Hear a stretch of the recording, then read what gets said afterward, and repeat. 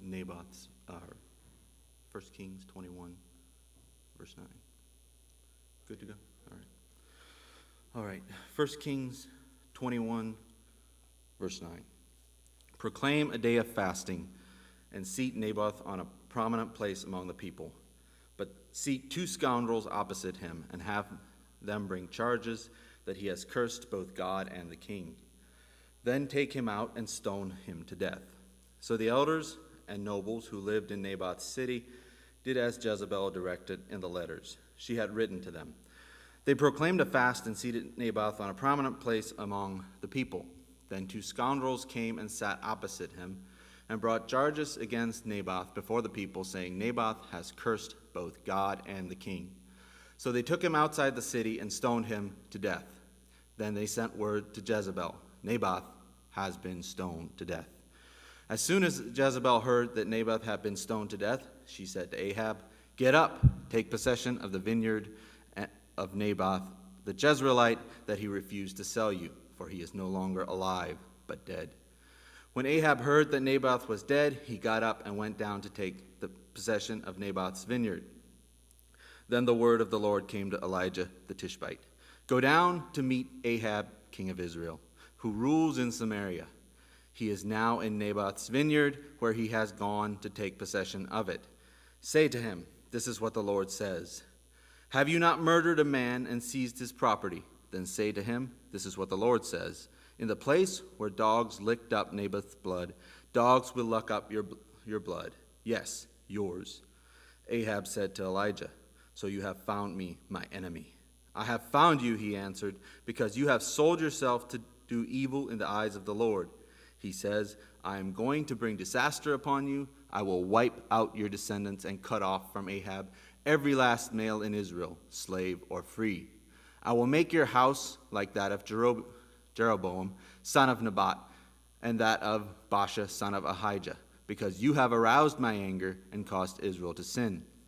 And also concerning Jezebel, the Lord says, Dogs will devour Jezebel by the wall of Jezreel. Dogs will eat those belonging to Ahab who die in the city, and the birds will feed on those who die in the country. There was never anyone like Ahab, who sold himself to do evil in the eyes of the Lord, urged on by Jezebel his wife. He behaved in the vilest manner by going after idols, like the Amorites the Lord drove out before Israel. When Ahab heard these words, he tore his clothes and put on sackcloth and fasted. He lay in sackcloth and went around meekly. Then the word of the Lord came to Elijah the Tishbite. Have you noticed how Ahab has humbled himself before me? Because he has humbled himself, I will not bring this disaster in his day, but I will bring it on his house in the days of his son. Chapter 22. For 3 years there was no war between Aram and Israel. But in the 3rd year of Jehoshaphat, king of Judah, went down to see the king of Israel. The king of Israel said to his officials, Don't you know that Ramoth-Gilead belongs to us, and yet we are doing nothing to retake it from the king of Aram? So he asked Jehoshaphat, Will you go down with me to fight against Ramoth-Gilead? Jehoshaphat replied to the king of Israel, I am as you are, my people as your people, my horses as your horses. But Jehoshaphat also said to the king of Israel, First seek counsel of the Lord.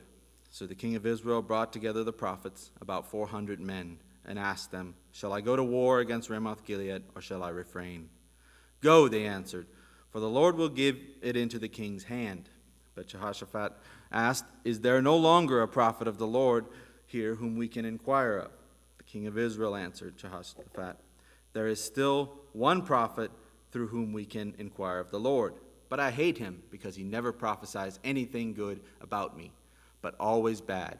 He is Micaiah, son of Imlah.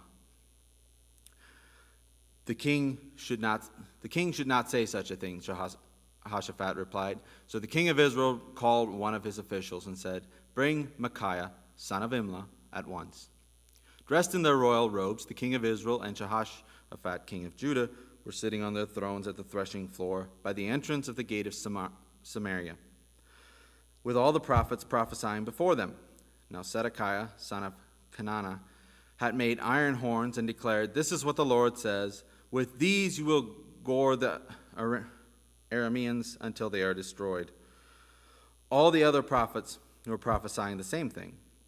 "Attack Ramoth-Gilead and be victorious," they said, "for the Lord will give it into the king's hand." The messenger who had gone to summon Micaiah said to him, "Look, the other prophets without exception are predicting success for the king. Let your word agree with theirs and speak favorably." But Micaiah said, "As surely as the Lord lives, I can tell him only what the Lord tells me." When he arrived, the king asked him, "Micaiah, shall we go to war against Ramoth-Gilead or not?" "Attack and be victorious," he answered, "for the Lord will give it into the king's hand."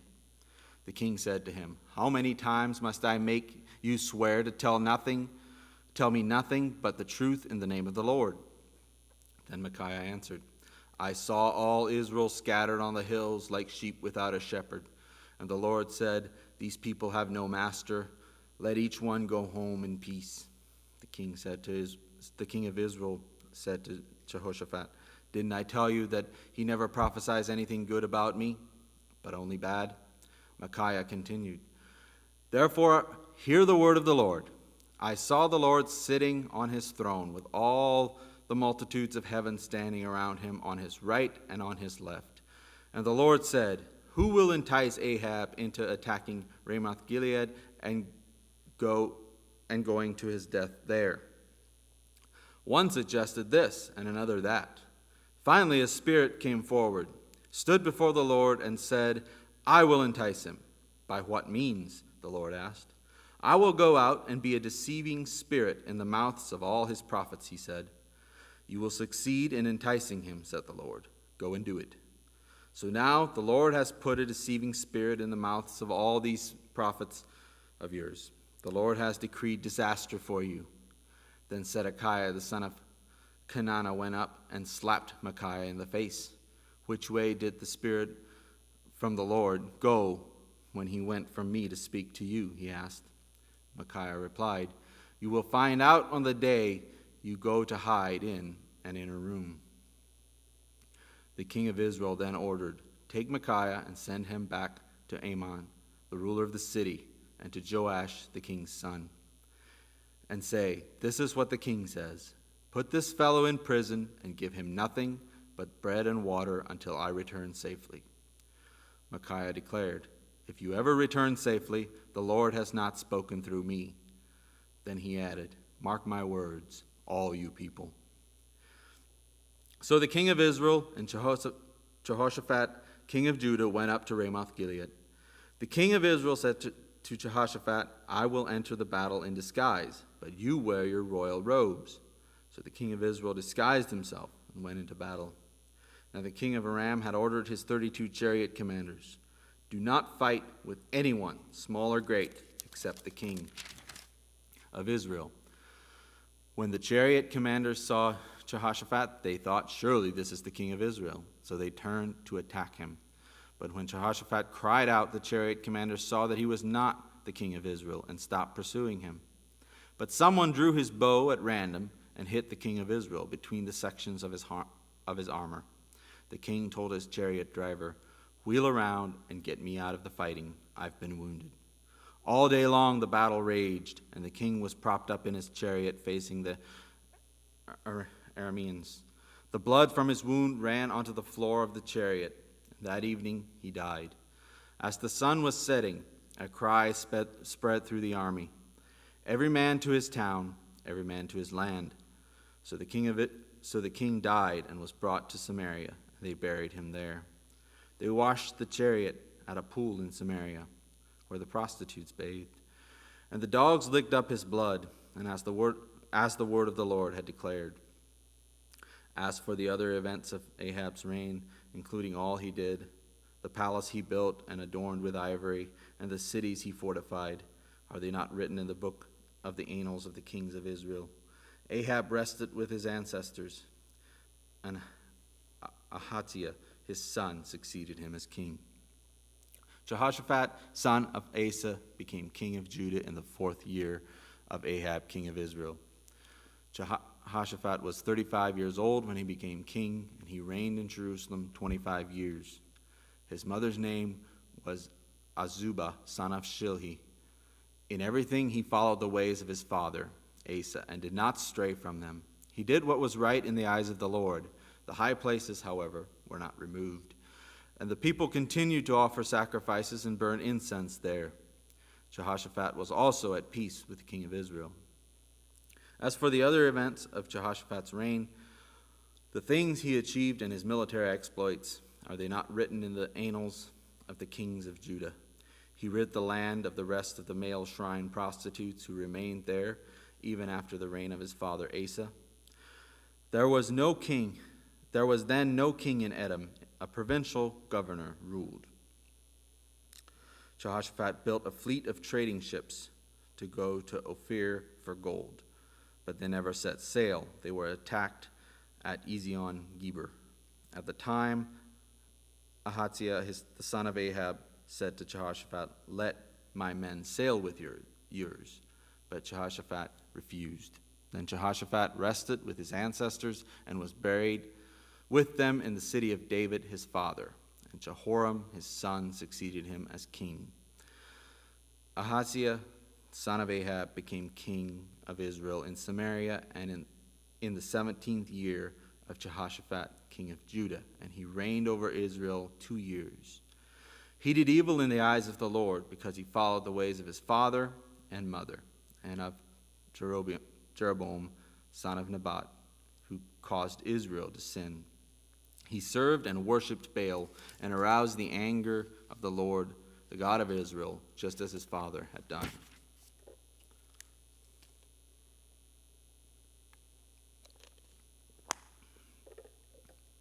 Second Kings chapter 1. After Ahab's death, Moab rebelled against Israel. Now Ahaziah had fallen through the lattice of his upper room in Samaria and injured himself. So he sent messengers saying to them, "Go and consult Beelzebub, the god of Ekron, to see if I will recover from this injury." But the angel of the Lord said to Elijah the Tishbite, "Go up and meet the messengers of the king of Samaria and ask them, 'Is it because there is no God in Israel that you are going off to consult Beelzebub, the god of Ekron? Therefore, this is what the Lord says. You will not leave the bed you are lying on. You will certainly die." So Elijah went. When messengers returned to the king, he asked them, "Why have you come back?" "A man came to meet us," they replied, "and he said to us, 'Go back to the king who sent you and tell him, this is what the Lord says. Is it because there is no God in Israel that you are sending messengers to consult Beelzebub, the god of Ekron? Therefore, you will not leave the bed you are lying on. You will certainly die.' The king asked them, 'What kind of man was it who came to meet you and told you this?' They replied, 'He had a garment of hair and a leather belt around his waist.' The king said, 'That was Elijah, the Tishbite.' Then he sent to Elijah a captain with his company of 50 men. And the captain came up to Elijah, who was sitting on top of a hill, and said to him, 'Man of God, the king says, come down.' Elijah answered the captain, 'If I am a man of God, may fire come down from heaven and consume you and your 50 men.'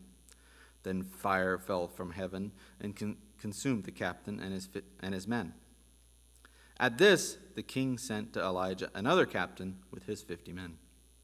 The captain said to him, 'Man of God, this is what the king says. Come down at once.' 'If I am a man of God,' Elijah replied, 'may fire come down from heaven and consume you and your 50 men.' And then fire of God fell from heaven and consumed him and his 50 men. So the king sent a third captain with his 50 men. This third captain went up and fell on his knees before Elijah. 'Man of God,' he begged, 'please have respect for my life and the lives of those 50 men, your servants. See, fire has fallen from heaven and consumed the first 2 captains and all their men, but now have respect for my life.' The angel of the Lord said to Elijah, 'Go down with him. Do not be afraid of him.' So Elijah got up and went down with him to the king. He told the king, 'This is what the Lord says. Is it because there is no God in Israel for you to consult that you have sent messengers to consult Beelzebub, the god of Ekron? Because you have done this, you will never leave the bed you are lying on. You will certainly die." So he died, according to the word of the Lord that Elijah had spoken. Because Ahaziah had no son, Joram succeeded him as king in the 2nd year of Jehoram, son of Jehoshaphat, king of Judah. As for all the other events of Ahaziah's reign and what he did, are they not written in the book of the annals of the kings of Israel? Chapter 2. When the Lord was about to take Elijah up to heaven in a whirlwind, Elijah and Elisha were on their way from Gilgal. Elijah said to Elisha, "Stay here, the Lord has sent me to Bethel." But Elisha said, "As surely as the Lord lives, and as you live, I will not leave you." So they went down to Bethel. The company of the prophets at Bethel came out to Elisha and asked, "Do you know that the Lord is going to take your master away from you today?" "Yes, I know," Elisha replied, "so be quiet." Then Elijah said to him, "Stay here, Elisha. The Lord has sent me to Jericho." And he replied, "As surely as the Lord lives, and as you live, I will not leave you." So they went to Jericho. The company of the prophets at Jericho went up to Elisha and asked him, "Do you know that the Lord is going to take your master from you today?" "Yes, I know," he replied, "so be quiet." Then Elijah said to him, "Stay here, the Lord has sent me to the Jordan." And he replied, "As surely as the Lord lives, and as you live, I will not leave you." So the two of them walked on. 50 men from the company of the prophets went and stood at a distance, facing the place where Elijah and Elisha had stopped at the Jordan. Elijah took his cloak, rolled it up, and struck the water with it. And the water divided to the right and to the left. And the two of them crossed over on dry ground. When they crossed, Elijah said to Elisha, "Tell me what I can do for you before I am taken from you." "Let me inherit a double portion of your spirit," Elisha replied. "You have asked a difficult thing," Elijah said. "Yet if you see me when I am taken from you, it will be yours. Otherwise it will not." As they were walking along and talking together, suddenly a chariot of fire and horses of fire appeared and separated the two of them. And Elijah went up to heaven in a whirlwind.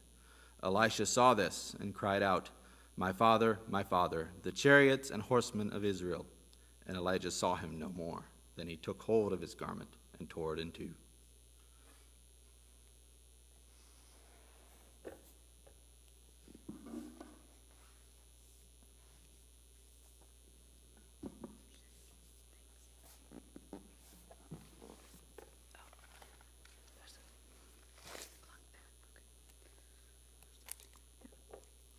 Elisha then picked up Elijah's cloak that had fallen from him and went back and stood on the bank of the Jordan. He took the cloak that had fallen from Elijah and struck the water with it. "Where now is the Lord, the God of Elijah?" he asked. When he struck the water, it divided to the right and to the left, and he crossed the river. The company of the prophets from Jericho who were watching said, "The spirit of Elijah is resting on Elisha." And they went to meet him and bowed to the ground before him. "Look," they said, "we, your servants, have 50 able men. Let them go and look for your master. Perhaps the Spirit of the Lord has picked him up and set him down on the mountain or in some valley." "No," Elisha replied, "do not send them." But they persisted until he was too embarrassed to refuse. So he said, "Send them." And they sent 50 men who searched for 3 days but did not find him. When they returned to Elisha, who was staying in Jericho, he said to them, "Didn't I tell you not to go?" The people of the city said to Elisha, "Look, our lord, this town is well situated, as you can see, but the water is bad and the land is unproductive. Bring me a new bowl," he said, "and put some salt in it." So they brought it to him. Then he went out to the spring and threw the salt into it, saying, "This is what the Lord says. I have healed this water. Never again will it cause death or make the land unproductive." And the water has remained pure to this day, according to the word Elisha has spoken. From there Elisha went up to Bethel, and he was walking along the road. Some boys came out of the town and jeered at him. "Get out of here, Baldy," they said. "Get out of here, Baldy." He turned around, looked at them, and called down a curse on them in the name of the Lord. Then 2 bears came out of the woods and mauled 42 of the boys. And he went on to Mount Carmel, and from there returned to Samaria. 2 Kings chapter 3. Joram, son of Ahab, became king of Israel in Samaria in the 18th year of Jehoshaphat, king of Judah, and he reigned 12 years.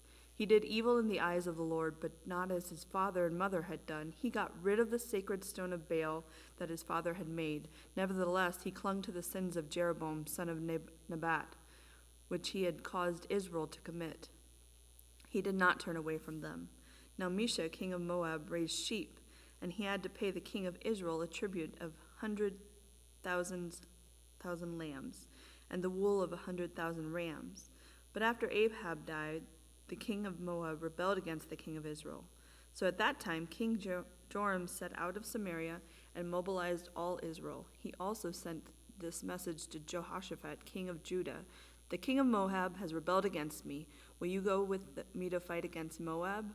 "I will go with you," he replied. "I am as you are, my people as your people, my horses as your horses." "By what route shall we attack?" he asked. "Through the desert of Edom," he answered. So the king of Israel set out with the king of Judah and the king of Edom. After a roundabout march of 7 days, the army had no more water for themselves or for the animals with them. "What?" exclaimed king of Israel. "Has the Lord called all 3 kings together only to deliver us into the hands of Moab?" But Jehoshaphat asked, "Is there no prophet of the Lord here, through whom we may inquire of the Lord?" An officer of the king of Israel answered, "Elisha, son of Shaphat, is here. He used to pour water on the hands of Elijah." Jehoshaphat said, "The word of the Lord is with him." So the king of Israel and Jehoshaphat and the king of Edom went down to him. Elisha said to the king of Israel, Why do you want to involve me? Go to the prophets of your father and the prophets of your mother." "No," the king of Israel answered, "because it was the Lord who called us 3 kings together to deliver us into the hands of Moab." Elisha said, "As surely as the Lord Almighty lives, whom I serve, if I did not have respect for the presence of Jehoshaphat king of Judah, I would not pay any attention to you. But now bring me a harpist." While the harpist was playing, the hand of the Lord came on Elisha, and he said, "This is what the Lord says. I will fill this valley with pools of water. For this is what the Lord says. You will see neither wind nor rain, yet this valley will be filled with water, and you, your cattle, and your other animals will drink.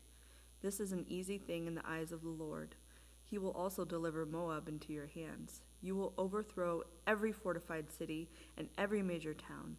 You will cut down every good tree, stop up all the springs, and ruin every good field with stones." The next morning, about the time for offering the sacrifice, there was water flowing from the direction of Edom, and the land was filled with water. Now all the Moabites had heard that the kings had come to fight against them. So every man, young and old, who could bear arms, was called up and stationed on the border. When they got up early in the morning, the sun was shining on the water. To the Moabites across the way, the water looked red like blood. "That's blood," they said. "Those kings must have fought and slaughtered each other, now to plunder Moab." But when the Moabites came to the camp of Israel, the Israelites rose up and fought them until they fled, and the Israelites invaded the land and slaughtered the Moabites. They destroyed the towns, and each man threw a stone on every good field until it was covered. They stopped up all the springs and cut down every good tree. Only Kir-Hareseth was left with its stones in place. But men armed the slings surrounded it and attacked it. When the king of Moab saw that the battle had gone against him, he took with him 700 swordsmen to break through to the king of Edom, but they failed. Then he took his firstborn son, who was to succeed him as king, and offered him as a sacrifice on the city wall. The fury against Israel was great. They withdrew and returned to their own land. 2 Kings chapter 4.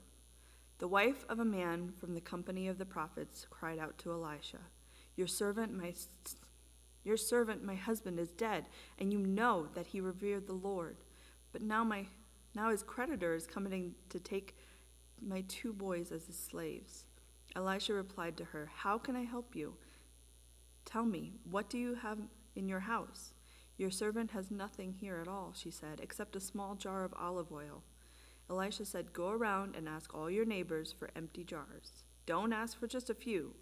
Then go inside and shut the door behind you and your sons. Pour oil into all the jars, and as each is filled, put it to one side." She left him and shut the door behind her and her sons. They brought the jars to her, and she kept pouring. When all the jars were filled, she said to her son, "Bring me another one." But he replied, "There's not a jar left." Then the oil stopped flowing. She went and told the man of God, and he said, "Go, sell the oil and pay your debts. You and your sons can live on what is left."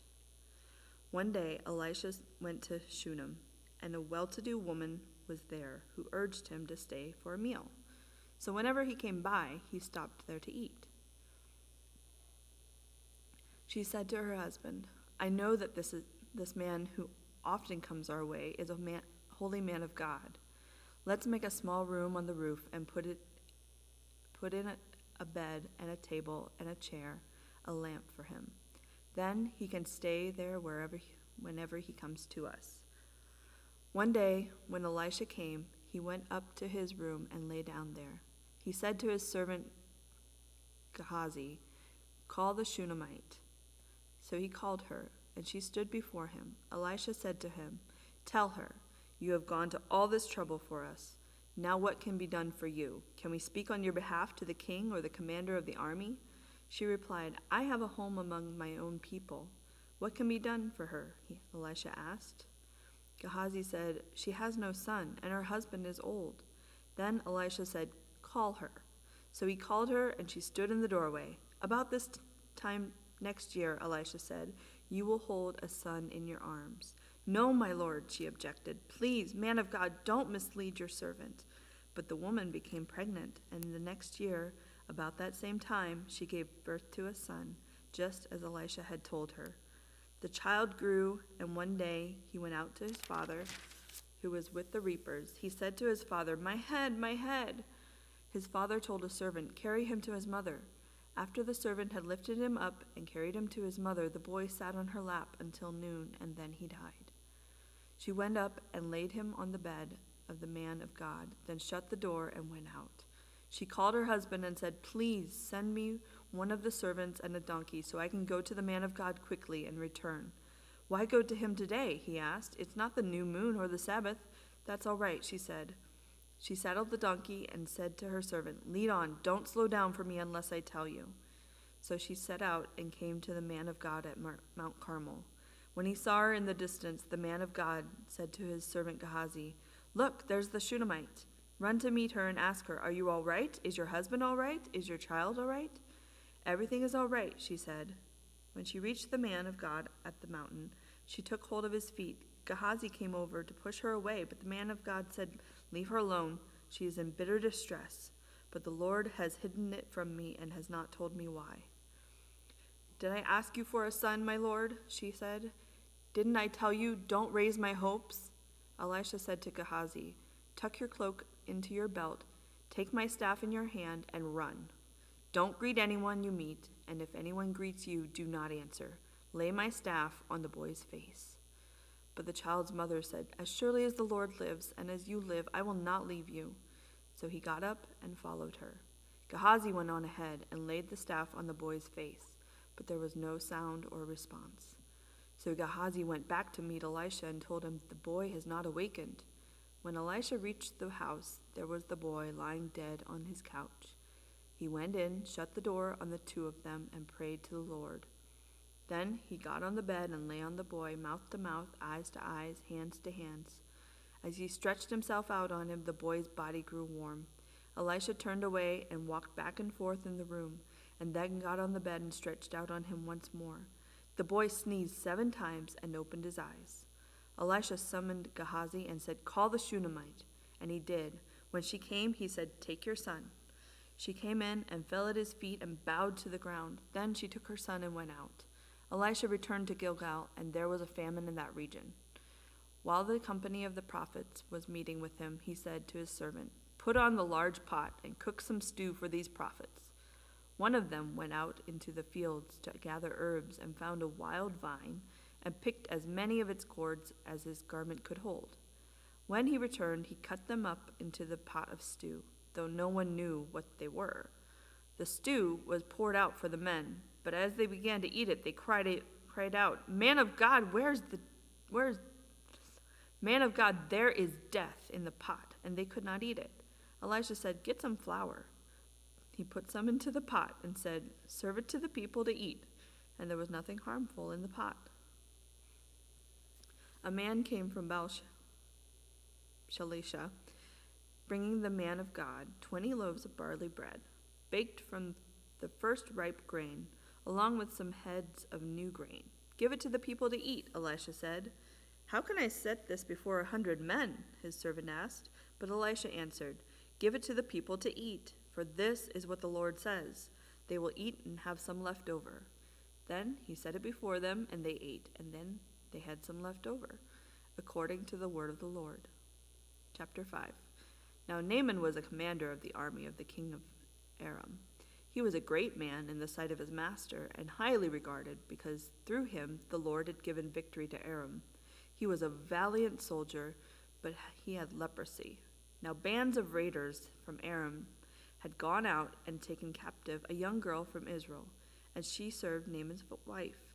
She said to her mistress, "If only my master would see the prophet who is in Samaria, he could cure him of his leprosy." Naaman went to his master and told him that the girl from Israel had said, "By all means go." The king of Aram replied, "I will send a letter to the king of Israel." So Naaman left, taking with him 10 talents of silver, 6,000 shekels of gold, and 10 sets of clothing. The letter that he took to the king of Israel said, "With this letter I am sending my servant Naaman to you, so that you may cure him of his leprosy."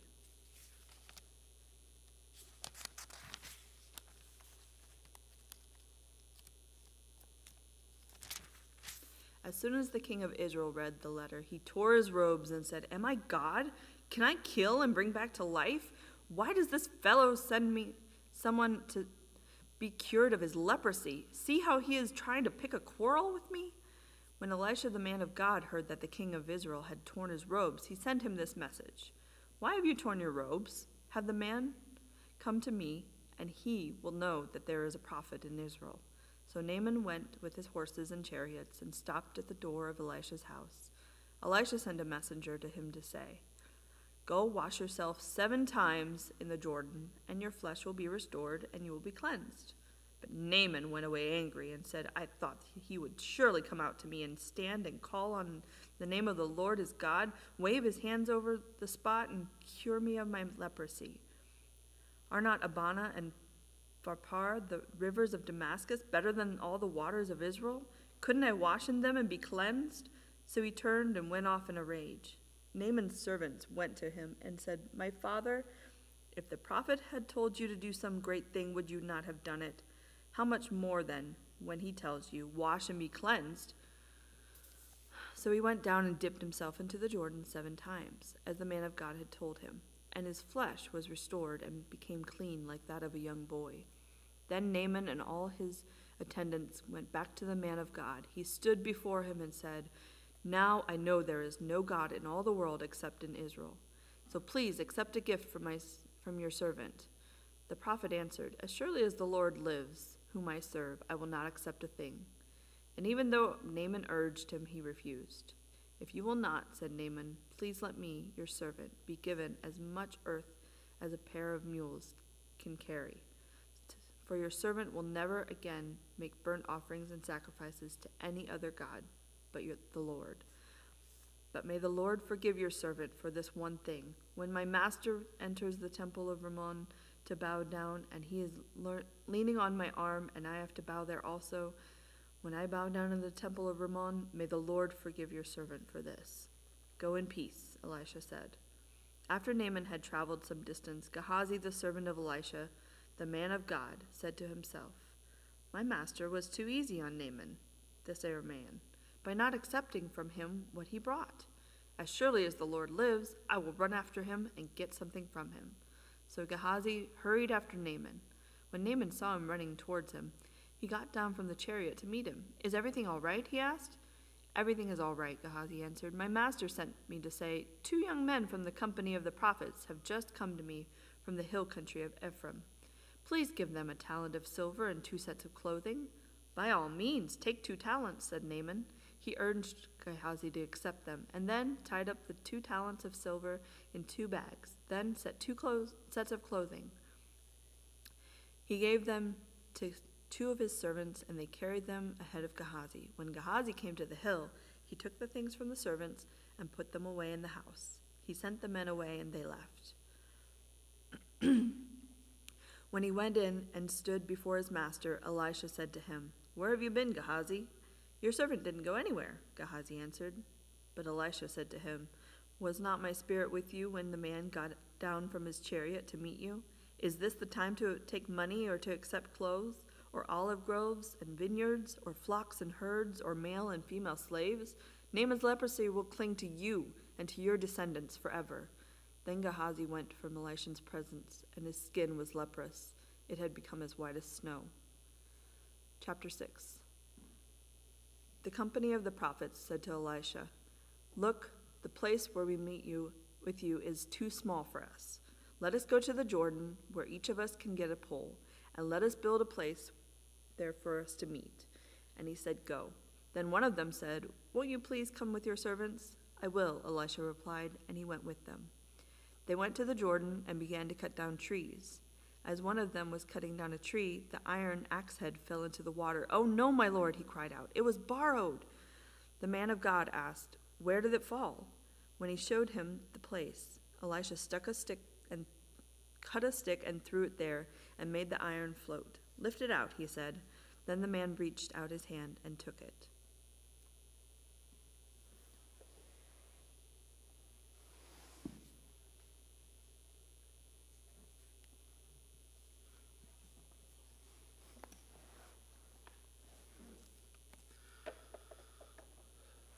Now the king of Aram was at war with Israel. After conferring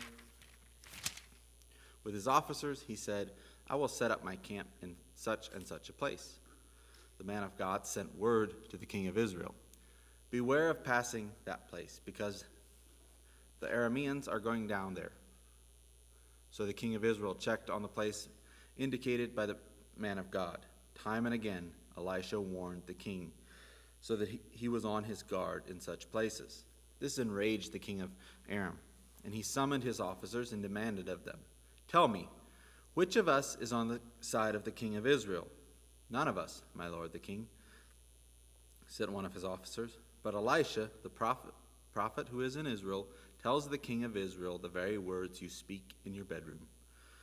"Go find out where he is," the king ordered, "so I can send men and capture him." The report came back, "He is in Dothan." Then he sent horses and chariots and a strong force there, and they went by night and surrounded the city. When the servant of the man of God got up and went out early the next morning, an army with horses and chariots had surrounded the city. "Oh no, my lord, what shall we do?" the servant asked. "Don't be afraid," the prophet answered. "Those who are with us are more than those who are with them." And Elisha prayed, "Open his eyes, Lord, so that he may see." Then the Lord opened the servant's eyes, and he looked and saw the hills full of horses and chariots of fire all around Elisha. As the enemy came down toward him, Elisha prayed to the Lord, "Strike this army with blindness." So he struck them with blindness, as Elisha had asked. Elisha told them, "This is not the road, and this is not the city. Follow me, and I will lead you to the man you are looking for." And he led them to Samaria. After they entered the city, Elisha said, "Lord, open the eyes of these men so they can see." And the Lord opened their eyes, and they looked, and there they were, inside Samaria. When the king of Israel saw them, he asked Elisha, "Shall I kill them, my father? Shall I kill them?" "Do not kill them," he answered. "Would you kill those you have captured with your own sword or bow? Set food and water before them, so that they may eat and drink, and then go back to their master." So he prepared a great feast for them, and after they had finished eating and drinking, he sent them away, and they returned to their master. So the bands from Aram Aram stopped raiding Israel's territory. Sometime later, Ben-Hadad, the king of Aram, mobilized his entire army and marched up and laid siege to Samaria. There was a great famine in the city, and the siege lasted so long that a donkey's head sold for 80 shekels of silver and a quarter of a cab of seed pods for 5 shekels. As the king of Israel was passing by on the wall, a woman cried to him, "Help me, my lord the king." The king replied, "If the Lord does not help you, where can I get help for you?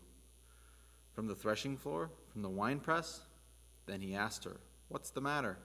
She answered, "This woman said to me, 'Give up your son so that we may eat him today, and tomorrow we'll eat my son.' So we cooked my son and ate him. The next day I said to her, 'Give up your son so that we may eat him,' but she had hidden him." When the king heard the woman's words, he tore his robes.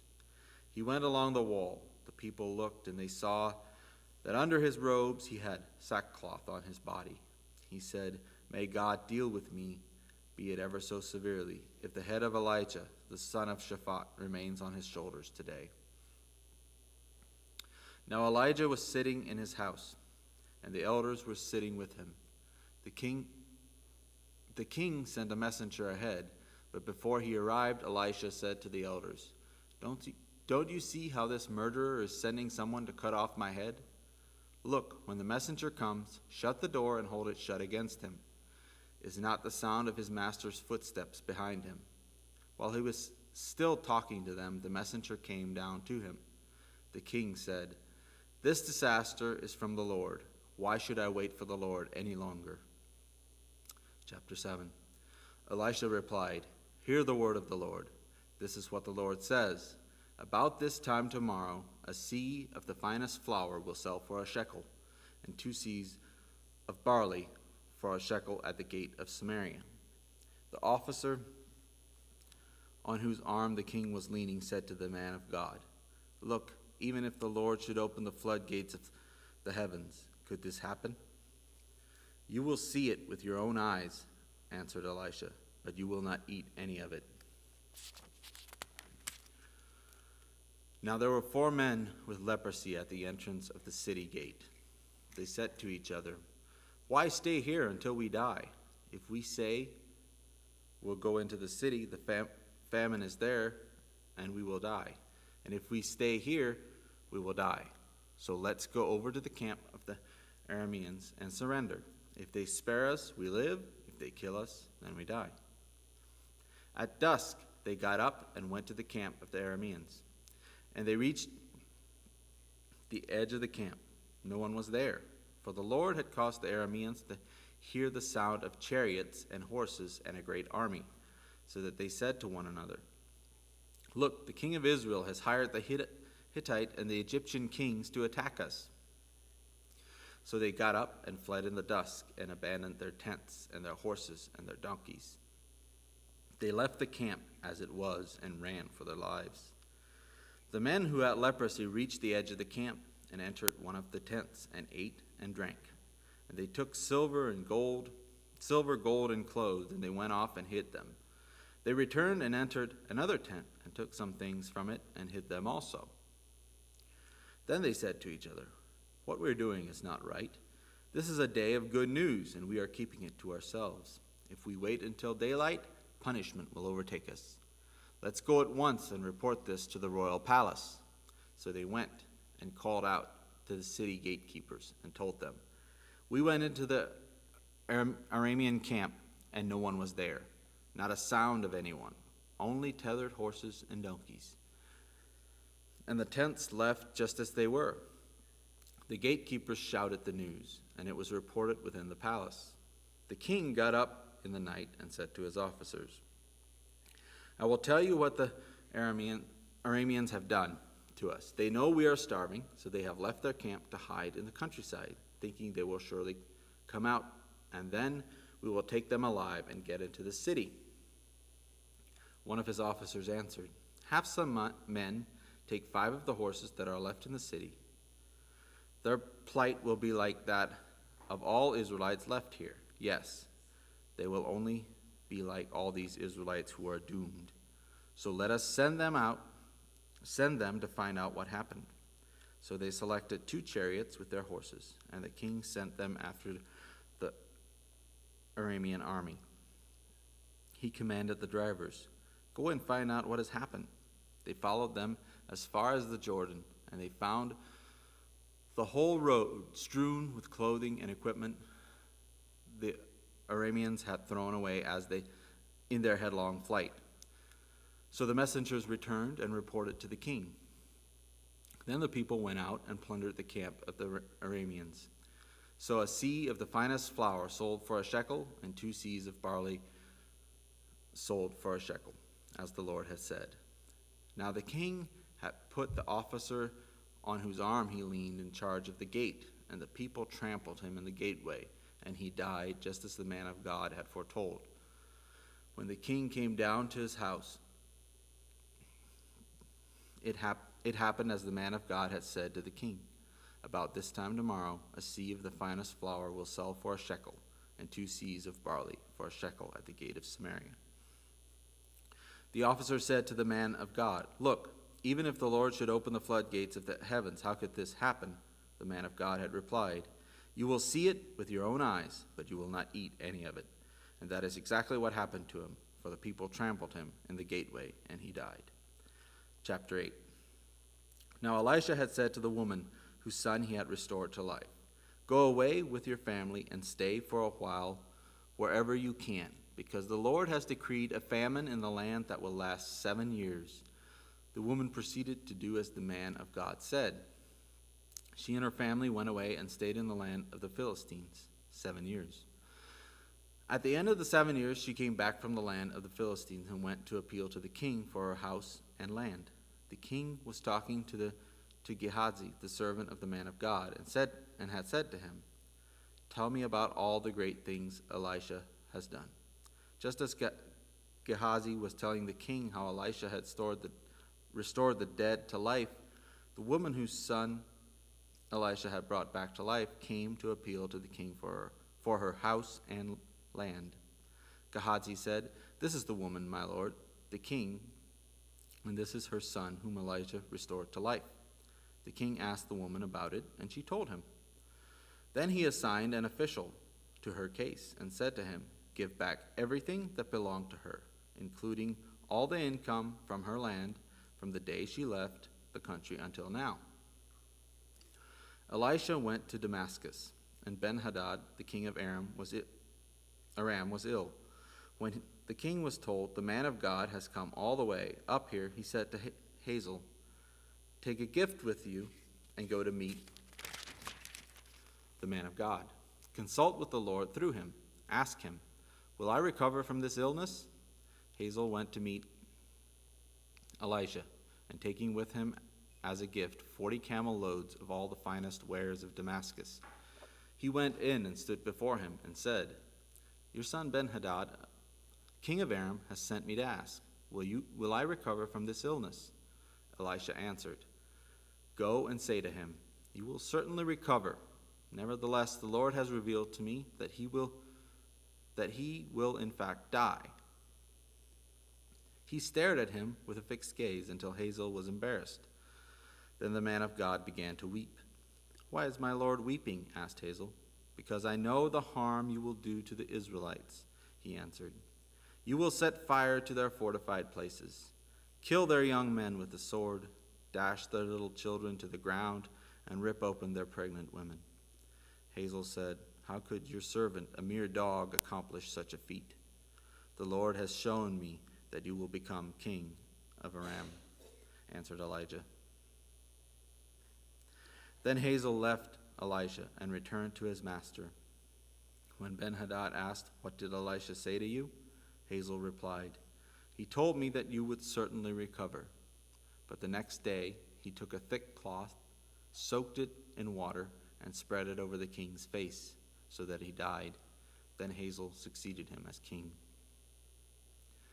In the 5th year of Joram, son of Ahab, the king of Israel, when Jehoshaphat was king of Judah, Jehoram, son of Jehoshaphat, began his reign as king of Judah.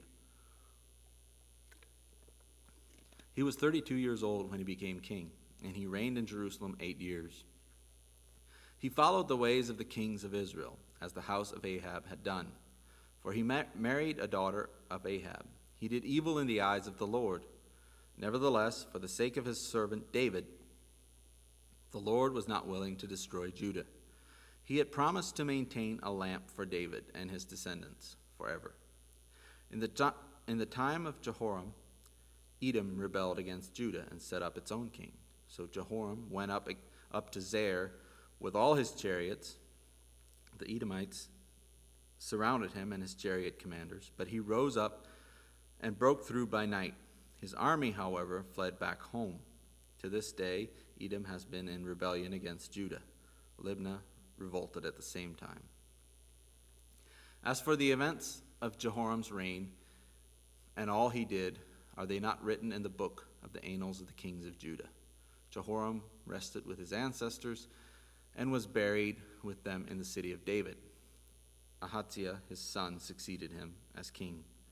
In the 12th year of Joram, the son of Ahab, king of Israel, Ahaziah, son of Jehoram, king of Judah, began to reign. Ahaziah was 22 years old when he became king, and he reigned in Jerusalem 1 year. His mother's name was Athaliah, a granddaughter of Omri, king of Israel. He followed the ways of the house of Ahab and did evil in the eyes of the Lord, as the house of Ahab had done, for he was related by marriage to Ahab's family.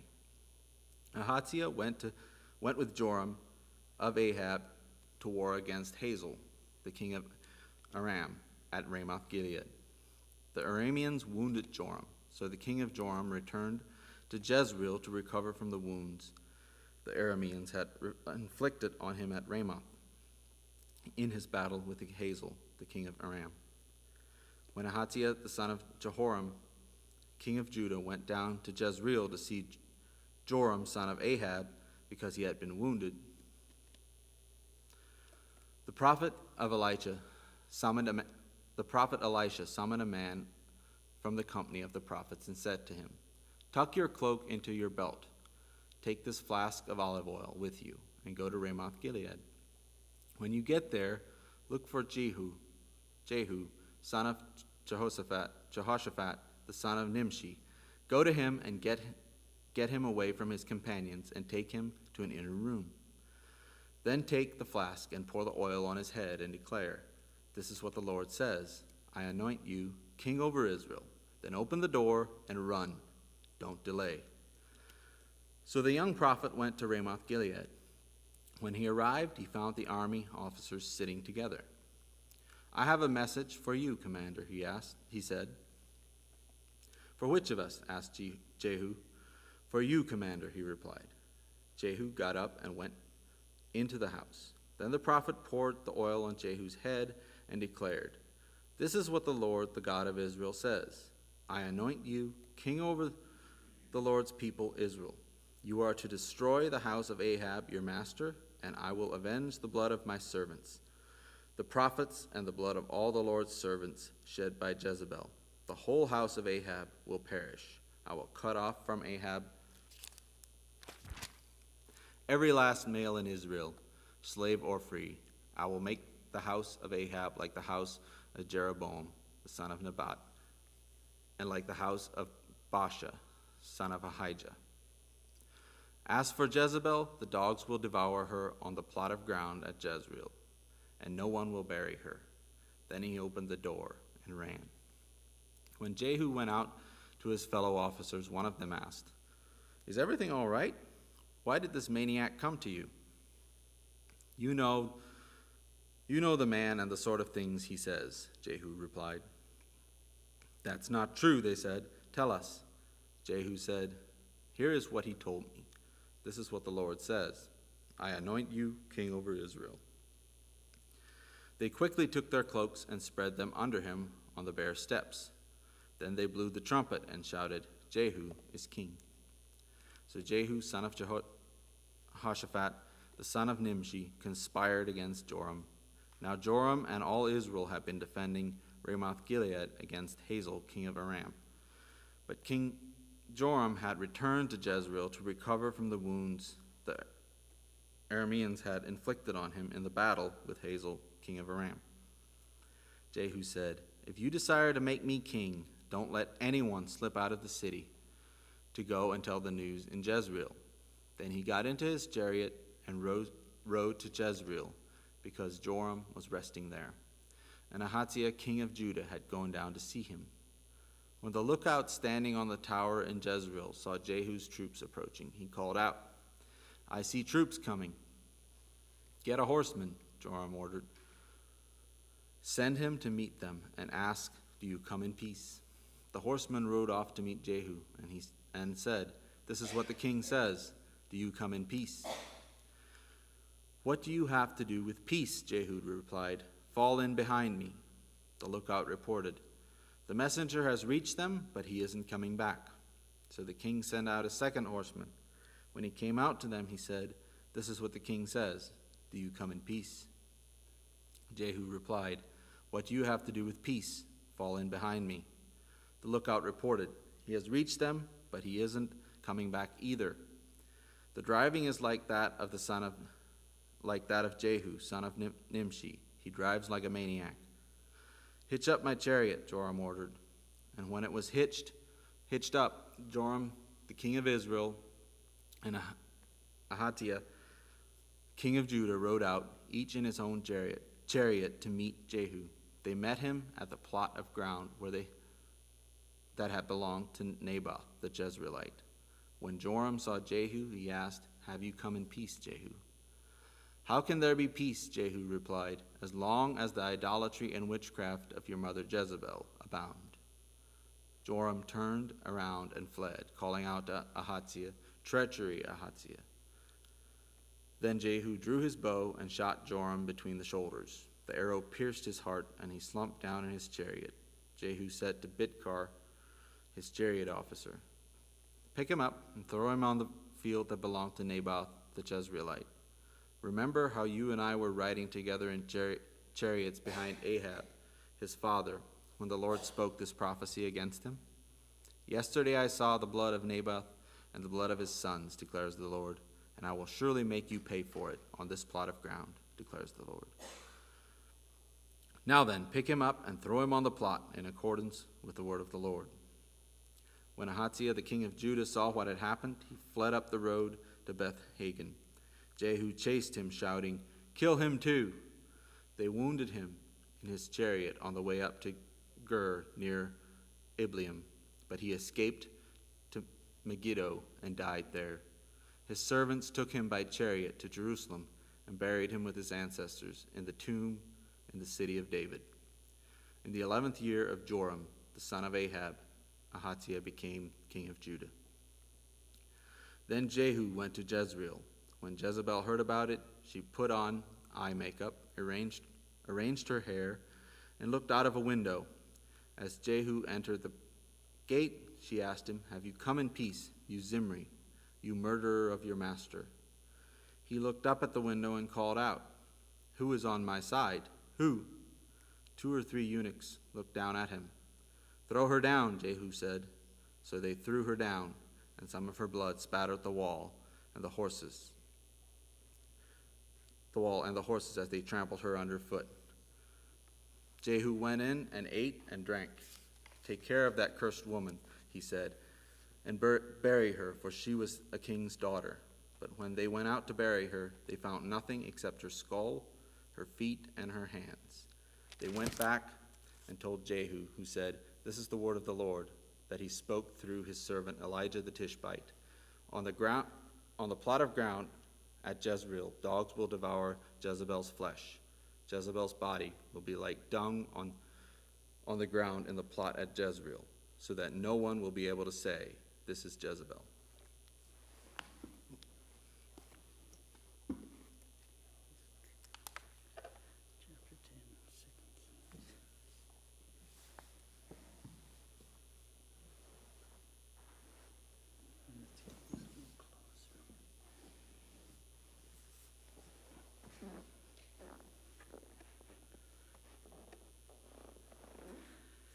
Second Kings, chapter 10. Now there were in Samaria 70 sons of the house of Ahab. So Jehu wrote letters and sent them to Samaria, to the officials of Jezreel, to the elders and to the guardians of Ahab's children. He said, "You have your master's sons with you, and you have chariots and horses, a fortified city and weapons. Now as soon as this letter reaches you, choose the best and most worthy of your master's sons and set him on his father's throne. Then fight for your master's house." But they were terrified and said, "If 2 kings could not resist him, how can we?" So the palace administrator, the city governor, the elders, and the guardians sent this message to Jehu: "We are your servants, and we will do anything you say. We will not appoint anyone as king. You do whatever you think best." Then Jehu wrote them a second letter, saying, "If you are on my side and will obey me, take the heads of your master's sons and come to me in Jezreel by this time tomorrow." Now the royal princes, 70 of them, were with the leading men of the city, who were rearing them. When the letter arrived, these men took the princes and slaughtered all 70 of them. They put their heads in baskets and sent them to Jehu in Jezreel. When the messenger arrived, he told Jehu, "They have brought the heads of the princes." Then Jehu ordered, "Put them in 2 piles at the entrance of the city gate until tomorrow," or until morning. The next morning Jehu went out. He stood before all the people and said, "You are innocent. It was I who conspired against my master and killed him. But who killed all these? Know then that not a word the Lord has spoken against the house of Ahab will fail. The Lord has done what he announced through his servant Elijah." So Jehu killed everyone in Jezreel who remained of the house of Ahab, so well as all his chief men, his close friends, and his priests, leaving him no survivor. Jehu then set out and went toward Samaria. At Beth-Cahad of the shepherds, he met some relatives of Ahaziah, king of Judah, and asked, "Who are you?" They said, "We are relatives of Ahaziah, and we have come down to greet families of the king and of the queen mother." "Take them alive," he ordered. So they took them alive and slaughtered them by the well of Beth-Cahad. 42 of them. He left no survivor. After he left there, he came upon Jehonadab, son of Rehab, who was on his way to meet him. Jehu greeted him and said, "Are you in accord with me as I am with you?" "I am," Jehonadab answered. "If so," said Jehu, "give me your hand." So he did, and Jehu helped him up into the chariot. Jehu said, "Come with me and see my zeal for the Lord." Then he had him ride along in his chariot. When Jehu came to Samaria, he killed all who were left there of Ahab's family. He destroyed them according to the word of the Lord spoken to Elijah. Servants of Baal killed. Then Jehu brought all the people together and said to them, "Ahab served Baal a little. Jehu will serve him much. Now summon all the prophets of Baal, all his servants and all his priests. See that no one is missing, because I am going to hold a great sacrifice for Baal. Anyone who fails to come will no longer live." But Jehu was acting deceptively in order to destroy the servants of Baal. Jehu said, "Call an assembly in honor of Baal." So they proclaimed it. Then he sent word throughout Israel, and all the servants of Baal came. Not one stayed away. They crowded into the temple of Baal until it was full from one end to the other. And Jehu said to the keeper of the wardrobe, "Bring robes for all the servants of Baal." So he brought out robes for them. Then Jehu and Jehonadab, son of Rechab, went into the temple of Baal. Jehu said to the servants of Baal, "Look around and see that no one who serves the Lord is here with you, only servants of Baal." So they went in to make sacrifices and burnt offerings. Now Jehu had posted 80 men outside with this warning: "If one of you lets any of the men I am placing in your hands escape, it will be your life for his life." As soon as Jehu had finished making the burnt offering, he ordered the guards and officers Go in and kill them. Let no one escape. So they cut them down with the sword. The guards and the officers threw the bodies out and then entered the inner shrine of the temple of Baal. They brought the sacred stone out of the temple of Baal and burned it.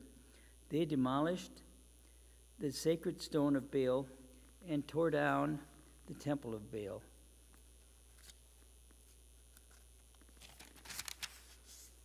And people have used it for a latrine to this day. So Jehu destroyed Baal worship in Israel. However, he did not turn away from the sins of Jeroboam, son of Nebat, which he had caused Israel to commit, the worship of the golden calves at Bethel and Dan. The Lord said to Jehu, because you have done well in accomplishing what is right in my eyes and have done to the house of Ahab all I had in mind to do, your descendants will sit on the throne of Israel to the 4th generation. Yet Jehu was not careful to keep the law of the Lord, the God of Israel, with all his heart. He did not turn away from the sins of Jeroboam, which he had caused Israel to commit. In those days, the Lord began to reduce the size of Israel. Hazael overpowered the Israelites throughout their territory, east of the Jordan in all the land of Gilead, the region of Gad, Reuben, and Manasseh, from Aroer by the Arnon Gorge through Gilead to Bashan. As for the other events of Jehu's reign, all he did and all his achievements, are they not written in the book of the annals of the king of Israel? Jehu rested with his ancestors and was buried in Samaria, and Jehoahaz, his son, succeeded him as king. The time that Jehu reigned over Israel in Samaria was 28 years. Chapter 11. When Athaliah, the mother of Ahaziah, saw that her son was dead, she proceeded to destroy the whole royal family. But Jehosheba, the daughter of King Jehoram and sister of Ahaziah, took Joash, son of Ahaziah, and stole him away from among the royal princes who were about to be murdered. She put him and his nurse in a bedroom to hide him from Athaliah, so he was not killed. He remained hidden with his nurse at the temple of the Lord for 6 years while Athaliah ruled the land. In the 7th year, Jehoiada sent for the commanders of units of 100 and Karaites and the guards and had them brought to him at the temple of the Lord. He made a covenant with them and put them under oath at the temple of the Lord. Then he showed them the king's son. He commanded them, saying, this is what you are to do, you who are in the 3 companies that are going on duty on the Sabbath, a third of you guarding the royal palace, a third at the Sur gate, and a third at the gate behind the guard, who take turns guarding the temple. And you who are in the other 2 companies that normally go off Sabbath duty are all to guard the temple for the king. Station yourselves around the king, each of you with weapons in hand. Anyone who approaches your ranks is to be put to death. Stay close to the king wherever he goes. The commanders of units of 100 did just as Jehoiada, the priest, ordered. Each one took his men, those who were going on duty on the Sabbath and those who were going off duty, and came to Jehoiada the priest. Then he gave the commanders the spears and shields that had belonged to King David and that were in the temple of the Lord. The guards, each with weapons in hand, stationed themselves around the king, near the altar and the temple, from the south side to the north side of the temple. Jehoiada brought out the king's son and put the crown on him. He presented him with a copy of the covenant and proclaimed him king. They anointed him, and the people clapped their hands and shouted, long live the king. When Athaliah heard the noise made by the guards and the people, she went to the people at the temple of the Lord. She looked, and there was the king standing by the pillar, as the custom was. The officers and the trumpeters were beside the king, and all the people of the land were rejoicing and blowing trumpets. Then Athaliah tore her robes and called out, treason, treason. Jehoiada the priests ordered the commanders of units of 100 who were in charge of the troops. Bring her out between the ranks and put to the sword anyone who follows her. For the priest had said, she must not be put to death in the temple of the Lord. So they seized her as she reached the place where the horses entered the palace grounds, and there she was put to death. Jehoiada then made a covenant between the Lord and the king and people that they would be the Lord's people. He also made a covenant between the king and the people. All the people of the land went to the temple of Baal and tore it down. They smashed the altars and idols to pieces and killed Matan, the priest of Baal, in front of the altars. Jehoiada, the priest, posted guards at the temple of the Lord. He took with him the commanders of hundreds, Karaites, the guards, and all the people of the land, and together they brought the king down from the temple of the Lord and went into the palace, entering by the way of the gate the guards. The king then took his place on the royal throne. All the people of the land rejoiced, and the city was calm because Athaliah had been slain with the sword at the palace. Joash was 7 years old when he began to reign. Chapter 12. In the 7th year of Joash became king, and he reigned in Jerusalem 40 years. His mother's name was Zebiah. She was from Beersheba. Joash did what was right in the eyes of the Lord all the years Jehoiada the priest instructed him. The high places, however, were not removed. The people continued to offer sacrifices and burn off incense there. Joash said to the priests, collect all the money that is brought as sacred offerings to the temple of the Lord. The money collected in the census, the money received from personal vows, and the money brought voluntarily to the temple. Let every priest receive the money from one of the treasures, then use it to repair whatever damage is found in the temple. By the 23rd year of King Joash, the priests still had not repaired the temple. Therefore King Joash summoned Jehoiada, the priest, and other priests, and asked them, why aren't you repairing the damage to the temple? Take no more money from your treasures, but hand it over for repairing the temple. The priests agreed that they would not collect any more money from the people and that they would not repair the temple themselves. Jehoiada, the priest, took a chest and bored a hole in its lid. He placed it beside the altar and the right side as one enters the temple of the Lord. The priests who guarded the entrance put into the chest all the money that was brought to the temple of the Lord.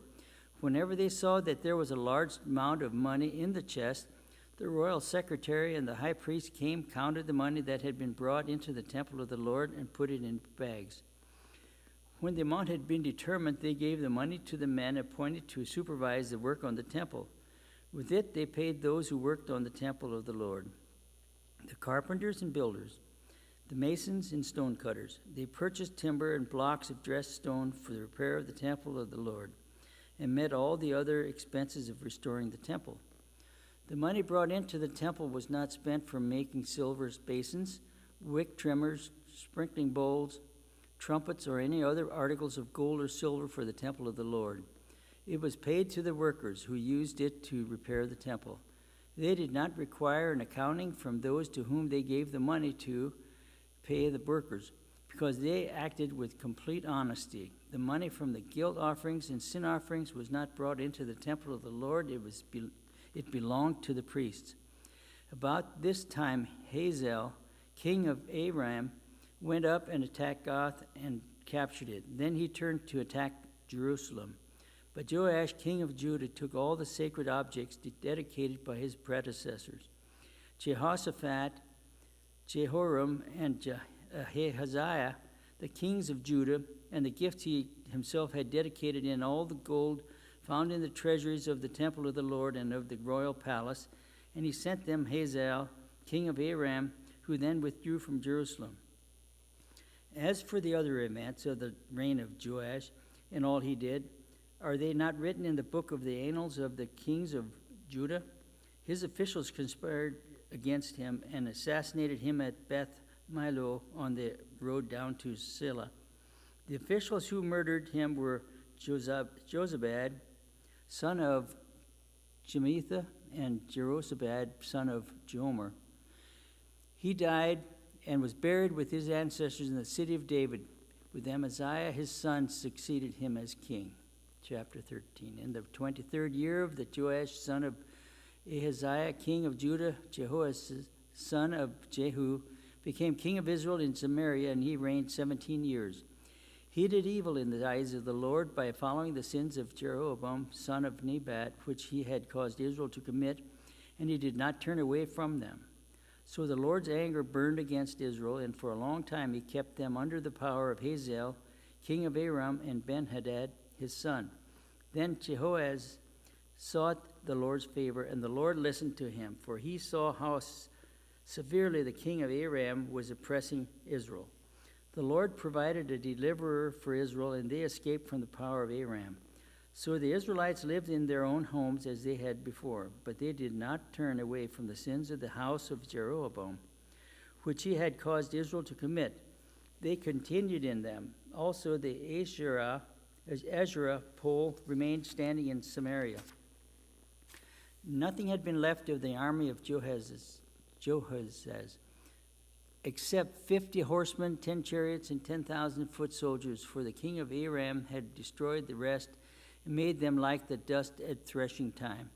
As for the other events of the reign of Jehoahaz, all he did and his achievements, are they not written in the book of the annals of the kings of Israel?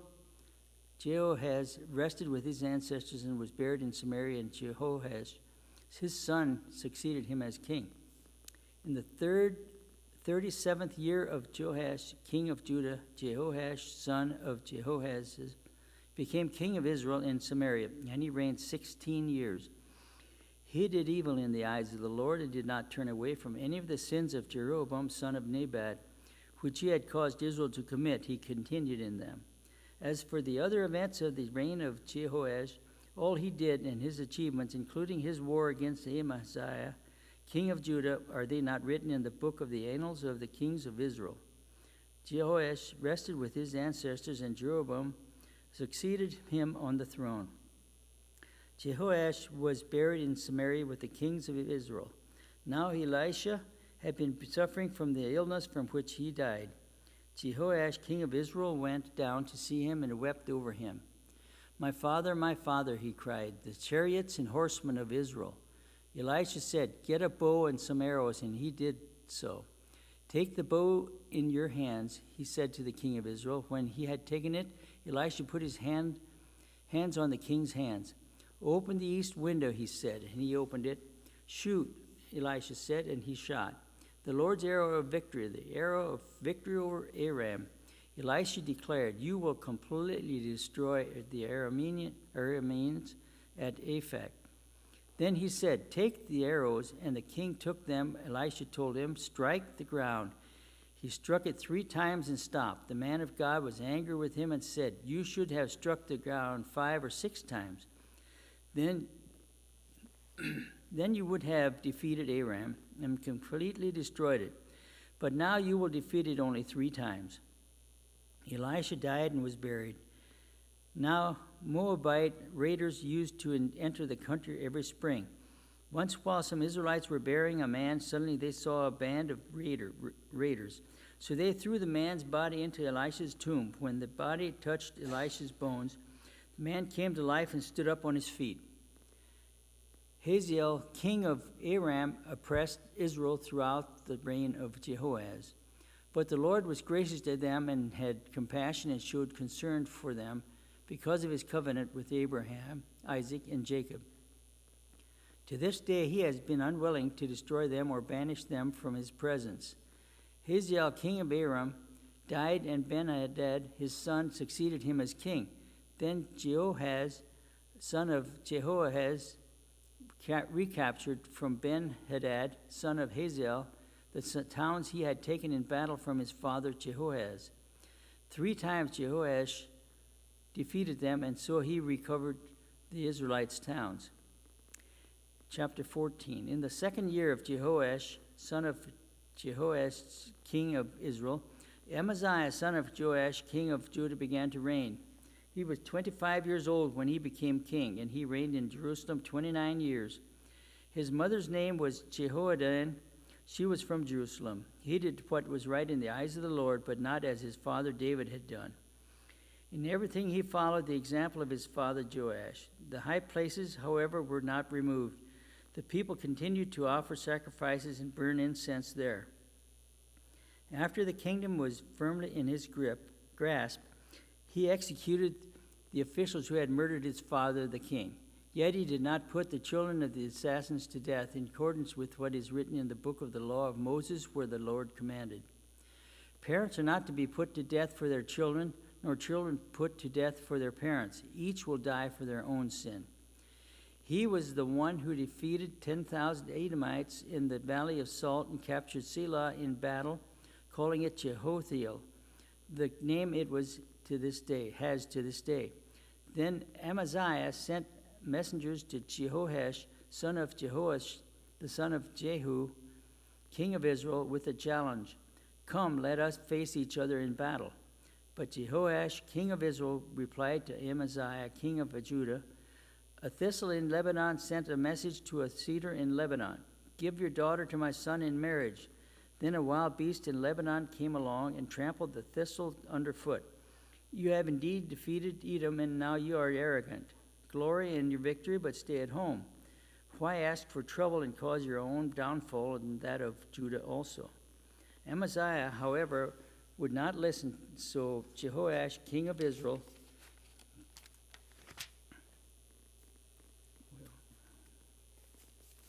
make sure here.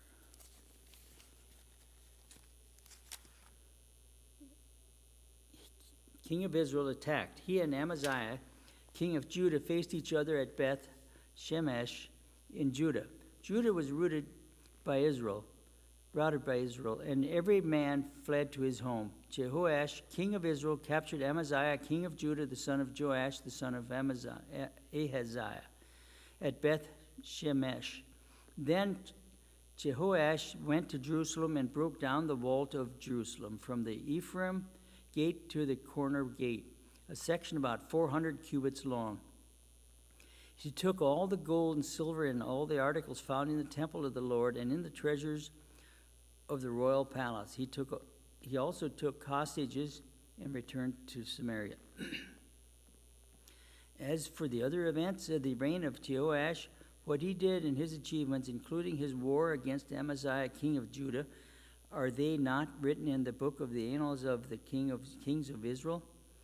Jehoash rested with his ancestors and was buried in Samaria with the kings of Israel, and Jeroboam, his son, succeeded him as king. As Amaziah, son of Joash, king of Judah, lived for 15 years after the death of Joash, son of Jehoaz, king of Israel.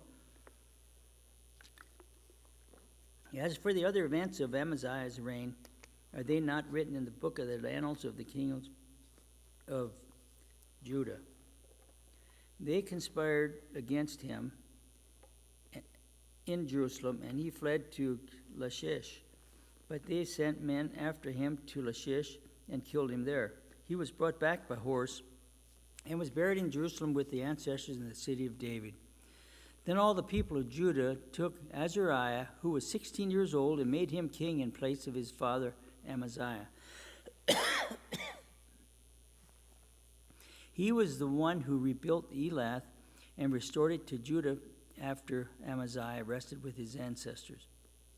In the 15th year of Amaziah, son of Joash, king of Judah, Jeroboam, son of Joash, king of Israel, became king in Samaria. He reigned 41 years.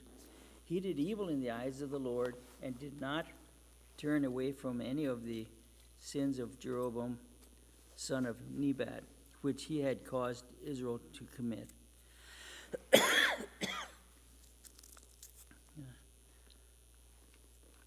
He was the one who restored the boundaries of Israel from Lebo Hamath to the Dead Sea, in accordance with the word of the Lord, the God of Israel, spoken through his servant Jonah, son of Amittai, the prophet from Gath-hepher. The Lord had been seen how bitterly everyone in Israel, whether slave or free, was suffering. There was no one to help them. And since the Lord had not said he would blot out the name of Israel from under heaven, he saved them by the hand of Jeroboam, son of Joash. As for the other events of Jeroboam's reign, all he did, and his military achievements, including how he recovered for Israel both Damascus and Hamath, which had belonged to Judah, are they not written in the book of the annals of the kings of Israel? Jeroboam rested with his ancestors, the kings of Israel, and Zechariah his son succeeded him as king. In the chapter 15, in the 27th year of Jeroboam, king of Israel, Azariah, son of Amaziah, king of Judah, began to reign. He was 16 years old when he became king, and he reigned in Jerusalem 52 years. His mother's name was Jecholiah. She was from Jerusalem. He did what was right in the eyes of the Lord, just as his father Amaziah had done. The high places, however, were not removed. The people continued to sacrifice and burnt offerings there. The Lord afflicted the king with leprosy until the day he died, and he lived in a separate house. Jotham, the king's son, had charge of the palace and governed the people of the land.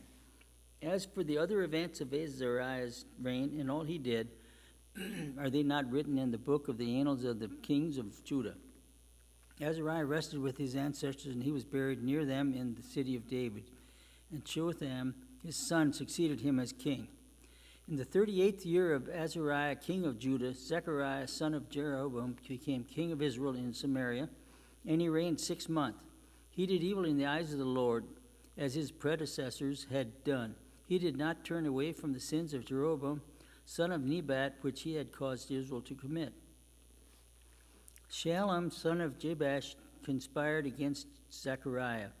He attacked him in front of the people, assassinated him, and succeeded him as king.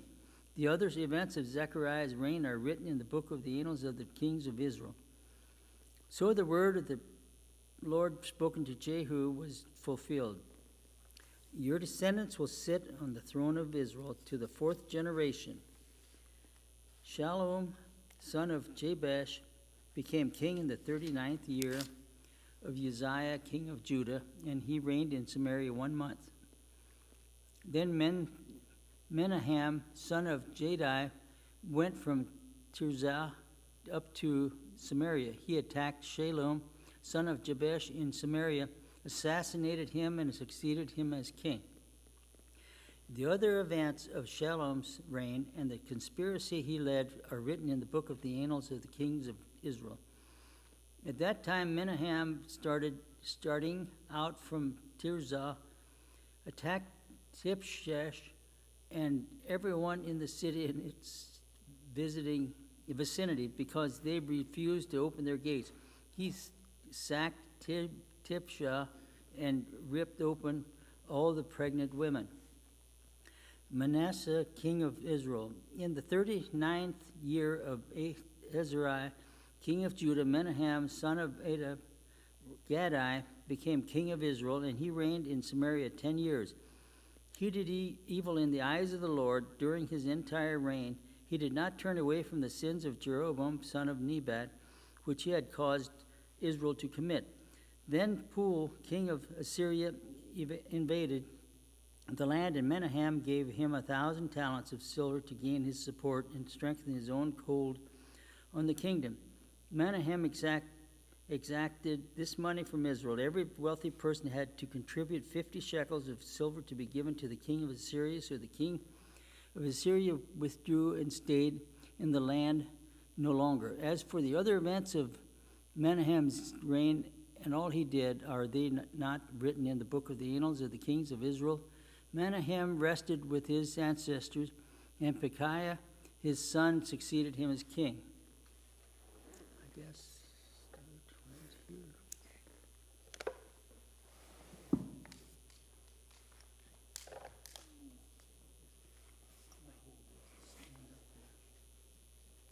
my goodness.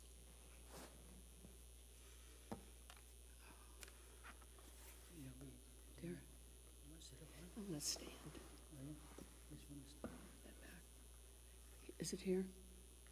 In the 5th year of Ezra, king of Judah, Piah, son of Menam, became king of Israel in Samaria, and he reigned 2 years. Piahiah did evil in the eyes of the Lord. He did not turn away from sin of Jeroboam, son of Nebat, which he had caused Israel to commit. One of his chief officers, Peacock, son of Reemah, conspired against him, taking 50 men of Gilead with him. He assassinated Piah along with Argob and Era and Sidel of the royal palace of Samaria. So Piah killed Piaham and succeeded him as king. The other events of Piah's reign and all he did are written in the book of Annals of the Kings of Israel. In the 52nd year of Azariah, the king of Judah, Piah, the son of Reemah, became king of Israel in Samaria, and he reigned 20 years. He did evil in the eyes of the Lord. He did not turn away from the sins of Jeroboam, the son of Nebat, which he had caused Israel to commit. In the time of Peacock, the king of Israel, Tiglath-Pileser, king of Assyria, came and took Ijon, Abel, Beth Micaiah, Janah, Kedesh, and Azar. He took Gilead and Galilee and into all the lands of Naphtali and deported the kings of Assyria. The Hosea, son of Elah, conspired against Peacock, the son of Rimlah, and attacked it and assassinated him, and then succeeded him as the king in the 20th year of Jonathan, son of Uzam. As for the other events of Peacock's reign and all he did, are they not written in the book of Annals of the Kings of Israel? In the 2nd year of Peacock, the son of Remaliah, the king of Israel, Jotham, son of Uzziah, king of Judah, began to reign. He was 25 years old when he became king and reigned in Jerusalem 16 years. His mother's name was Jersha, daughter of Sadok. He did what was right in the eyes of the Lord, just as his father Uzziah had done. The high places, however, were not removed. The people continued to offer sacrifice and burn incense there. Jotham rebuilt the upper gate of the temple of the Lord. As for the events of Jotham's reign and what he did, are they not written in the book of the annals of the kings of Judah? In those days, the Lord began to send Rezin, the king of Aram, and Pekah, son of Remaliah, against Judah. Jotham rested with his ancestors and was buried with them in the city of David, and the city of his fathers, and Ahaz the son succeeded him as king. 16. In the 17th year of Peacock, the son of Remah, Hazah, the son of Jotham, king of Judah, began to reign. Ahaz was 20 years old when he was king. He reigned in Jerusalem 16 years. Unlike David, his father, he did not do what was right in the eyes of the Lord, his God. He followed the ways of the king of Israel, even sacrificed his son in the fire, engaging in the detestable practices the nations of the Lord had driven out before the Israelites. He offered sacrifices, burned incense at the high places, on the hilltops, and under every spreading tree. Then Rezin, king of Aram, and Peacock, son of Remaliah, king of Israel, marched up to fight against Jerusalem and besieged Ahaz, but they could not overpower him. At that time, Rezin, king of Aram, recovered Elath for Aram by driving out the people of Judah. Edomites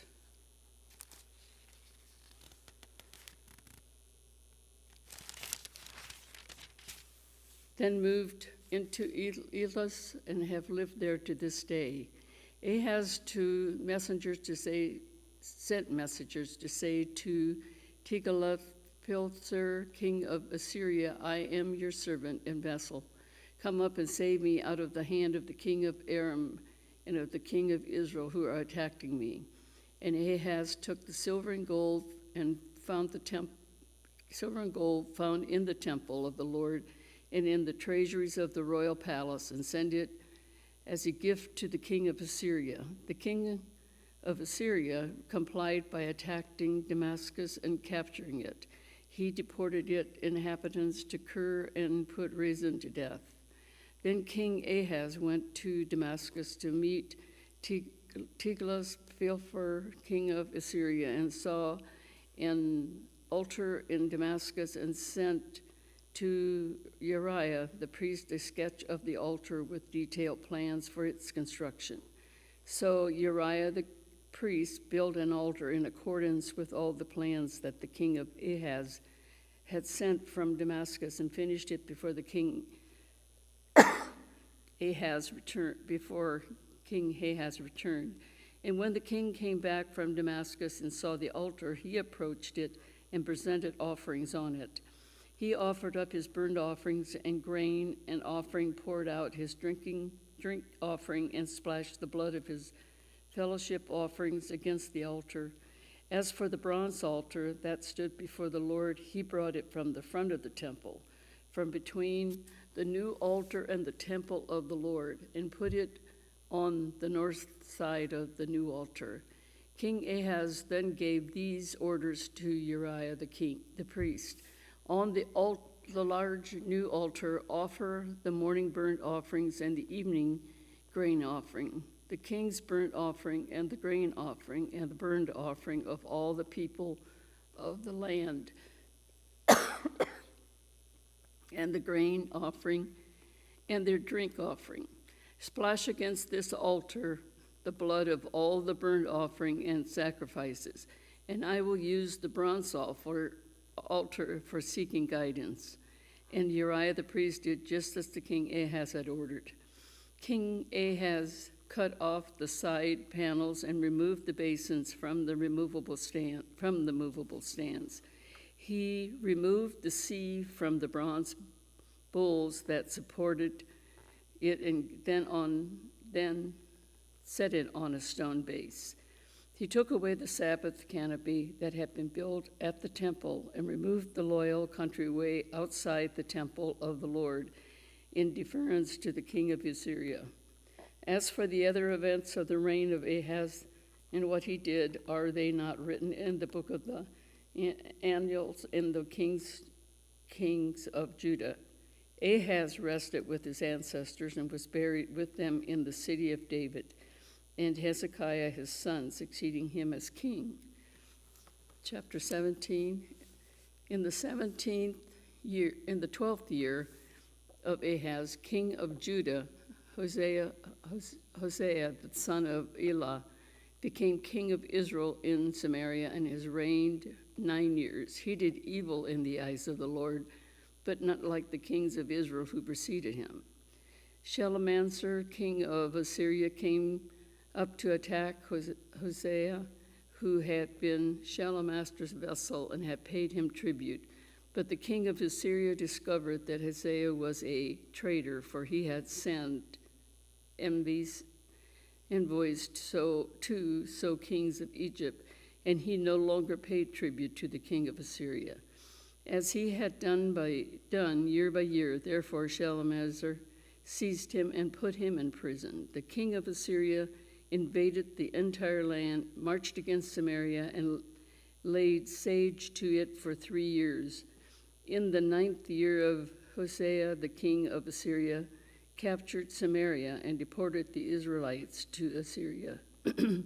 He settled them in Hala and in Gazan, on the harbor river, and in towns of the Medes. All this took place because the Israelites had sinned against the Lord their God, who had brought them up out of Egypt from under the power of the Pharaoh king of Egypt. They worshipped other gods and followed the practices of the nations of the Lord had driven out before them, as well as the practices that the king of Israel had introduced. The Israelites secretly did things against the Lord their God that were not right. From watchtower to fortified cities, they built themselves high places in all their towns. They set up sacred stones and Ashtar poles on every hill and under every spreading tree. At every high place, they burned incense, as the nations whom the Lord had driven out before them had done. They did wicked things that aroused the Lord's anger. They worshipped idols, though the Lord had said, You shall not do this.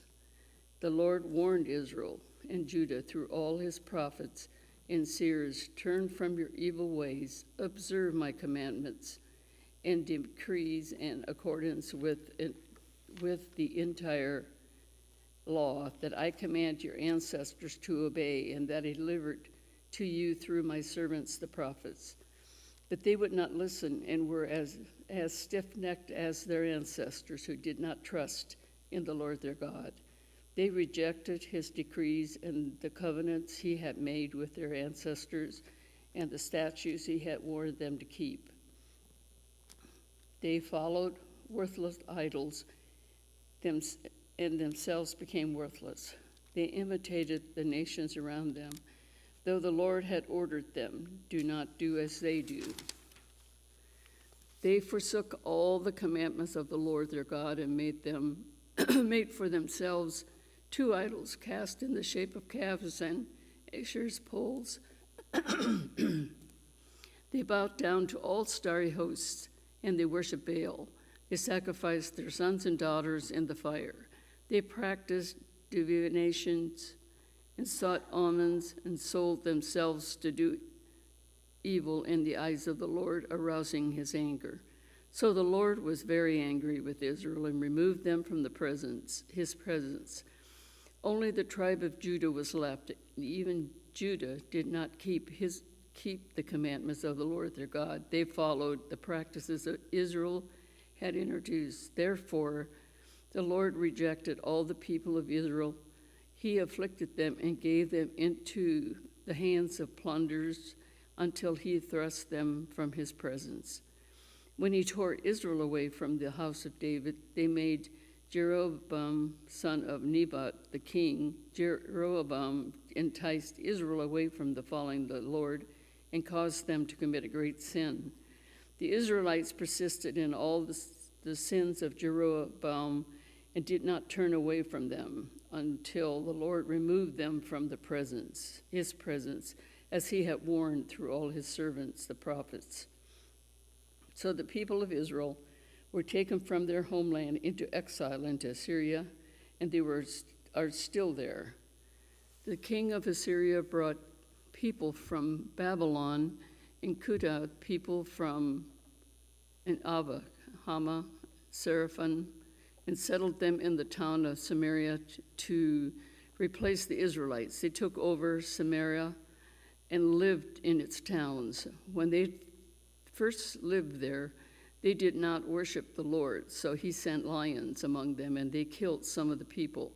It was reported to the king of Assyria that the people you deported and resettled in the towns of Samaria did not know what the God of that country requires. He has sent lions among them, which are killing them off because the people do not know what he requires.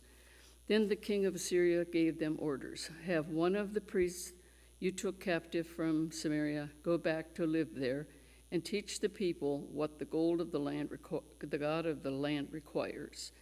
So one of the priests who had been exiled from Samaria came to live in Bethel and taught them how to worship the Lord. Nevertheless, each national group made its own god in the several cities where they settled, and then set them up in the shrines the people of Samaria had made at the high places. The people from Babylon made Sukkoth, Benoth, those who from Cuthah made Nergal, and those from Hamath made Amishah, and the Avites made Nebahoth and Tarchis, and the burned their children in the fire as sacrifices to Amalek and Amalek, the gods of Sepharvaim. They worshiped the Lord, but they also appointed all sorts of their own people to officiate for them as priests in the shrines at the high places. They worshiped the Lord, but they also served their own gods in accordance with the custom of the nations from which they had been brought. To this day, they persist in the former practices. They neither worship the Lord nor adhere to the decree and regulations, the laws and the commandments that the Lord gave the descendants of Jacob, whose he named Israel. When the Lord made a covenant with the Israelites, he commanded them, "Do not worship any other god or bow down to them, serve them or sacrifice to them. But the Lord who brought you out of Egypt with the mighty power, outstretched arm, is the one you must worship. To him you shall bow down, and to him offer sacrifices. You must always be careful to keep the decrees and the regulations, laws and commandments he wrote for you. Do not worship other gods. Do not forget the covenant I have made with you, and do not worship other gods. Rather, worship the Lord your God. It is He who will deliver you from the hand of all your enemies." They would not listen, however, but persisted in their former practices. Even while the people were worshiping the Lord, they were serving their idols. To this day, their children and grandchildren continue to do as their ancestors did. 18. In the 3rd year of Hosea, son of Elah, king of Israel, Hezekiah, son of Ahaz, king of Judah, began to reign. He was 25 years old when he became king. He reigned in Jerusalem 29 years. His mother's name was Abijah, daughter of Zechariah. He did what was right in the eyes of the Lord, just as his father David had done. He removed the high places, smashed the sacred stones, and cut down Asher poles. He broke into pieces the bronze snake that Moses had made, for up to that time the Israelites had been burning incense to it. It was called Neastan. Hezekiah trusted in the Lord, the God of Israel. There was no one like him among all the kings of Judah, either before him or after him. He held fast to the Lord and did not stop following him. He kept the commandments the Lord had given Moses, and the Lord was with him, and he was successful in whatever he undertook. He rebelled against the king of Assyria and did not serve him. From watchtower to fortified city, he defeated the Philistines as far as Gaza and its territory. In King Hezekiah's 4th year, which was the 7th year of Isaiah's son Elah, king of Israel, Shalmaneser, king of Assyria, marched against the Samaria and laid siege to it. At the end of 3 years, the Assyrians took it, so Samaria was captured in Hezekiah's 6th year, which was the 9th year of Hosea's king of Israel. The king of Assyria deported Israel to Assyria and settled them in Halah and Gazan and on the harbor river in the towns of the Medes. This happened because they had not obeyed the Lord their God, but had violated his covenant. All that Moses, the servant of the Lord, commanded, they neither listened to the commandments nor carried them out.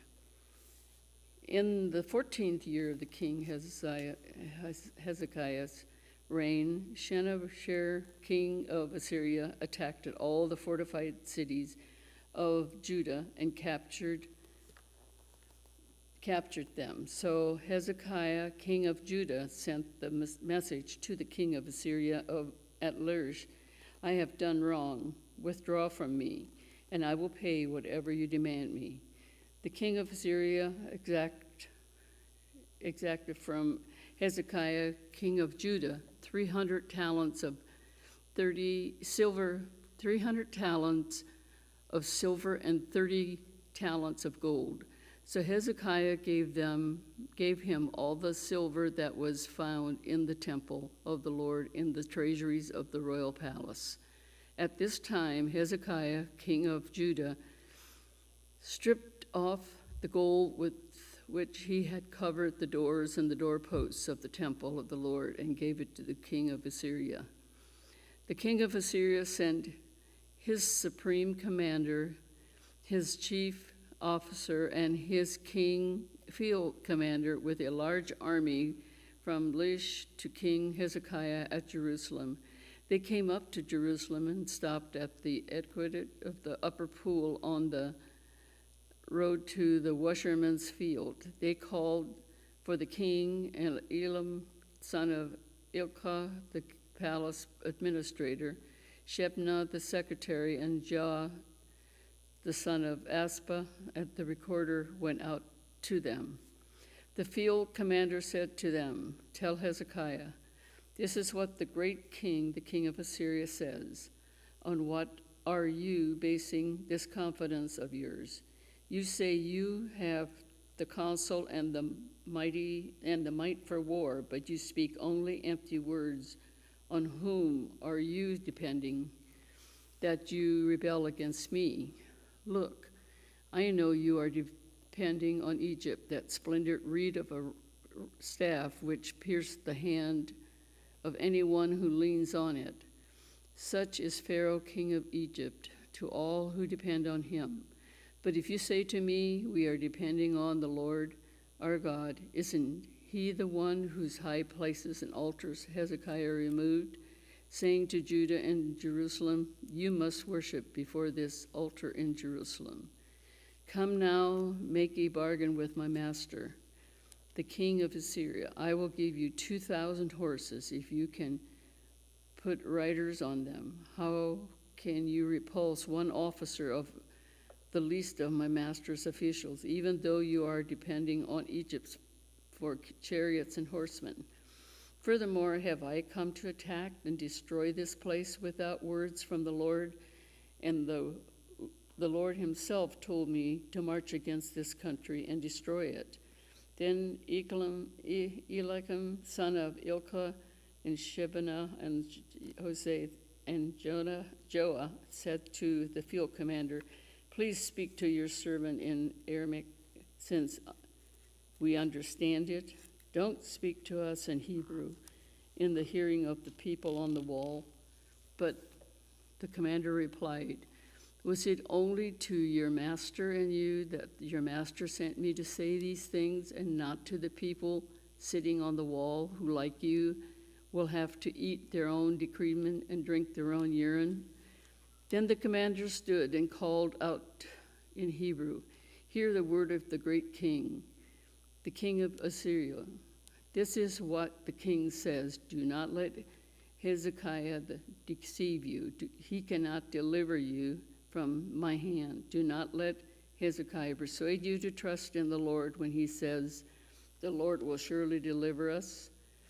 This city will not be given into the hand of the king of Assyria. Do not listen to Hezekiah. This is what the king of Assyria says. Make peace with me and come out to me. Then each of you will eat fruit from your own vine and fig tree, and drink water from your own cistern, until I come and take you to the land like your own, a land of grain and new wine, a land of bread and vineyards, a land of olive trees and honey. Choose life and not death. Do not listen to Hezekiah, for he is misleading you when he says, the Lord will deliver us. Has the God of any nation ever delivered his land from the hand of the king of Assyria? Where are the gods of Hamath and Arpad? Where are the gods Sarphan, Hannah, and Irva? They just rescued Samaria from my hand? Who of all the gods of these countries has been able to save his land from me? how then can the Lord deliver Israel from my hand, Jerusalem from my hand? The people remained silent and said nothing in reply because the king had commanded, do not answer him. Then Eliakim, the son of Hilkiah, the palace administrator, Shebaniah, the secretary, and Joah, the son of Aspa, the recorder, went to Hezekiah with their clothes torn and told him what the field commander had said. 19. Then when King Hezekiah heard this, he tore his clothes and put on sackcloth and went into the temple of the Lord.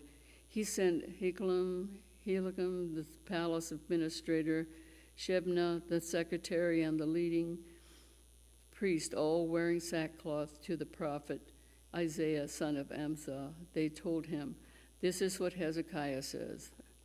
This day is a day of distress and rebuke and disgrace, as when children come to the moment of birth, and there is no strength to deliver them. It may be that the Lord your God will hear all the words of the field commander, whom his master, the king of Assyria, has sent to ridicule the living God, and that he will rebuke him for the words the Lord your God has heard. Therefore, pray for the remnants that still survive. When King Hezekiah's officials came to Isaiah, Isaiah said to them, tell your master, this is what the Lord says. Do not be afraid of what you have heard. Those words with which the underling of the king Assyria have blasphemed me. Listen, when he hears a certain report, I will make him want to return to his own country, and there I will have him cut down with the sword. When the king commander heard that the king of Assyria had left Lachish, he withdrew and found the king fighting against Libnah. Now Sennacherib received a report that Tirhakah, the king of Cush, was marching out to fight against him. So he again sent messengers to Hezekiah with this word. Say to Hezekiah, the king of Judah, do not let the God you depend on deceive you when he says, Jerusalem will not be given into the hands of the king of Assyria. Surely you have heard what the king of Assyria have done to all the countries, destroying them completely. And will you be delivered? Did the gods of the nations that we destroyed by my predecessors deliver them, the gods of Gozan, Hiran, Rizapha, and the king of Eden, who were in Telazar? Where is the king of Hamathah, or the king of Arabath, where the king of Lear, Seraphim, Hannah, and Eva? Hezekiah received the letter from the messengers and read it, and then he went up to the temple of the Lord and spread it out before the Lord. And Hezekiah prayed to the Lord, Lord, the God of Israel, enthroned between the cherubims, you alone are God over all the kingdoms of the earth. You have made heaven and earth. Give ear, Lord, and hear, and open your eyes, Lord, and see and listen to the words Sennacherib has sent to ridicule the living God. It is true, Lord, the Assyrian kings have laid waste these nations and their lands. They have thrown their gods into the fire and destroyed them, for they were not gods, but only wood and stone, fashioned by the human hands. Now our God delivered us from his hands, so that all the kingdoms of the earth may know that you alone, Lord, are God. Right there. 20. Okay, thank you.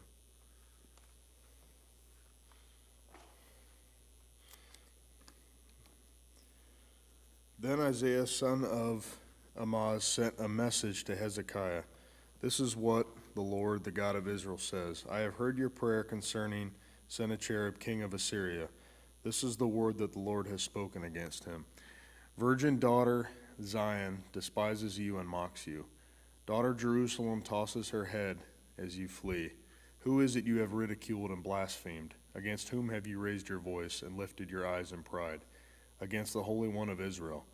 By your messengers you have ridiculed the Lord, and you have said, with my many chariots I have ascended the heights of the mountains, the utmost heights of Lebanon.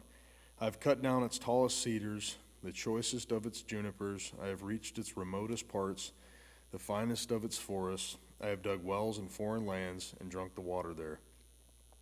With the soles of my feet I have dried up all the streams of Egypt. Have you not heard? Long ago I ordained it. In days of old I planned it. Now I have brought it to pass,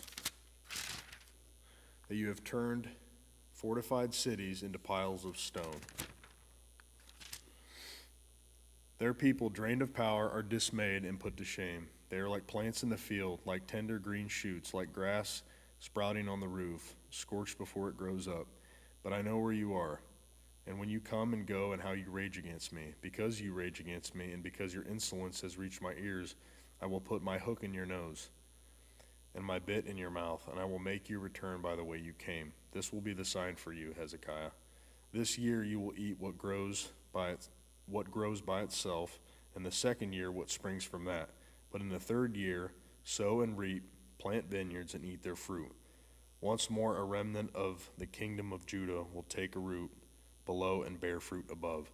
For out of Jerusalem will come a remnant, and out of Mount Zion a band of survivors. The zeal of the Lord Almighty will accomplish this. Therefore this is what the Lord says concerning the king of Assyria. He will not enter this city or shoot an arrow here. He will not come before it with shield or build a siege ramp against it. By the way that he came he will return. He will not enter this city, declares the Lord. I will defend this city and save it, for my sake and for the sake of David my servant. That night the angel of the Lord went out and put to death 185,000 in the Assyrian camp.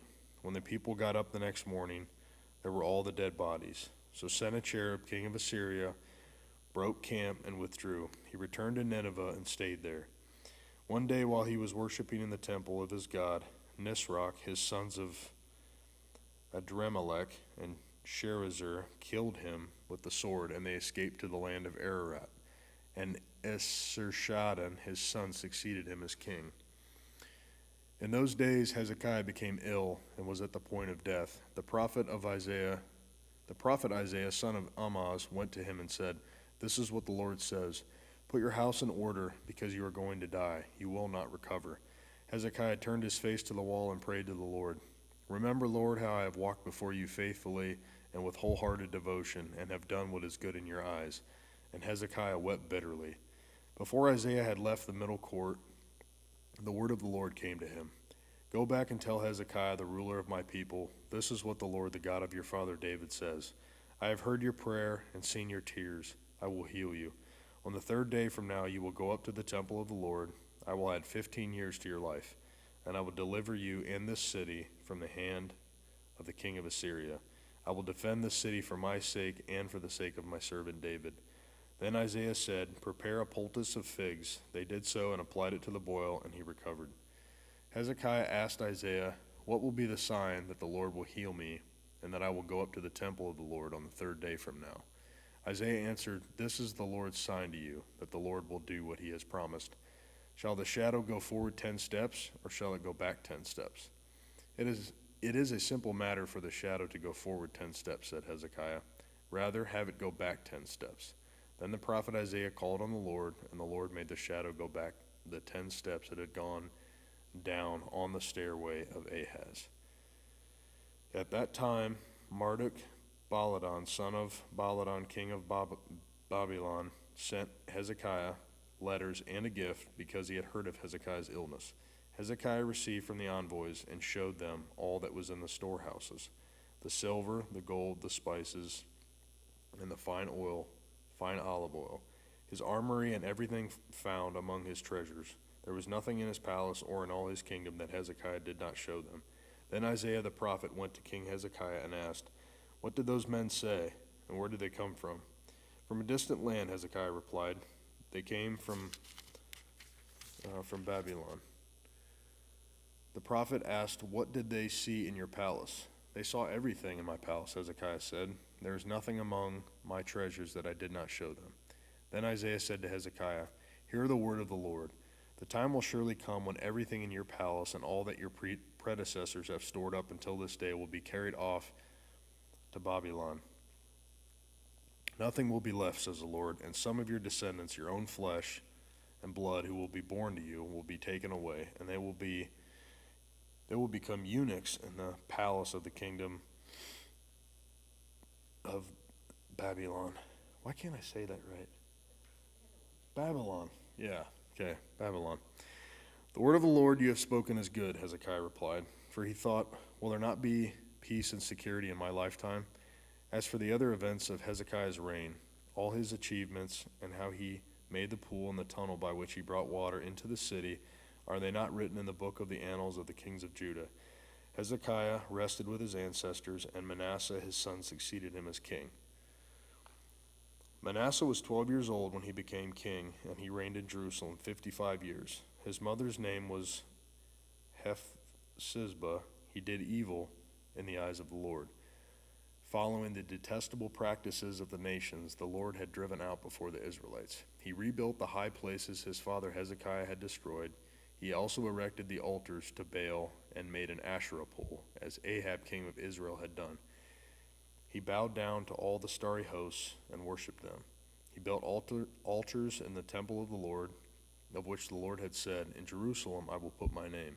In the two courts of the temple of the Lord he built altars to all the starry hosts. He sacrificed his own son in the fire, practiced divination, sought omens, and consulted mediums and spiritists. He did much evil in the eyes of the Lord, arousing his anger. He took the carved Asherah pole and made it and put it in the temple of which the Lord had said to David and to his son Solomon, In this temple and in Jerusalem, which I have chosen out of all the tribes of Israel, I will put my name forever. I will not again make the feet of the Israelites wander from the land I gave their ancestors. If only they will be careful to do everything I commanded them, and will keep the whole law that my servant Moses gave them. But the people did not listen. Manasseh led them astray, so that they did more evil than the nations the Lord had destroyed before the Israelites. The Lord said through his servants, the prophets, Manasseh king of Judah has committed these detestable sins. He has done more evil than the Amorites who preceded him, and has led Judah into sin with his idols. Therefore, this is what the Lord, the God of Israel, says. I am going to bring such disaster on Jerusalem and Judah that the ears of everyone who hears of it will tingle. I will stretch out over Jerusalem the measuring line used against Samaria and the plumb line used against the house of Ahab. I will wipe out Jerusalem as one wipes out a dish, wiping it and turning it upside down. I will forsake the remnant of my inheritance and give them into the hands of enemies. They will be looted and plundered by all their enemies. They have done evil in my eyes and have aroused my anger from the day their ancestors came out of Egypt until this day. Moreover, Manasseh also shed so much innocent blood that he filled Jerusalem from end to end, besides the sin that he had caused Judah to commit, so that they did evil in the eyes of the Lord. As for the other events of Manasseh's reign and all he did, including the sin he committed, are they not written in the book of the annals of the kings of Judah? Manasseh rested with his ancestors and was buried in his palace garden, the garden of Uzzah, and Amon, his son, succeeded him as king. Amon was 22 years old when he became king, and he reigned in Jerusalem 2 years. His mother's name was Meshullemeth, daughter of Haruz. She was from Jotbah. He did evil in the eyes of the Lord, as his father Manasseh had done. He followed completely the ways of his father, worshiping the idols his father had worshipped, and bowing down to them. He forsake the Lord, the God of his ancestors, and did not walk in obedience to him. Amon's officials conspired against him and assassinated the king in his palace. Then the people of the land killed all who had plotted against King Amon, and they made Josiah his son king in his palace. As for the other events of Amon's reign and what he did, are they not written in the book of the annals of the kings of Judah? He was buried in his tomb in the garden of Uzzah, and Josiah his son succeeded him as king. Josiah was 8 years old when he became king, and he reigned in Jerusalem 31 years. His mother's name was Jedidah, daughter of Adiah. She was from Bozkath. He did what was right in the eyes of the Lord and followed completely the ways of his father David, not turning aside to the right or to the left. In the 18th year of his reign, King Josiah sent the secretary Shaphan, son of Azaliah, the son of Meshullam, to the temple of the Lord. He said, "Go up to Hilkiah, the high priest, and have him get ready the money that has been brought into the temple of the Lord, which the doorkeepers have collected from the people. Have them entrust it to the men appointed to supervise the work on the temple, and have these men pay the workers who repair the temple of the Lord, the carpenters, the builders, and the masons. Also have them purchase timber and dressed stone to repair the temple. But they need not account for the money entrusted to them, because they are honest in their dealings." Hilkiah the high priest said to Shaphan the secretary, "I have found the book of the law in the temple of the Lord." He gave it to Shaphan, who read it. Then Shaphan the secretary went to the king and reported to him, "Your officials have paid out the money that was in the temple of the Lord, and have entrusted it to the workers and supervisors at the temple." Then Shaphan the secretary informed the king, "Hilkiah the priest has given me a book," and Shaphan read from it in the presence of the king. When the king heard the words of the book of the law, he tore his robes. He gave these orders to Hilkiah the priest: Ahikam, son of Shaphan, Achbor, son of Micaiah, Shaphan the secretary, and Asaiah, the king's attendant, "Go and inquire of the Lord for me, and for the people, and for all Judah, about what is written in this book that has been found. Great is the Lord's anger that burns against us, because those who have gone before us have not obeyed the words of this book. They have not acted in accordance with all that is written there concerning us." Hilkiah the priest, Ahikam, Achbor, Shaphan, and Asaiah went to speak to the prophet Huldah, who was the wife of Shallum, son of Tikvah, the son of Harhas, keeper of the wardrobe. She lived in Jerusalem in the new quarter. She said to them, "This is what the Lord, the God of Israel, says. Tell the man who sent you to me, this is what the Lord says." Excuse me.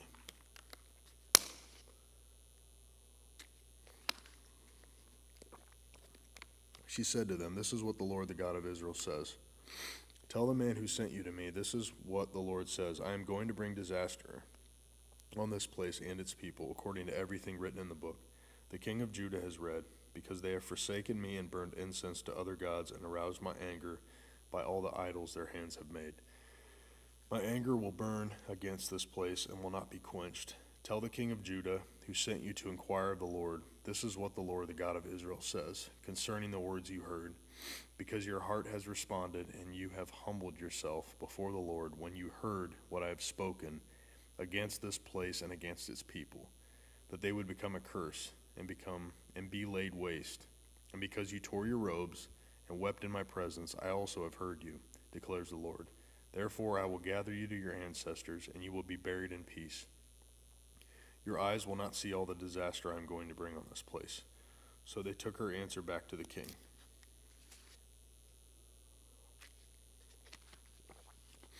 Then the king called together all the elders of Judah and Jerusalem. He went up to the temple of the Lord with the people of Judah, the inhabitants of Jerusalem, the priests and the prophets, and all the people from the least to the greatest. He read in their hearing all the words of the book of the covenant, which had been found in the temple of the Lord. The king stood by the pillar and renewed the covenant in the presence of the Lord, to follow the Lord and keep his commands, statutes, and decrees with all his heart and all his soul, thus confirming the words of the covenant written in his book. Then all the people pledged themselves to the covenant. The king ordered Hilkiah, the high priest, the priests, the next in rank, and the doorkeepers to remove from the temple of the Lord all the articles made for Baal and Asherah and all the starry hosts. He burned them outside Jerusalem in the fields of the Kidron Valley and took the ashes to Bethel. He did away with the idolatrous priests appointed by the kings of Judah to burn incense on the high places of the towns of Judah and on those around Jerusalem. Those who burned incense to Baal, to the sun and to the moon, to the constellations and to all the starry hosts. He took the Asherah pole from the temple of the Lord to the Kidron Valley outside Jerusalem and burned it there. He ground it to powder and scattered the dust over the graves of the common people. He also tore down the quarters of the male shrine prostitutes that were in the temple of the Lord, the quarters where women did weaving for Asherah.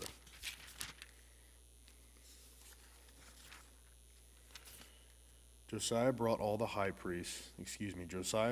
priests from the towns of Judah and desecrated the high places, from Geba to Beersheba, where the priests had burned incense. He broke down the gateway at the entrance of the gate of Joshua, the city governor, which was on the left of the city gate. Although the priests of the high places did not serve at the altar of the Lord in Jerusalem, they ate unleavened bread with their fellow priests. He desecrated Topheth, which was in the valley of Ben Hinnom, so no one could use it to sacrifice their son or daughter in the fire to Molech. He removed from the entrance to the temple of the Lord the horses that the kings of Judah had dedicated to the sun. They were in the court near the room of an official named Nathan Melech. Josiah then burned the chariots dedicated to the sun. He pulled down the altars the kings of Judah had erected on the roof near the upper room of Ahaz, and the altars Manasseh had built in the two courts of the temple of the Lord. He removed them from there, smashed them to pieces, and threw the rubble in the Kidron Valley. The king also desecrated the high places that were east of Jerusalem on the south of the hill of corruption, the one Solomon, king of Israel, had built for Ashtoreth, the vile goddess of the Sidonians, for Chemosh, the vile god of Moab, and for Melech, the detestable god of the people of Ammon. Josiah smashed the sacred stones and cut down the Asherah poles and covered the sites with human bones. Even the altar of Bethel, the high place made by Jeroboam, son of Nebat, who had caused Israel to sin, even that altar and high place he demolished. He burned the high place and ground it to powder and burned the Asherah pole also. Then Josiah looked around, and when he saw the tombs that were there on the hillside, he had the bones removed from them and burned the altar to defile it.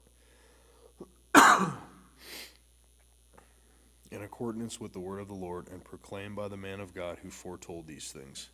The king asked, "What is that tombstone I see?"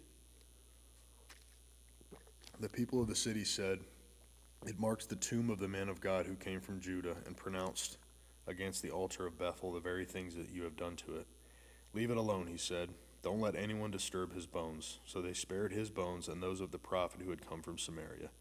Just as he had done at Bethel, Josiah removed all the shrines at the high places that the kings of Israel had built in the towns of Samaria, and that had aroused the Lord's anger. Josiah slaughtered all the priests of those high places on the altars and burned human bones on them. Then he went back to Jerusalem. The king gave this order to all the people: "Celebrate the Passover to the Lord your God, as it is written in this book of the covenant. Neither in the days of the judges who led Israel, nor in the days of the kings of Israel and the kings of Judah had any such Passover been observed. But in the 18th year of King Josiah, this Passover was celebrated to the Lord in Jerusalem." Furthermore, Josiah got rid of the mediums and the spiritists, the household gods, the idols, and all the other detestable things seen in Jerusalem and Judah.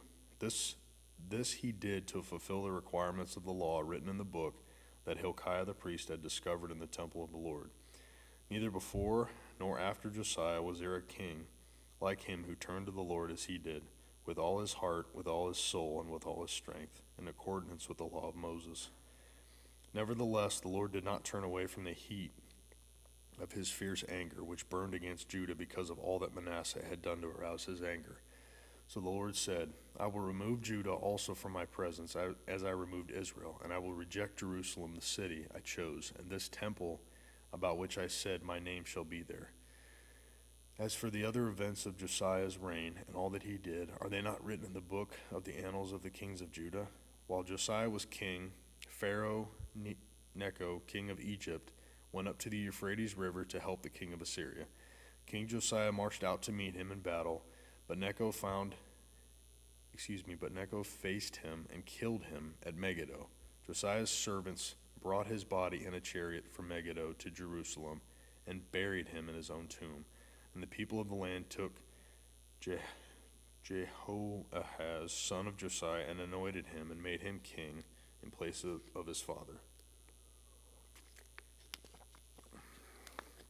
Jehoahaz was 23 years old when he became king, and he reigned in Jerusalem 3 months. His mother's name was Hamutal, daughter of Jeremiah. She was from Libnah. He did evil in the eyes of the Lord, just as his predecessors had done.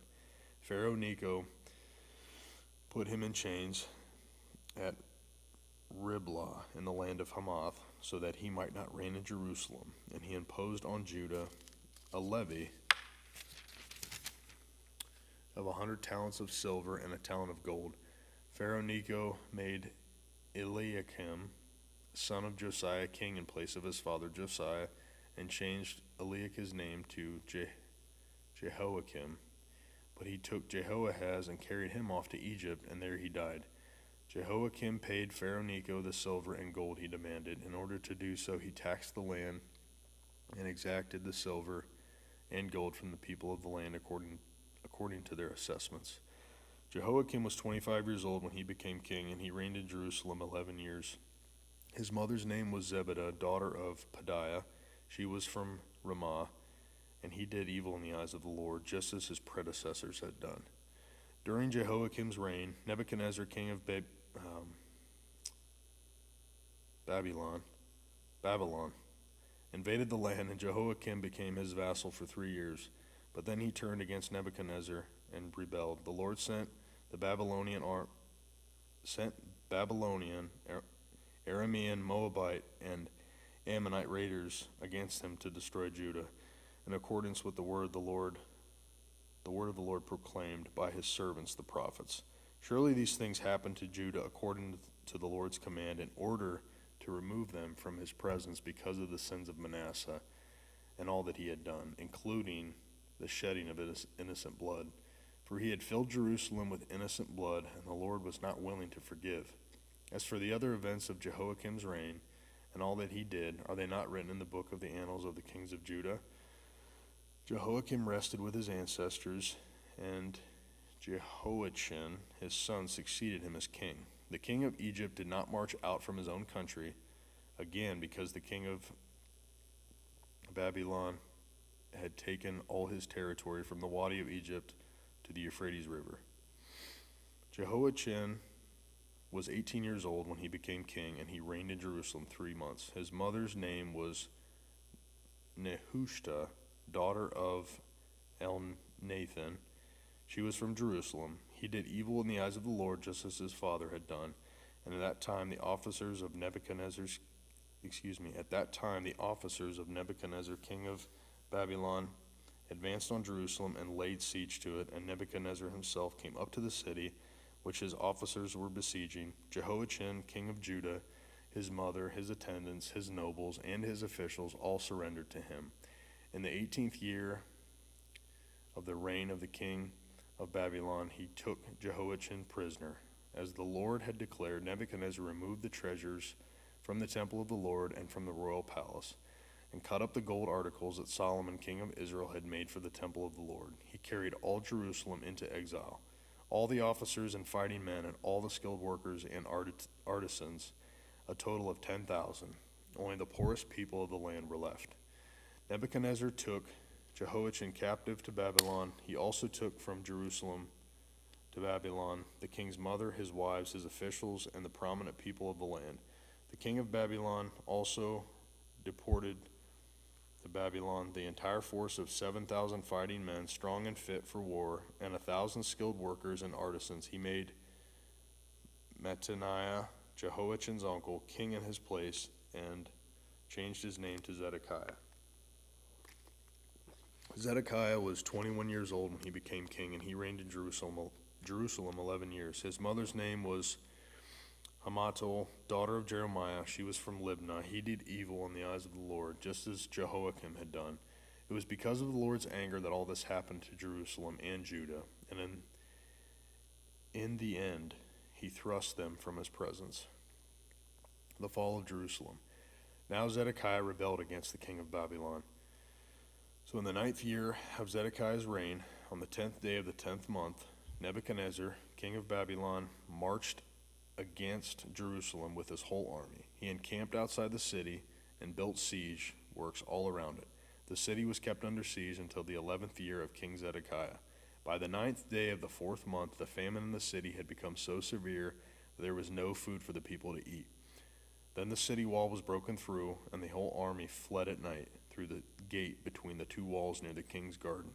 Though the Babylonians were surrounding the city, they fled toward Arabah, but the Babylonian army pursued the king and overtook him in the plains of Jericho. All his soldiers were separated from him and scattered, and he was captured.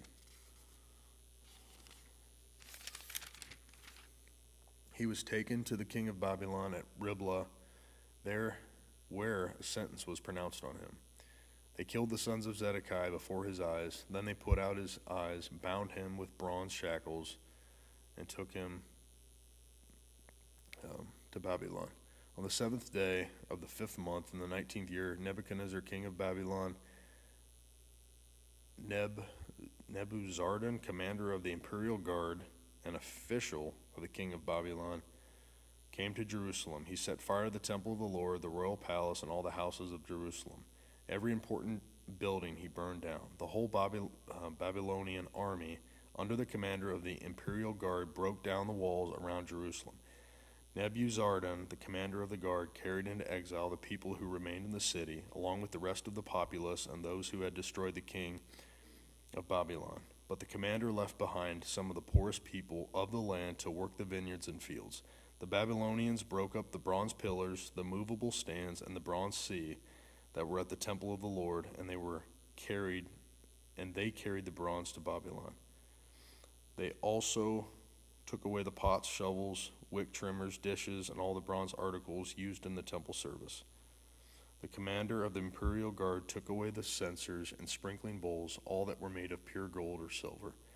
The bronze from the two pillars, the sea, and the movable stands which Solomon had made for the temple of the Lord was more than could be weighed. Each pillar was 18 cubits high. The bronze capital on top of one pillar was 3 cubits high and was decorated with a network and pomegranates of bronze all around. The other pillar with its network was similar. The commander of the guard took as prisoners Seraiah the chief priest, Zephaniah the priest next in rank, and the 3 doorkeepers. Of those still in the city, he took the officer in charge of the fighting men and 5 royal advisers. He also took the secretary who was chief officer in charge of conscripting the people of the land and 60 of the conscripts who were found in the city.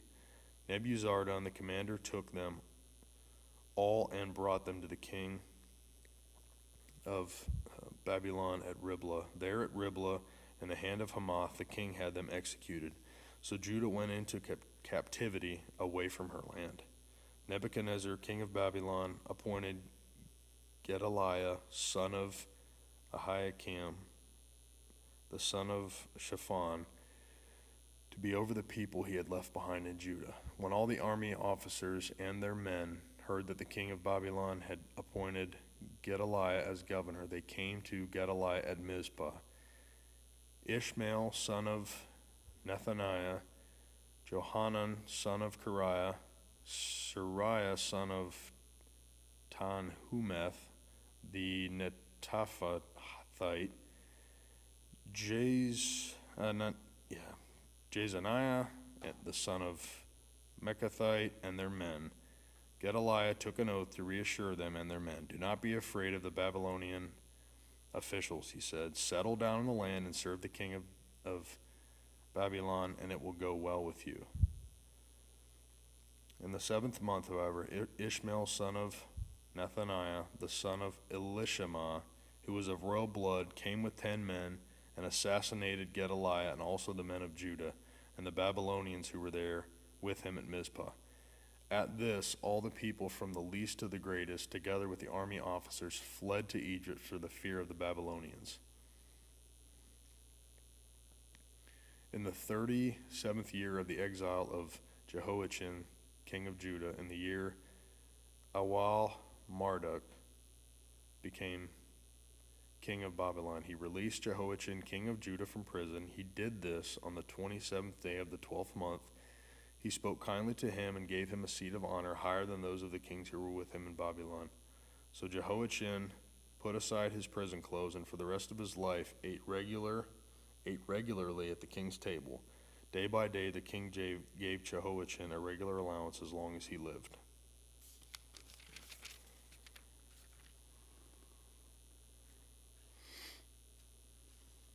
First Chronicles, historical records from Adam to Abraham to Noah's sons. Adam, Seth, Enosh, Kenan,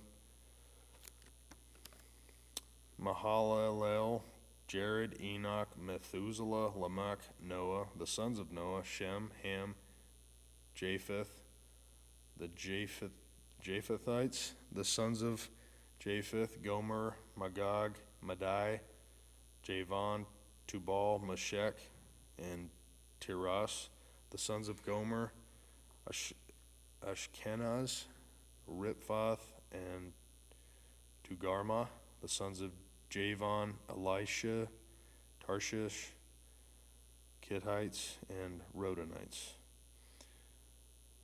The Hamites, verse 8, the sons of Ham, Cush, Egypt, Put, and Canaan. The sons of Cush, Seba, Havilah, Sabta, Ramah, Sabteka. The sons of Ramah, Sheba, and Dedan. Cush was the father of Nimrod, who became the mighty warrior on earth.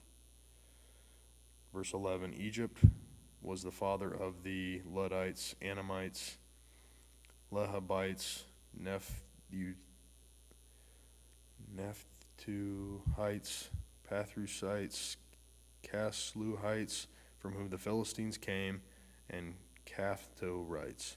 Canaan was the father of Sidon, his firstborn, of the Hittites, Jebusites, Amorites, Girgashites, Hivites, Arkites, Sinites, Arvadites, Zamorites, and Hamathites.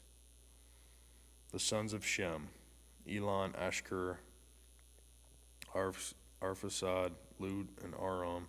The sons of Aram, Uz, Hul, Gether, Meshech.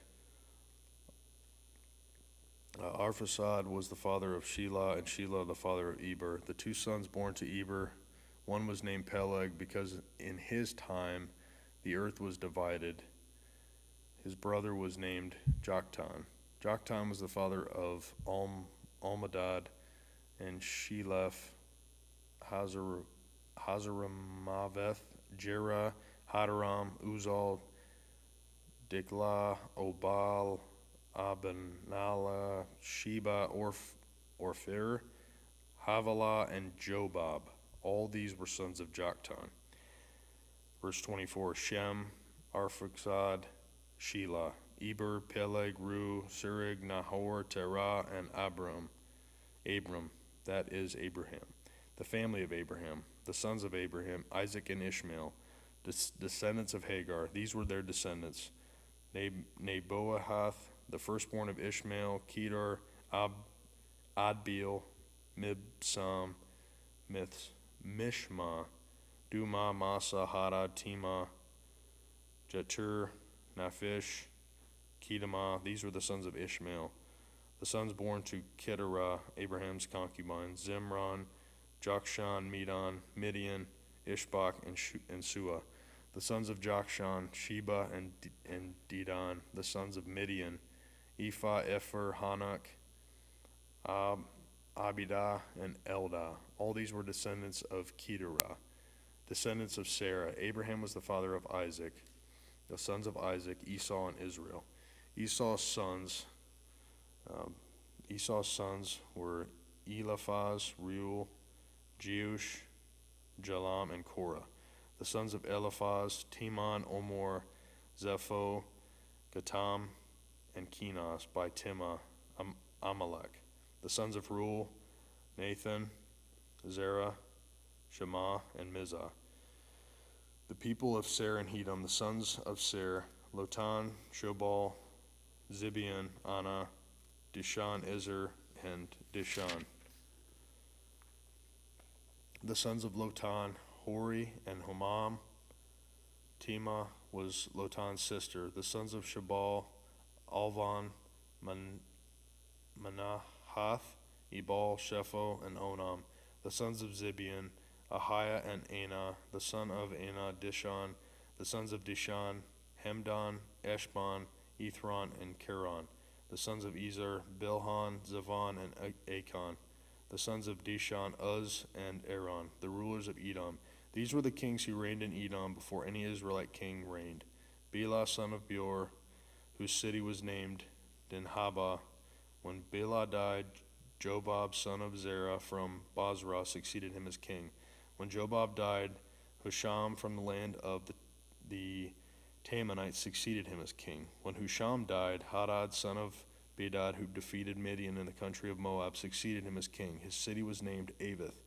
When Hadad died, Samlah from Masrekah succeeded him as king. When Samlah died, Shaul from Rehoboth on the river succeeded him as king.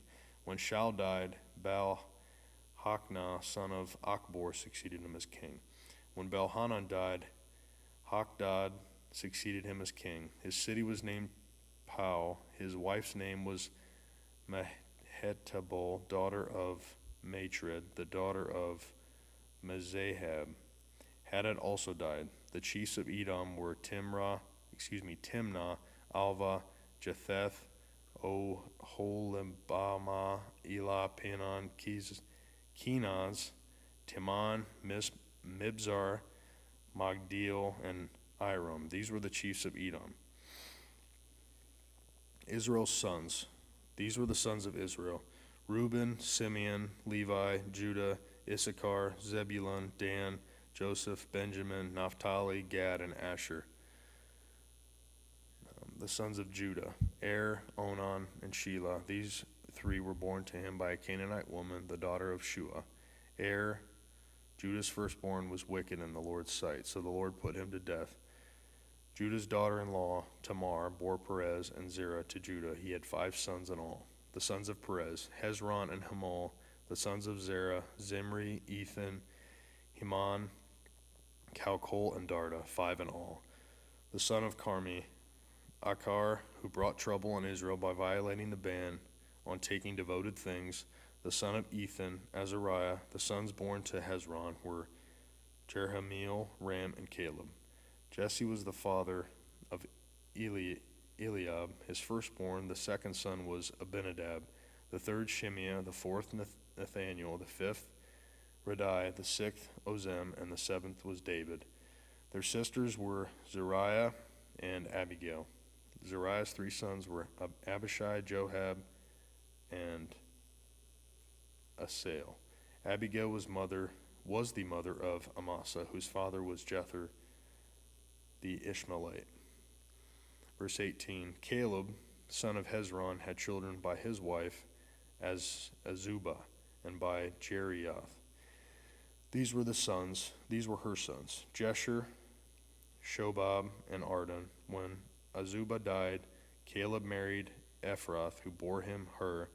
Hur was the father of Uri, and Uri the father of Bezalel.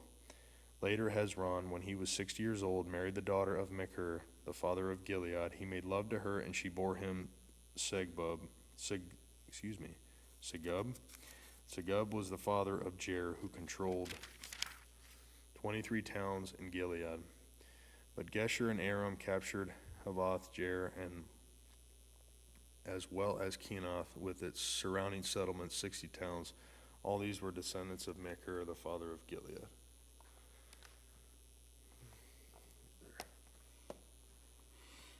After Hezron died and Caleb, Ephrath, Abijah the wife of Hezron, bore him Asher, the father of Tekoa, and the sons of Jerahmeel, the firstborn of Hezron, Ram his firstborn, Bana, Orin, Ozem, and Ahijah.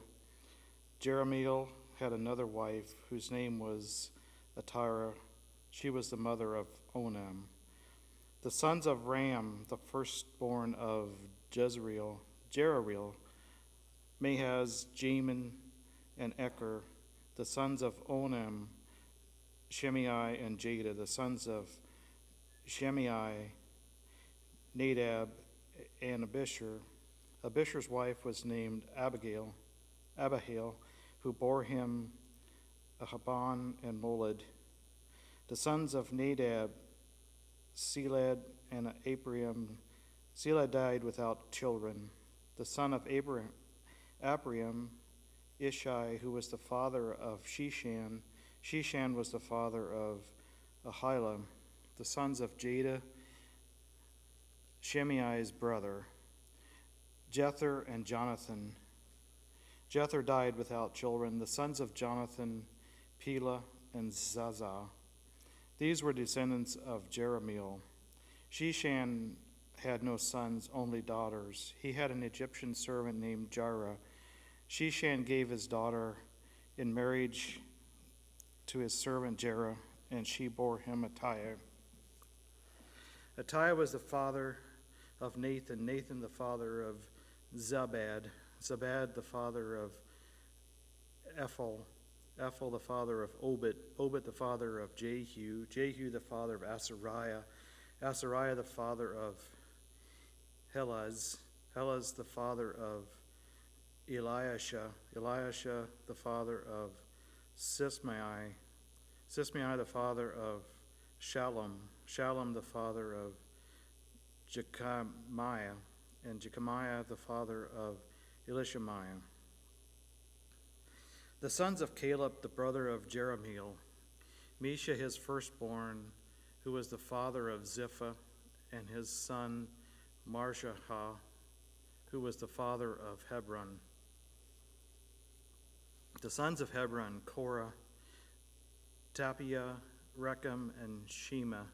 Shema was the father of Raham, and Raham the father of Joachim.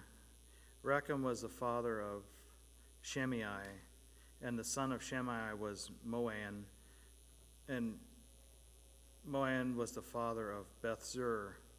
Caleb's concubine, Ephra, was the mother of Haran, Moza, and Gazzah.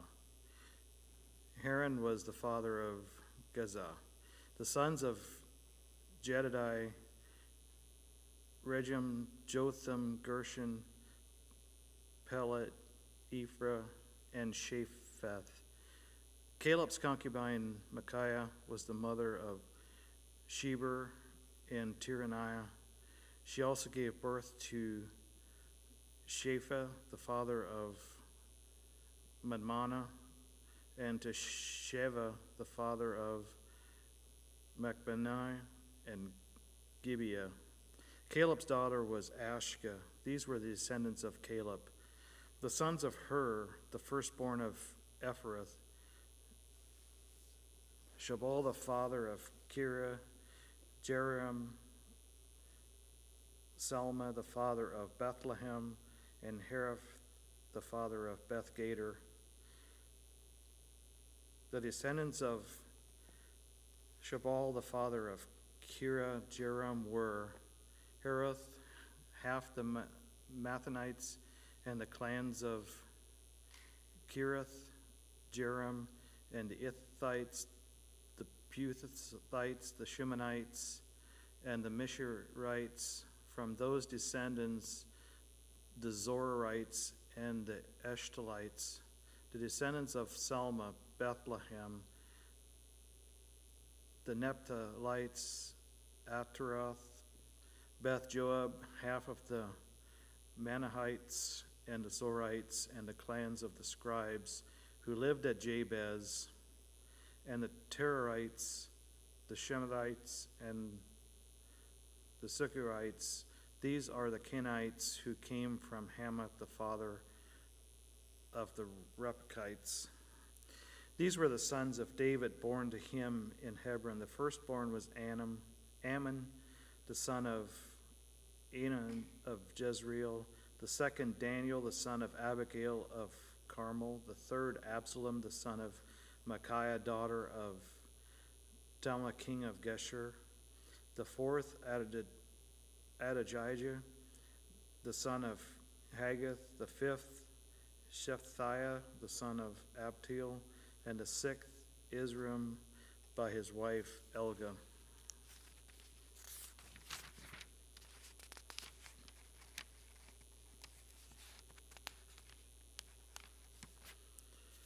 These six were born to David in Hebron and he reigned 7 years and 6 months. David reigned in Jerusalem 36 years, and these were the children born to him there: Shemaiah, Shobab, Nathan, and Solomon. These four were by Bathsheba, daughter of Amiel, these were also Ebar, Elisha, Ephelet, Nogra, Nepgag, Jephthah, Elishama, Elida, and Elipthal, 9 in all. These were the sons of David, besides his sons by his concubines, and Tamar was their sister. Solomon's son was Rehoboam, Abijah his son, Asa his son, Jehoshaphat his son, Joram his son, Ahaziah his son, and Joash his son, Amaziah his son, Azariah his son, Jotham his son, Ahaz his son, Hezekiah his son, Manasseh his son, Ammon his son, Josiah his son. The sons of Josiah: Johanan the firstborn, Jehoiakim the second son, Zedekiah the third, Shallum the fourth. The successors of Jehoiakim: Jehoiachin his son, and Zedekiah. The descendants of Jehoiachin the captive: Shealtiel his son, Malachram, Pedariah, Jezanur, Jechemiah, Hoshama, and Nebdiah. The sons of Pedadiah: Zerubbabel and Shimei. The sons of Zerubbabel: Meshullam, Hananiah, Shelemith, and their sister. There were also 5 others: Hashabah, Oel, Berkakiah, Hashadiah, and Jushab Hasad. The descendants of Hananiah: Pelatiah and Jeshariah, and the sons of Repariah, of Aaron, and of Obadiah, and of Shechaniah. The descendants of Shechaniah: Shemaiah and his sons, Hatash, Egal, Berish, Neariah, and Shaphat, 6 in all. The sons of Neariah: Elaniah, Hezekiah, and Azrikam, 3 in all. The sons of Elioni: Hadaviah, Eliashib, Peliah, Akrab, Johan, Delilah, and Ananiah, 7 in all. The descendants of Judah: Perez, Hezron, Carmi, Hur, and Shobal. Reariah, son of Shobal, was the father of Jethrath, and Jethrath the father of Ahumai and Lahad, and these were the clans of the Soites. These were the sons of Etam: Jezreel, Ishma, Idabosh. Their sister was named Hazel Poni. Peniel was the father of Gedar, and Ezer the father of Hushah. These were descendants of Hur, the firstborn of Ephrathah, the father of Bethlehem. Asher, the father of Tekoa, had 2 wives, Heliah and Nerah. Nerah bore him Ahazam, Hepher, Timni, and Hatashri. These were the descendants of Nerah. The sons of Helah: Serath, Zoar, Ethaman, and Koaz. These were the fathers of Anub and of Hazarbeth, and the clans of Erahel, son of Haram. Jabez was more honorable than his brothers. His mother had named him Jabez, saying, I gave birth to him in pain. Jabez cried out to the God of Israel, Oh, that you would bless me and enlarge my territory. Let your hand be with me, keep me from harm, so that I will be free from pain. Then God granted him his requests. And Caleb, Shuba's brother, was the father of Mehar, who was the father of Ashton. Ashton was the father of Beth-Raphiah, Bashawa, and Timoniah, and the father of Irnesh. These were the men of Rekha. The sons of Kenaz, Othanol, and Sierra. The sons of Othanol, Hathiah, and Meonatiah. Meonatiah was the father of Orpha.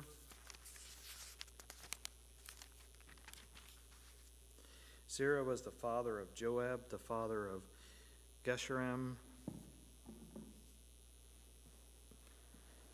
It was called this because its people were skilled workers. The sons of Caleb, son of Jethaniah, Ira, Elah, and Naam. The sons of Elah, Kenaz, and the sons of Jetheril, Sipha, Ziphrah, Tiera, and Azarel. The sons of Asherah, Jether, Mered, Epher, and Jalon. One of the Mered's wives gave birth to Miriam, Shimei, and Ishba, the father of Estimona. His wife came from the tribe of Judah, gave birth to Jared, the father of Gedor, Heber, the father of Soko, and Jethro, the father of Zonah. These were the children of Pharaoh's daughter, Bithra, whom Mered had married. The sons of Hodiah's wife, the sister of Naam, the father of Keliah the Geramite, and Eshteroma the Makite. The sons of Sheman, Ammon, Rena, Ben-Haran, and Talan. The descendants of Ishua, Zobeth and Ben-Zorah, the sons of Shelah, son of Judah, the father of Lachiah, Ladiah, the father of Marasah, and the clans of the linen workers at Beth Ashbara, Jocham, the men of Jozabah, and Joash, and Sephirah, who ruled in Moab, and Jesalilim. These records are from ancient times.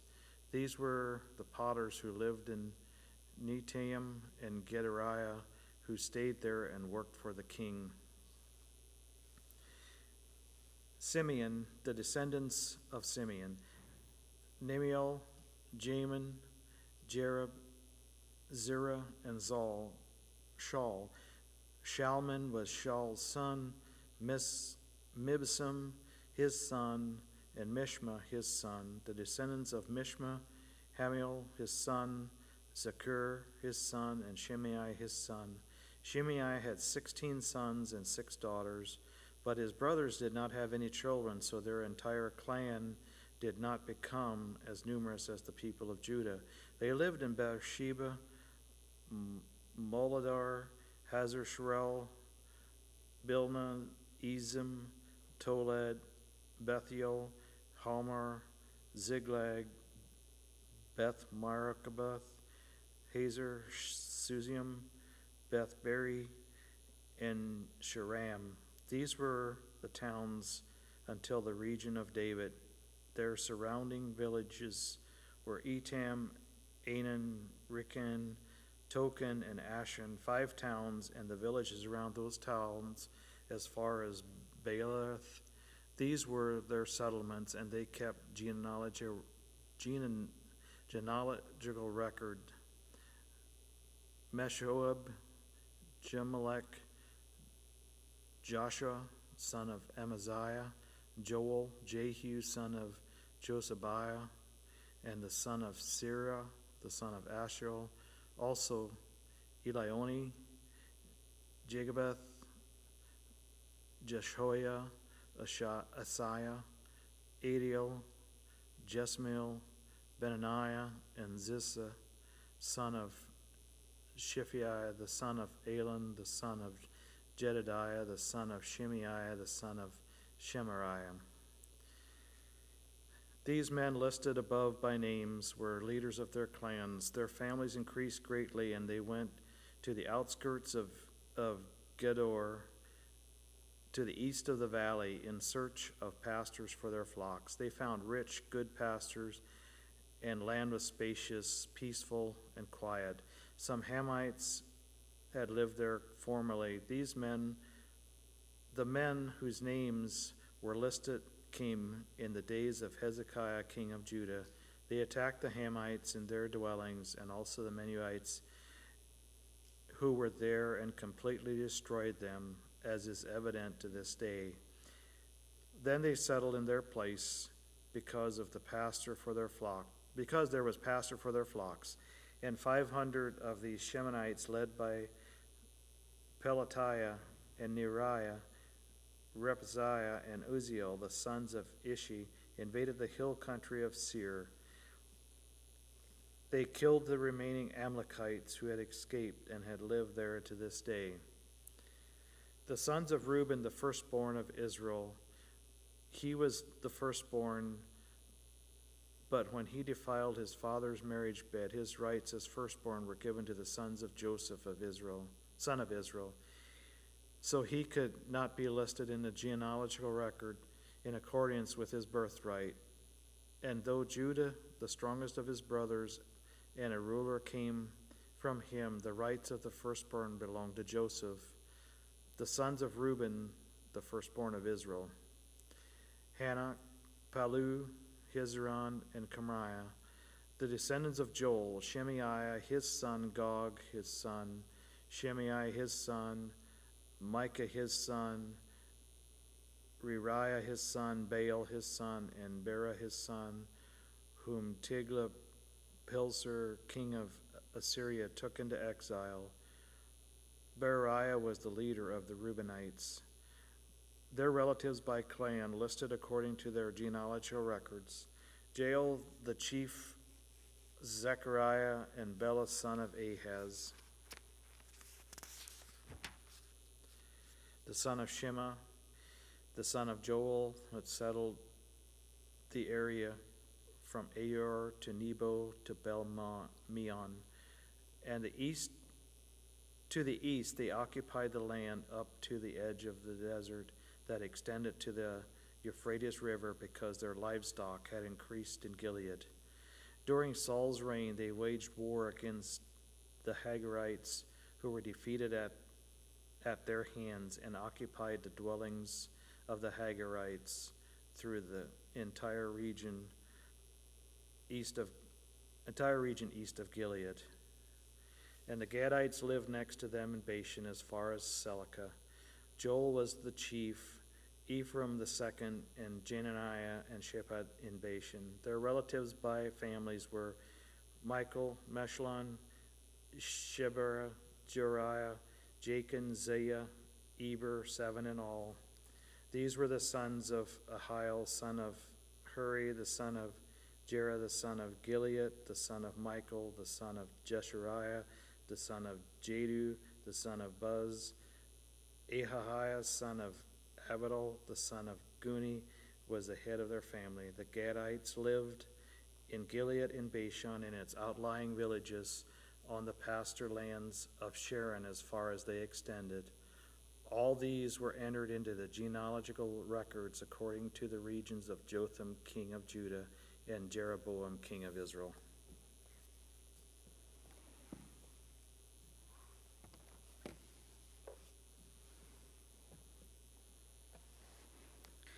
The Reubenites, the Gadites, and the half-tribe of Manasseh had 44,760 men ready for military service, able-bodied men who could handle shield and sword, who could use a bow, and who were trained for battle. They waged war against the Hagarites, Jetur, Napash, and Nobad. They were helped in fighting them, and God delivered the Hagarites and all their allies into their hands. Because they cried out to him during the battle, he answered their prayers because they trusted in him. They seized the livestock of the Hagarites, 50,000 camels, 250,000 sheep, and 2,000 donkeys. They also took 100,000 people captive, and many others fell slain because the battle was God's, and they occupied the land until the exile.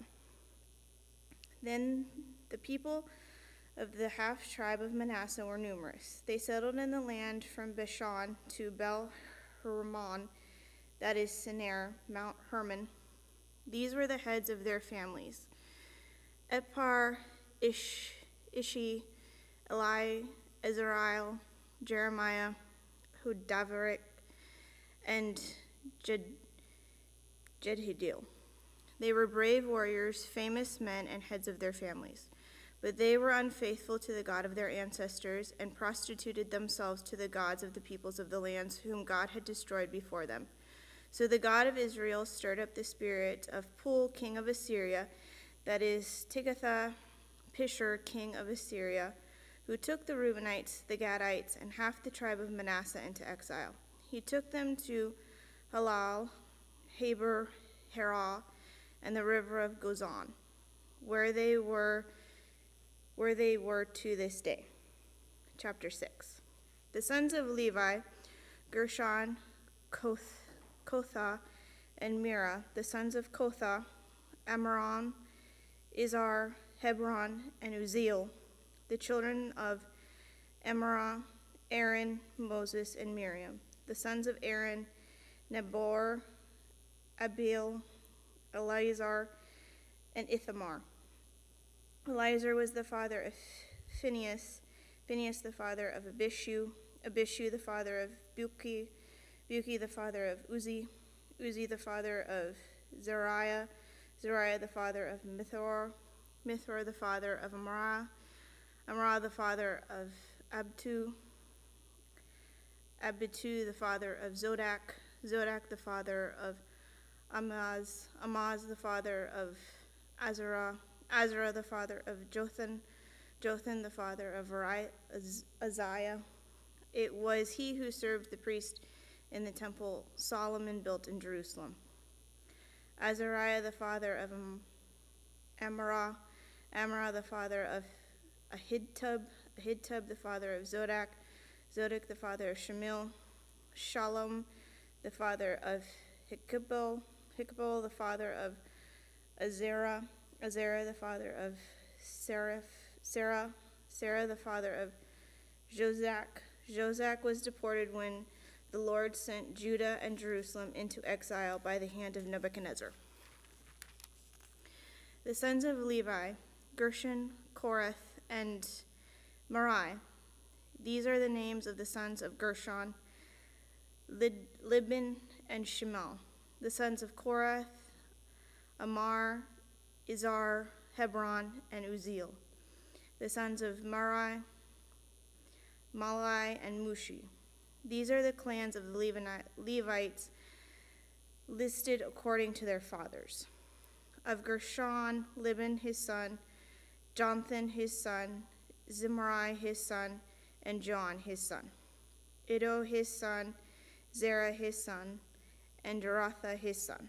Descendants of Korath, Amabid his son, Korah his son, Asir his son, Elikaz his son, Ishah his son, Asir his son, Tahath his son, Uriah his son, Uzziah his son, and Shual his son. The descendants of Elikan, Amasin, Athimah, Elikan his son, Zopath his son, Nathan his son, Elab his son, Jerome his son, Elikan his son, and Samuel his son. The sons of Samuel, Joel the firstborn, and Abijah the second son. The descendants of Merah, Libin his son, Shemal his son, Uzziah his son, Shaman his son, Haggai his son, and Asura his son. These are the men David put in charge of the music in the house of the Lord after the ark came to rest there. They ministered with music before the tabernacle, the tent of meeting, until Solomon built the temple of the Lord in Jerusalem. They performed their duties according to the regulations laid down for them. Here are the men who served together with their sons. From the Korathites, Herman the musician, the son of Joel, the son of Samuel, the son of Elikam, the son of Jotham, the son of Eli, the son of Torah, the son of Zup, the son of Elikan, the son of Matha, the son of Amasi, the son of Elikine, the son of Joel, the son of Azariah, the son of Zephaniah, the son of Taphtha, the son of Isur, the son of Ebisath, the son of Korah, the son of Isar, the son of Korath, the son of Levi, the son of Israel. And Herman's associates, Asapha, who served at his right hand, Aphasah, son of Barakan, the son of Shema, the son of Michael, the son of Bashia, the son of Makajah, the son of Ethani, the son of Zerah, the son of Abindah, the son of Ethan, the son of Zimmah, the son of Shimel, the son of Jothan, the son of Gershon, the son of Levi. And from their associates, the Maronites, at his left hand, Ethan, son of Kish, the son of Abdah, the son of Malach, the son of Hashadam, the son of Amazah, the son of Hilakah, the son of Amzi, the son of Bani, the son of Shemer, the son of Mali, the son of Mushi, the son of Merah, the son of Levi. The following Levites were assigned to all the duties of the tabernacle, the house of God, but Aaron and his descendants were the ones who presented offerings on the altar of burnt offering and on the altar of incense in connection with all that was done in the most holy place, making atonement for Israel in accordance with all that Moses, the servant of God, had commanded. These were the descendants of Aaron: Eleazar his son, Phinehas his son, Abishah his son, Buki his son, Uzi his son, Zerah his son, Mernoth his son, Amrah his son, Abitu his son, Zodak his son, and Hamizi his son. These were the locations of the settlements' allotment as their territories. They were assigned to the descendants of Aaron, who were from the Kohathite clan, because the first lot was for them. They were given Hebron in Judah and its surrounding pasture lands, but the fields and villages around the city were given to Caleb, son of Jutha. So the descendants of Aaron were given Hebron, a city of refuge, and Libnath, Jatar, Eshtemoa, Hilan, Debar, Ashon, Juttah, and Beth Shammah, together with their pasture lands. And from the tribe of Benjamin they were given Gibbon, Geba, Alamoth, and Anathoth, together with their pasture lands. The total number of towns distributed among the Korathite clans came to 13. The rest of the Korathite descendants were allotted 10 towns from the clans of half tribe of Manasseh. The descendants of Gershon, clan by clan, were allotted 13 towns from the tribes of Issachar, Asher, and Naphtali, and from the part of the tribe of Manasseh that is in Bashan.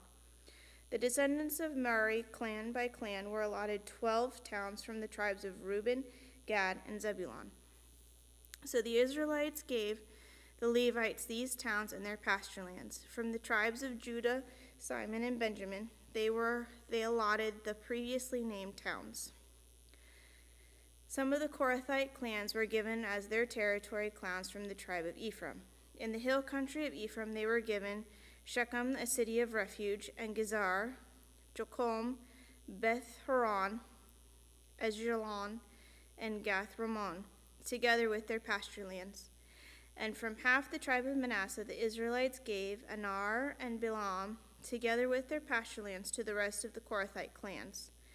Geshurites received the following: from the half tribe of Manasseh they received Golan in Bashan, and also Ashtaroth, together with their pasture lands. From the tribe of Issachar they received Kadash, Dathar, Ramoth, and Ammon, together with their pasture lands.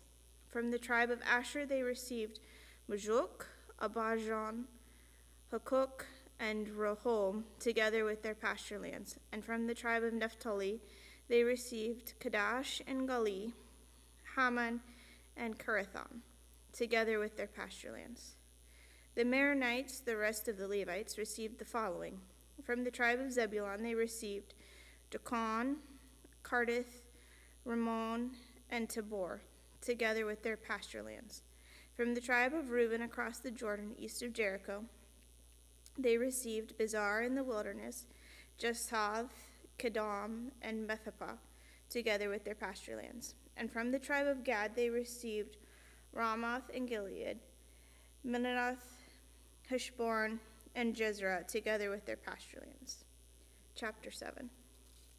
The sons of Issachar, Torlah, Puth, Jesha, and Simron, 4 in all.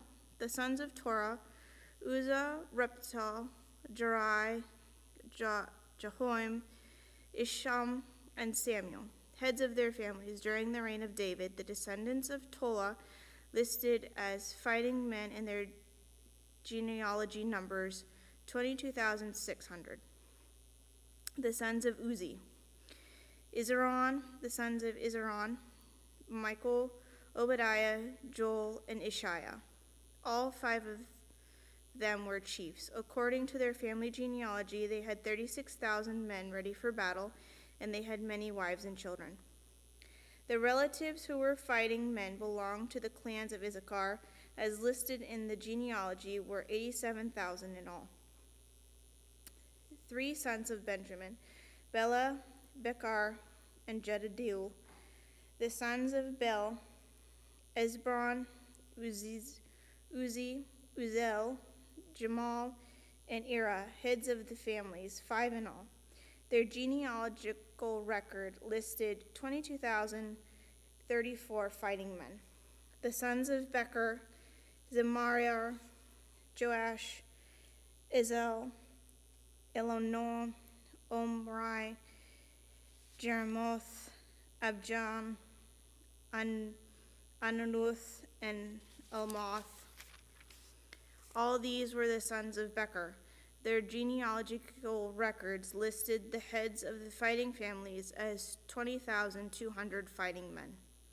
The sons of Jedidel, Bilon, the sons of Bilon, Jeshu, Benjamin, Ehud, and Con, Zethan, Tashish, and Ashkar. All these sons of Jediel were heads of families. They were 17,200 fighting men ready to go out to war. The Shephatites and the Huppatites were descendants of and the Hushtites and the descendants of Ar. The sons of Naphtali, Jahazirul, Guni, Jezru, and Shillem, the descendants of Bilhah. The descendants of Manasseh, Azarel was his descendant through his Armenian concubine. She gave birth to Mikar, the father of Gilead. Mikar took a wife from among the Huppatites and Shuptites. His sister's name was Makah. Another descendant was named Zelohod, who had only daughters. Mikar's wife, Makah, gave birth to a son and named him Perish. His brother was named Shushar, and his sons were Ulam and Rakam. The sons of Ulam, Bedan. These were the sons of Gilead, son of Mikar, the sons of Manasseh. His sister Mahakomoth gave birth to Ishdad, Abizar, and Manath. The sons of Shemad were Ahain, Shechem, Lekah, and Amni. The descendants of Ephraim, Shaluth, Bird his son, Tanath his son, Elad his son, Tanath his son, Zadad his son, and Shulith his son. Azar and Elad were killed by the native-born men of Goth. They were where they went down to seize their livestock. Their father Ephraim mourned for them many days, and his relatives came to comfort him. Then he made love to his wife again, and she became pregnant and gave birth to a son. They named him Bera, because there had been misfortune in his family. His daughter was Shera, who built Lower and Upper Beth Horon, as well as Uzan Shirah. Reptha was his son, Rishah his son, Telah his son, Tahan his son, Ladan his son, Amud his son, Elishama his son, Nun his son, and Josiah his son.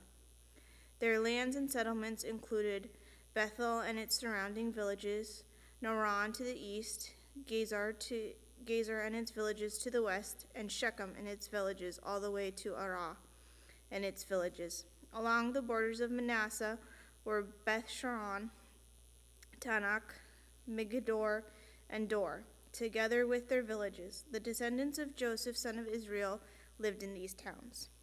The sons of Asher: Immer, Ishva, Ishvi, and Barah. Their sister was Sarah. The sons of Barah: Hebron and Milcah, who was the father of Bizrah. Hebron was the father of Jethalet, Shema, and Hotham, and his sister Sunah. The daughters of Jethalet: Pascha, Bimel, and Ashva. These were Jephthah's sons. The sons of Jermar: Ali, Raga, Hubath, and Aram. The sons of his brother Hilam: Zoapath, Iman, Shalish, and Amal. The sons of Zotha: Shua, Hapanar, Shaul, Beri, Imrah, Bezir, Hud, Shema, Shalish, Ithron, and Bara. The sons of Jether: Japhan, Philaz, and Ara. The sons of Ulah: Ara, Hanali, and Rizal. All these were the descendants of Asher, heads of families, choice, brave warriors, and outstanding leaders. The number of men ready for battle was listed in their genealogy was 26,000. Benjamin was the father of Bela, his firstborn, Ashbel the second son, Arah the third, Noath the fourth, and Rapha the fifth. The sons of Bela were Adar, Ger, Abidhud, Abishu, Naaman, Oha, Garah, Shapon, and Haram. These were the descendants of Ehud, who were the heads of families of those living in Gabah, were deported to Manasseh. Naaman, Ahaji, and Ger who deported them, and who was the father of Uzzah and Abid. Sons were born to Shamram in Moab after he had divorced his wives Husham and Bara. By his wife Husham he had Joab, Zibar, Mesha, Melcham, Jezu, Shekah, and Mer. These were his sons, heads of families, by Husham the Ephah. The sons of Ephelah: Eber, Mishum, Shemd, who built Ono and Lod with its surrounding villages, and Berar and Shem, who were the heads of families of those living in Elizur, and who drove out the inhabitants of Gath. Ano, Shaksu, Jeromoth, Zedekai, Arab, Eder, Michael, Ishpa, and Joah were sons of Bekal. Zebediah, Mishal, Hizek, Heber, Isha, Izar, and Joab were sons of Epel.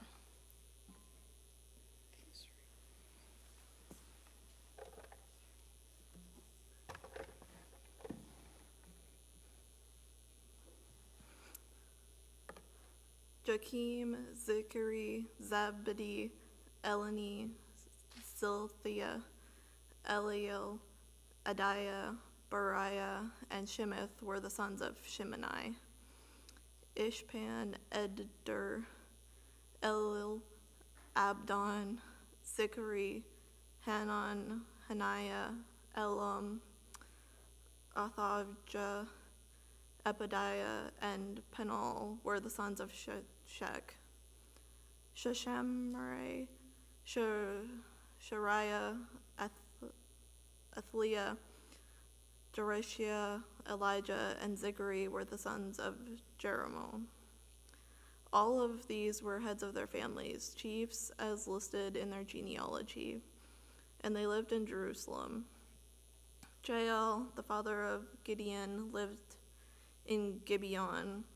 His wife's name was Manicah, and his firstborn son was Abdon, followed by Zur, Kish, Baal, Ner, Nedab, Gedor, Ahio, Zechar, and Mikloth, who was the father of Shemiah. They too lived near their relatives in Jerusalem. Ner was the father of Kish, and the father of Saul, and Saul the father of Jonathan, Malachi, Shu, Abinadab, and Eshbal. The sons of Jonathan, Meribal, who was the father of Micah, the sons of Micah, Pithion, Malek, Teriah, and Ahaz. Ahaz, who was the father of Jehoiada, was the father of Elameth. Azamarath and Zimri, and Zimri was the father of Moza. Moza was the father of Beniah, Raphath, with his son Elisa, his son, and Azel, his son. Azel had 6 sons, and these were their names: Azarika, Bokorah, Ishmael, Shariah, Obadiah, and Hanan. All these were sons of Azel. The sons of his brother Ishak: Elam was the firstborn, Jeshuv the second son, and Eliphet the third. The sons of Ulam were brave warriors who could handle the bow. They had many sons and grandsons, 150 in all. These were the descendants of Benjamin. All Israel was listed in the genealogies, recorded in the book of the kings of Israel and Judah. They were taken captive to Babylon because of their unfaithfulness. Now the people in Jerusalem, now the first to resettle on their own property in their own towns were the Israelites, priests, Levites, and temple servants. Those from Judah and Benjamin and from Ephraim and Manasseh who lived in Jerusalem were Utai, the son of Ammihud, the son of Omari, the son of Imari, and son of Bani, a descendant of Perez, son of Judah. One of the Shelonites, Asaiah, the firstborn, and his sons, of the Zephirites, Jewel. The people of Judah numbered 690.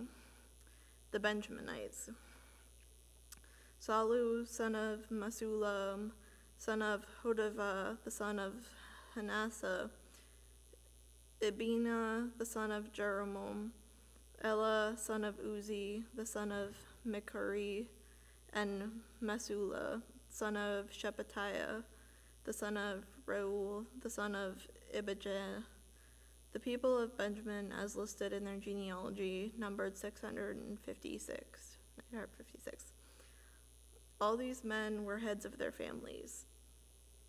Of the priests, Jedediah, Jeroboam, Jachin, Azariah, son of Hekiah, the son of Mesula, the son of Zadok, the son of Methariah, the son of Atib. The officials in charge of the house of God: Adiah, son of Jeromoam, the son of Pasor, the son of Machjeg, and Masai, son of Adiel. The son of Jezrah, the sons of Mesulam, the sons of Meshileth-Smith, the sons of Immer.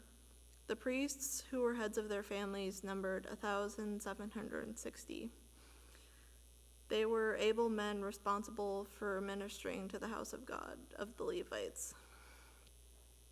Shemaiah, son of Hasub, the sons of Azrikam, the son of Hasabiah, Amariite.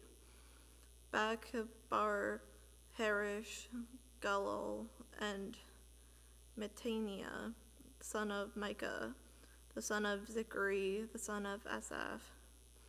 Obadiah, son of Shemaiah, the son of Galal, the son of Jeduthun, and Berechiah, son of Asa, the son of Ekelah, who lived in the villages near Tophathite.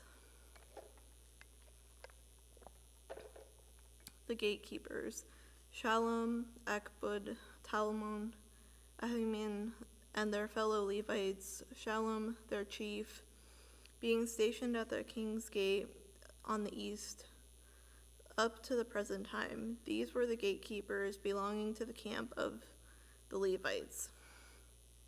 Shallum, son of Kor, the son of Ebiseth, the son of Korah, and his fellow gatekeepers. From his family, the Korites were responsible for guarding the thresholds of the tent, just as their ancestors had been responsible for guarding the entrance to the dwelling of the Lord. The earlier times, Phinehas, son of Eleazar, was the official in charge of gatekeepers. The Lord was with him. Zechariah, son of Meselemiah, was the gatekeeper at the entrance of the tent of meeting. Altogether, those chosen to be gatekeepers at the thresholds numbered 212. They were registered by genealogy in their villages. The gatekeepers had been assigned to their positions of trust by David and Samuel, the seer. They and their descendants were in charge of guarding the gates of the house of the Lord. The house called the tent of meeting, and the gatekeepers were on the sides east, west, north, and south. Their fellow Levites in the villages had come from the time to time to share their duties for 7-day periods. But the 4 principal gatekeepers, who were the Levites, were entrusted with the responsibility for the rooms and treasuries in the house of God. They would spend the night stationed around the house of God because they had to guard it, and they had charge of the key for opening it each morning. Some of them who were in charge of the articles were used in temple service. They counted them when they were brought in and when they were taken out. Others were assigned to take care of the furnishings and all of the other articles of the sanctuary as well as the special flour and wine and the olive oil, incense and spices. But some of the priests took care of mixing the spices. A Levite named Mattiah was the firstborn son of Shallum the Korite, was entrusted to the responsibility for baking and offering bread.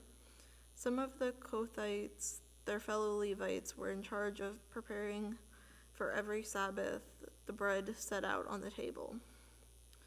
Those who were musicians, head of the Levite families, stayed in the rooms of the temple, and they were exempt from the other duties because they were responsible for the work day and night. All of these were heads of Levite families, chiefs as listed in their genealogy, and they lived in Jerusalem, the genealogy of Saul. Jael, the father of Gibeon, lived in Gibeon. His wife's name was Maacah, and his firstborn son was Abdon, followed by Zur, Kish, Baal, Ner, Nadab, Gedor, and Ahio, Zechariah, and Mikloth. Mikloth was the father of Shimeah. They lived near their relatives in Jerusalem. Ner was the father of Kish. Kish was the father of Saul, and Saul the father of Jonathan. Malachi, Abdinab, and Eshbal, the sons of Jonathan. Meribel, who was the father of Micah, the sons of Micah, Pithion, Malach, Tariah, and Ahaz. Ahaz, the father of Jadub. Jada was the father of Elmeth, Azimrith, and Zimri. And Zimri was the father of Mosa. Mosa was the father of Benia. Rephaiah was his son. Elisaph and his son, and Axel his son. Azel had 6 sons, and these were their names: Azrikah, Bochara, Ishmael, Sariah, Obadiah, and Hanan.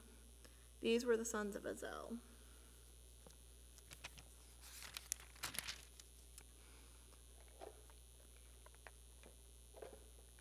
Now the Philistines fought against Israel. The Israelites fled before them, and many fell dead on Mount Gilboa. The Philistines were in hot pursuit of Saul and his sons. They killed his sons Jonathan, Abinadab, and Malchishua. The fighting grew fierce around Saul, and when the archers overtook him, they wounded him. Saul said to his armor bearer, "Draw your sword and run me through, or these uncircumcised fellows will come and abuse me." But his armor bearer was terrified and would not do it. So Saul took his own sword and fell on it.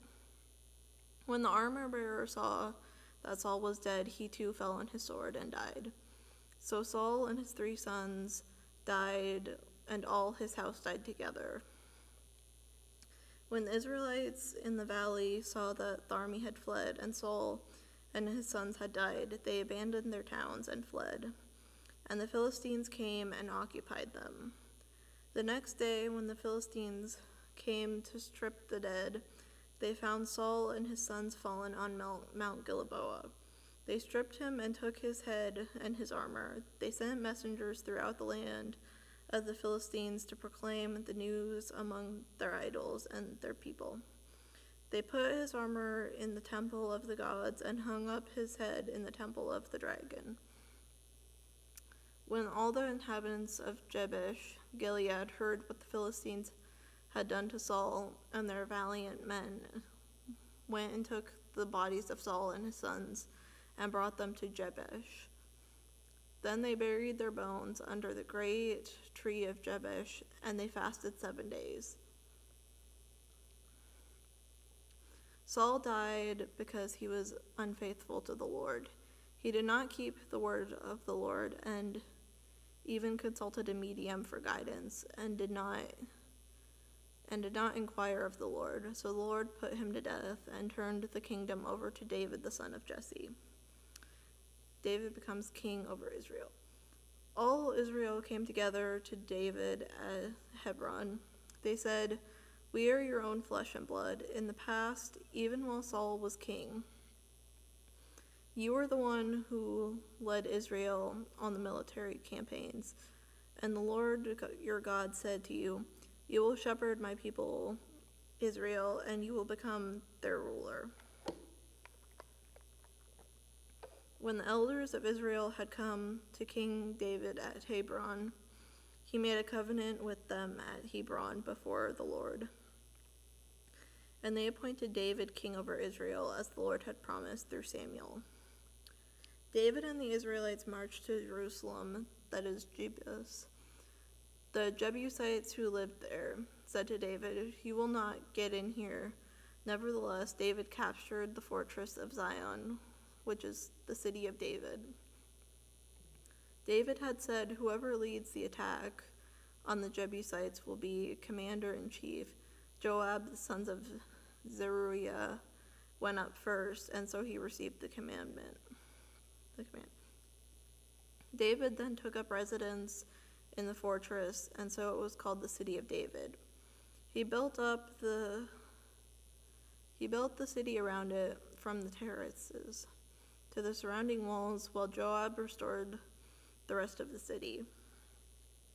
And David became more and more powerful because the Lord Almighty was with him. David's mighty warriors.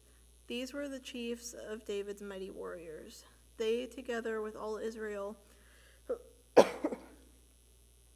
gave his kingship strong support to extend it over the whole land, as the Lord had promised. These were the list of David's mighty warriors. Jeshabim, a Hakonite, was chief of the officers. He raised his spears against 300 men, who he killed in one encounter. Next to him was Elzar, son of Dodai, the Aphrodite, one of the three mighty warriors. He was with David at Pashdamim when the Philistines gathered there for battle. At a place where there was a field full of barley, the troops fled from the Philistines, but they took their stand in the middle of the field.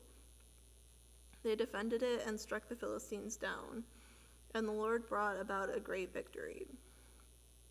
3 of the 30 chiefs came down to David to the rock at the cave of Adullam, while the band of Philistines was encamped in the valley of Rephaim. And at the time David was in the stronghold, and the Philistine garrison was at Bethlehem. David longed for water and said, "Oh, that someone would get me a drink of water from the well near the gate of Bethlehem." So the 3 broke through the Philistine lines, drew water from the well near the gate of Bethlehem, and carried it back to David. But he refused to drink it. Instead, he poured it out to the Lord. "God forbid that I should do this," he said. "Should I drink the blood of these men who went at the risk of their lives? Because they risked their lives to bring it back, David would not drink."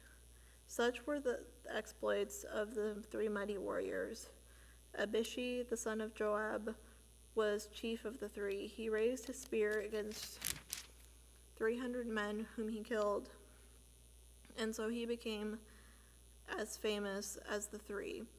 He was doubly honored above the 3 and became their commander, even though he was not included among them. Benaiah, son of Jehoiada, a valiant fighter from Kabizeel, performed great exploits. He struck down Moab's 2 mightiest warriors. He also went down into the pit on a snowy day and killed a lion. And he struck down an Egyptian who was 5 cubits tall. Although the Egyptian had a spear like a weaver's rod in his hand, Benaiah went against him with the club. He snatched the spear from the Egyptian's hands and killed him with his own spear. Such were the exploits of Benaiah, son of Jehoiada. He too was as famous as the 3 mighty warriors. He was held in great honor that any of the 30, but he was not included among the 3, and David put him in charge of his bodyguard.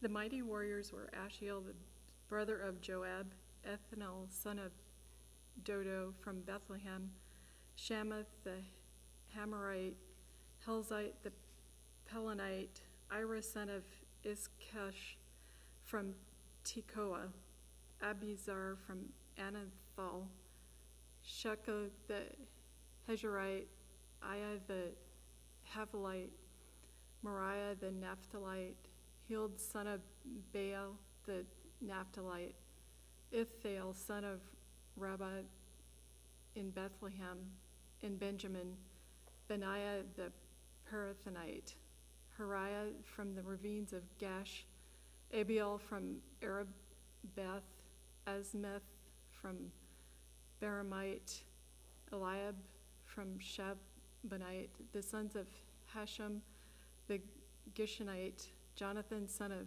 Shagi the Harazite, Ariam son of Shakar the Harazite, Eliphal the son of Hefer the son of Mekathai, Ahijah the Pelonite, Hezro the Caramelite, Nera son of Ezbai, Joel the brother of Nathan, Mibar son of Hagri, Zelek the Ammonite, Nea the Betherite, the armor-bearer of Joab's son of Zeriah, Ira the Ithonite, Gero the Itharite, Uriah the Hittite, Zabab son of Ahel, Adiah son of Shiziah the Reubenite, who was chief of the Reubenites, and the 30 with him, Hanai son of Makkah, Josaphat the Hithite, Uzziah the Asherite, Shema and Jel the sons of Hothan and Ariath, Jabal son of Shimmerah, his sons Johad the Tizerite, Eliah the Mehavite, Jeriba and Josepha, the sons of Ethanol, Ithma the Moabite, Ethel, Jodab, and Jesel the Mezrite. The men who were with came to David at Ziklag when he was banished from the presence of Saul, son of Kish. They were among the warriors who helped him in battle. They were armed with bows and were able to shoot arrows or sling stones, right-handed or left-handed. They were relatives of Saul from the tribe of Benjamin. Ashir, their chief, and Joash, the sons of Shema, the Gibeonite, Jerizite, and Pelet, the sons of Ashmath, Barak, Jehu, the Ananite, and Ishmaelite, the Gibeonite, a mighty warrior among the 30, who was the leader of the 30, Jeremiah, Jehaziel, Johan, Jozabad, and Jeremite, Elirais, Jeremoth, Bethuel, Shamra, Shamtili, Haraphite, Elkanah, Ishiel, Azrael, Joezer, Joabim, the Kirdash, the Joel, and Zeradish, the sons of Joham and Gedor. The Gadites deflected to David at his stronghold in the wilderness. They were brave warriors ready for battle and able to handle the shield and spear. Their faces were the faces of lions, and they were as swift as gazelles in the mountain. Ezer was the chief, Obadiah the second in command, Eliab the third, Mishmana the fourth, Jeremiah the fifth, Etiah the sixth, Eliel the seventh, Jehonan the eighth, Elbab the ninth, Jeremiah the 10th, and Mechannah the 11th. These Gadites were army commanders. The least was a match for 100 and the greatest for 1,000. It was they who crossed the Jordan in the first month when it was overflowing all its banks. They put to flight anyone living in the valleys to the east and to the west. Other Benjamites and some men from Judah also came to David in his stronghold. David went out to meet them and said to them, "If you have come to me in peace to help me, I am ready for you to join me. But if you have come to betray me to my enemies when my hands are free from violence, may the God of our ancestors see it and judge you." Then the Spirit came to Amaziah, the chief of 30, and he said, "We are yours, David. We are with you, son of Jesse. Success, success to you, and success to those who help you, for your God will help you." So David received them and made them leaders of his raiding bands. Some of the tribe of Manasseh deflected to David when he went to the Philistines to fight against Saul. He and his men did not help the Philistines because after consultation their rulers sent them away. They said, "It will cost us our heads if he deserts to his master Saul." When David went to Ziklag, these were the men of Manasseh who deflected to him: Adoniah, Zoabad, Jebiel, Michael, Zolabad, Eliahud, Eliathan, leaders of the units of thousands in Manasseh. They helped David against raiding bands, for all of them were brave warriors, and they were commanders in his army. Day after day men came to help David until he had a great army, like the army of God. These were the numbers of the men armed for battle who came to David at Hebron: to turn Saul's kingdom over to him, as the Lord had said. From Judah, carrying the spear and the sword, 6,800 armed for battle. From Simeon, warriors ready for battle, 7,100. From Levi, 4,600, including Jehoiada, the leader of the family of Aaron, with 3,700 men, and Zodak, a brave young warrior, and 22 officers from his family. From Benjamin, Saul's tribe, 3,000, most of whom had remained loyal to Saul's house until then. From Ephraim, brave warriors famous in their own clans, 20,800. From half the tribe of Manasseh, designated by name to come and make David king, 18,000. From Issachar, men who understood the times and knew what Israel should do, 200 chiefs, and with all the relatives under their command. From Zebulun, experienced soldiers prepared for battle with every type of weapon to help David with undivided loyalty, 50,000. From Naphtali, 1,000 officers carrying 37,000 men carrying shields and spears. From Dan, ready for battle, 28,600. From Asher, experienced soldiers prepared for battle, 40,000. And from the east of Jordan, from Reuben, Gad, and the half-tribe of Manasseh, armed with every type of weapon, 120,000. All these were fighting men who volunteered to serve in the ranks. They came to Hebron fully determined to make David king over Israel. All the rest of the Israelites were also of a mind to make David king. The men spent 3 days there with David, eating and drinking, for their families had supplied provisions for them. Also their neighbors from far away as Issachar, Zebulun, and Naphtali came bringing food on donkeys, camels, mules, and oxen. There were plentiful supplies of flour, figs, cakes, raisin cakes, wine, olive oil, cattle, and sheep, for there was joy in Israel. Chapter 13. David conferred with each of his officers, the commanders of thousands and commander of hundreds. Then he said to the whole assembly of Israel, "If it seems good to you, and if it is the will of the Lord our God, let us send far and wide to the rest of our people throughout the territories of Israel, and also to the priests and Levites who are with them in the towns and pasture lands, to come and join us. Let us bring the ark of God back to us, for we did not inquire of it during the reign of Saul." The whole assembly agreed to do this because it seemed right to all the people. So David assembled all of Israel from the Shehar River to Egypt to Loba Hometh to bring the ark of God to Kiriath Jearim. David and all of Israel went to Baalah of Judah, Kiriath Jearim, to bring up from there the ark of God, the Lord, who is enthroned between the cherubim, the ark that is called by the name. They moved the ark of God from Abinadab's house on a new cart. When Uzziah and Ahoah guiding it, David and all the Israelites were celebrating with all their might before God with songs, with harps, lyres, timbrels, cymbals, and trumpets.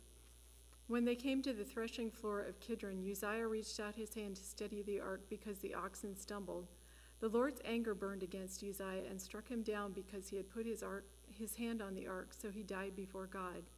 Then David was angry because the Lord's wrath had broken out against Uzziah, and to this day that place is called Perez Uzziah. David was afraid of God that day and asked, "How can I ever bring the ark of God to me?" He did not take the ark to be with him in the city of David. Instead, he took it to the house of Obed-Edom the Gittite. The ark of God remained with the family of Obed-Edom in his house for 3 months, and the Lord blessed his household and everything he did. Chapter 14. Now Hiram, king of Tyre, sent messengers to David along with cedar logs, stonemasons, and carpenters to build a palace for him. David knew that the Lord had established him as king over Israel, and that his kingdom had been highly exalted for the sake of his people Israel. In Jerusalem, David took more wives and became the father of more sons and daughters. These are the names of the children born to him there: Shamashu, Shabad, Nathan, Solomon, Ibar, Elisha, Elphet, Noged, Nopheg, Jephthah, Eliash, Beled, and Elphidet. When the Philistines heard that David had been anointed king over all of Israel, they went up in full force to search him out. But David heard about it and went out to meet them. Now the Philistines had come and raided the valley of Rephaim. So David inquired of God, "Shall I go and attack the Philistines? Who will deliver them into my hands?" The Lord answered him, "Go, I will deliver them into your hands." So David and his men went up to Perez, and he defeated them. He said, "As the waters broke out, God has broken out against my enemies by my hand." So the place was called Baal Perazim. The Philistines had abandoned their gods there, and David gave orders to burn them in the fire. Once more the Philistines raided the valley. So David inquired of God again, and God answered him, "Do not go directly after them, but circle around them and attack them in front of the poplar trees. As soon as you hear the sound of marching in the tops of the poplar trees, move out to battle, because this will mean God has gone out in front of you to strike the Philistine army." So David did as God commanded him, and they struck down the Philistine army all the way from Gibeon to Gezer. So David's fame spread throughout every land, and the Lord made all the nations fear him. Chapter 15. After David had constructed buildings for himself in the city of David, he prepared a place for the ark of God and pitched a tent for it. Then David said, "No one but the Levites may carry the ark of God, because the Lord chose them to carry the ark of the Lord and to minister before him forever." David assembled all of Israel in Jerusalem to bring up the ark of the Lord to the place he had prepared for it. He called together the descendants of Aaron and the Levites. From the descendants of Kohath, Uriah the leader and 120 relatives. From the descendants of Merari, Asherah and the leader and 220 relatives. From the descendants of Gershon, Joel the leader and 130 relatives. From the descendants of Eliphalet, Shelma the leader and 200 relatives. From the descendants of Hebron, Eliel the leader and 800 relatives. From the descendants of Uziel, Amminadab and the leader and 112 relatives. Then David summoned Zodok and Abiathar the priest, and Uriel, Asherah, Joel, Shemiel, Eliel, and Amminadab, the Levites. He said to them, "You are the heads of the Levitical family. You and your fellow Levites are to concentrate yourselves and bring the ark of the Lord, the God of Israel, to the place I have prepared for it. It was because of you, the Levites, did not bring it up the first time that the Lord our God broke out in anger against us. We did not inquire of him about how to do it the prescribed way. So the priests and Levites consecrated themselves in order to bring the ark of the Lord, the God of Israel. And the Levites carried the ark of God on poles on their shoulders, as Moses had commanded in accordance with the word of the Lord." David told the leaders of the Levites to appoint the fellow Levites as musicians to make a joyful sound with musical instruments, lyres, harps, and cymbals.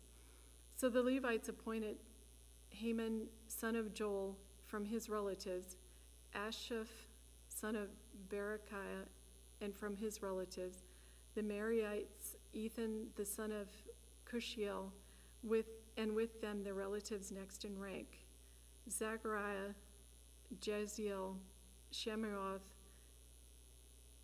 Jehiel, Una, Eliab, Benamit, Manasseh, Mathiah, Eliphathu, Micah, Obed-Edom, and Jael, the gatekeepers. The musicians Herman, Asaphat, and Ethan were to sound the bronze cymbals. Zechariah, Jael, Shemioth, Jehu, Uni, Eliab, Maaseiah, Benaiah were to play the lyres according to the Alamoth, and Mathiah, Eliphathu, Mikneb, Obed-Edom, Jael, and Azariah were to play the harps, directing according to Shemioth. Kenniel, the head of Levi, was in charge of the singing. That was his responsibility because he was skillful at it. Berechiah, Elkan were to be the doorkeepers for the ark. Shebiah, Jehoshaphat, Nethiel, Amasiah, Zechariah, Beniel, Eleazar, the priests were to blow trumpets before the ark of God. Obed-Edom and Jehoiada were to open the were also to be doorkeepers for the ark. So David and the elders of Israel and the commanders of the units of thousands were to bring up the ark of the covenant of the Lord from the house of Obed-Edom with rejoicing, because God had helped the Levites who were carrying the ark of the covenant of the Lord. 7 bulls and 7 rams were sacrificed.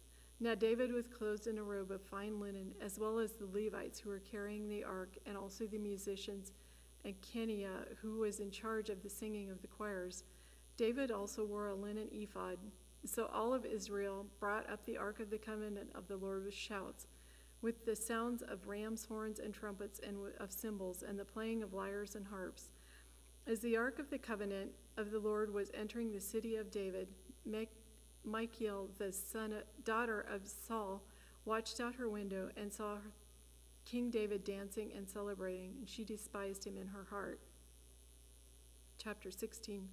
They brought the ark of God and set it inside the tent that David had pitched for it, and they presented burnt offerings and fellowship offerings before God. After David had finished sacrificing the burnt offerings and fellowship offerings, he blessed the people in the name of the Lord. Then he gave a loaf of bread, a cake of dates, and a cake of raisins to each Israelite man and woman. He appointed some of the Levites to minister before the ark of the Lord, to extol, thank, and praise the Lord, the God of Israel. Asaph was chief, and next to him in rank was Zechariah, then Jaziel, Shemioth, Jael, Mathiah, Eliab, Benadib, Obed-Edom, and Jeriel. They were to play the lyres and harps. Asaph was to sound the cymbals, and Benaz and Jared, the priests, were to blow the trumpets regularly before the ark of the covenant of God. The day David first appointed Asaph and his associates to give praise to the Lord in this manner. Give praise to the Lord, proclaim his name, make known among the nations what he has done. Sing to him, sing praise to him. Tell of all his wonderful acts. Glory in his holy name. Let the hearts of those who seek the Lord rejoice. Look to the Lord in his face, seek his face always. Remember the wonders he has done, his miracles and the judgments he pronounced. You, his servants, the descendants of Israel, his chosen ones, the children of Jacob. He is the Lord our God. His judgments are in the earth. He remembers his covenant forever. His promise he made for 1,000 generations. The covenant he made to Abraham. The oath he swore to Isaac. He confirmed it to Jacob as a decree, to Israel as an everlasting covenant. To you I will give the land of Canaan as the portion you will inherit. When they were but few in number, few indeed, and strangers in it, they wandered from nation to nation, from one kingdom to another. He allowed no one to oppress them. For their sakes he rebuked kings. Do not touch my anointed ones. Do not do my prophets no harm.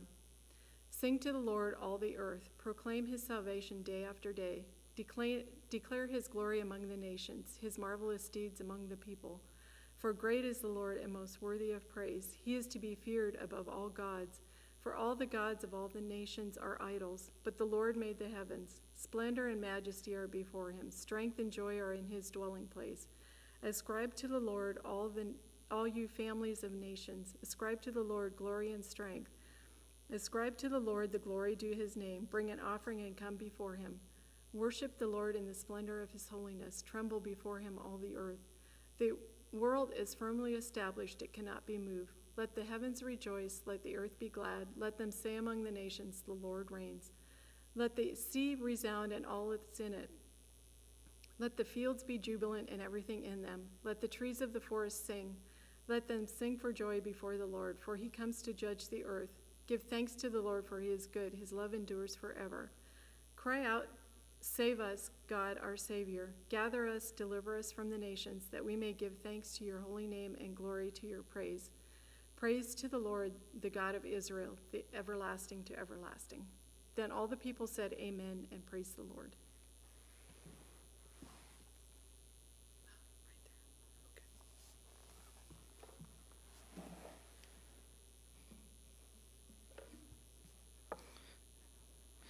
David left Asaph and his associates before the ark of the covenant of the Lord to minister there regularly according to each day's requirements. He also left Obed-Edom and his 68 associates to minister with them. Obed-Edom, son of Juduzim, and also Hosah were gatekeepers. David left Zadok the priest and his fellow priests before the tabernacle of the Lord at the high place in Gibeon to present burnt offerings to the Lord on the altar of burnt offerings regularly, morning and evening, in accordance with everything written in the law of the Lord, which he had given Israel.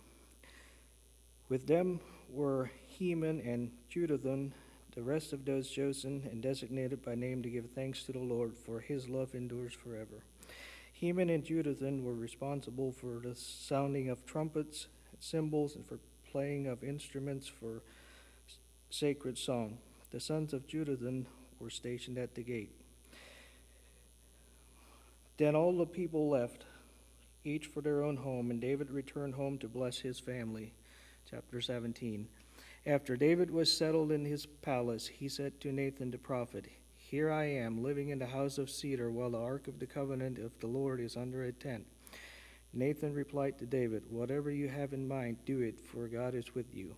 But that night the word of the Lord came to Nathan, saying, "Go and tell my servant David, this is what the Lord says. You are not the one to build me a house to dwell in. I have not dwelled in a house from the day I brought Israel out of Egypt to this day.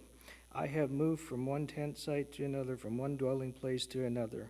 Wherever I have moved with all the Israelites, did I ever say to any of their leaders, whom I commanded to shepherd my people, why have you not built me a house of cedar? Now then, tell my servant David, this is what the Lord Almighty says. I took you from the pasture, from the tending of the flock, and appointed you ruler over my people Israel. I have been with you wherever you have gone, and I have cut off all your enemies before you. Now I will make your name like the names of the greatest men on earth. I will provide a place for my people Israel, and I will plant them so that they can have a home of their own and no longer be disturbed. Wicked people will not oppress them anymore, as they did at the beginning, and have done ever since the time I appointed leaders over my people Israel.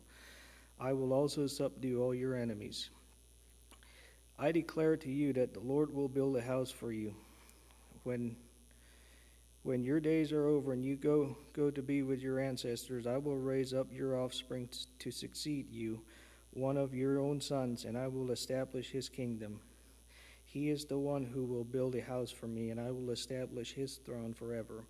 I will be his father, and he will be my son. I will never take my love away from him, as I took it away from your predecessor. I will set him over my house and my kingdom forever. His throne will be established forever." Nathan reported to David all the words of this entire revelation. When King David went in and sat before the Lord, and he said, "Who am I, O Lord, that you have brought and what is my family that you have brought me this far? As if this were not enough in your sight, my God, you have spoken about the future of the house of your servant. You, Lord God, have looked on me as though I were the most exalted of men. What more can David say to you for honoring your servant? For you know your servant, Lord. For the sake of your servant and according to your will, you have done this great thing and made known all these great promises. There is no one like you, Lord. There is no God but you, and as we have heard with our own ears. And who is like your people Israel, the one nation on earth whose God went out to redeem a people for himself, and to make a name for yourself, and to perform great and awesome wonders by driving out nations for your people, whom you redeemed from Egypt. You made your people Israel your very own forever, and you, Lord, have become their God. Now, Lord, let the promise you have made concerning your servant and his house be established forever. Do as you promised, so that you will be established and that your name will be great forever. Then people will say, the Lord Almighty, the God over Israel, is Israel's God, and the house of your servant David will be established before you. You, my God, have revealed to your servant that you will build a house for him. So your servant has found courage to pray to you. You, Lord, our God, you have promised these good things to your servant. Now you have been pleased to bless the house of your servant, that it may continue forever in your sight. For you, Lord, have blessed it, and will be blessed and it will be blessed forever. Chapter 18. In the course of time, David defeated the Philistines and subdued them, and took Gath and its surrounding villages from the control of the Philistines.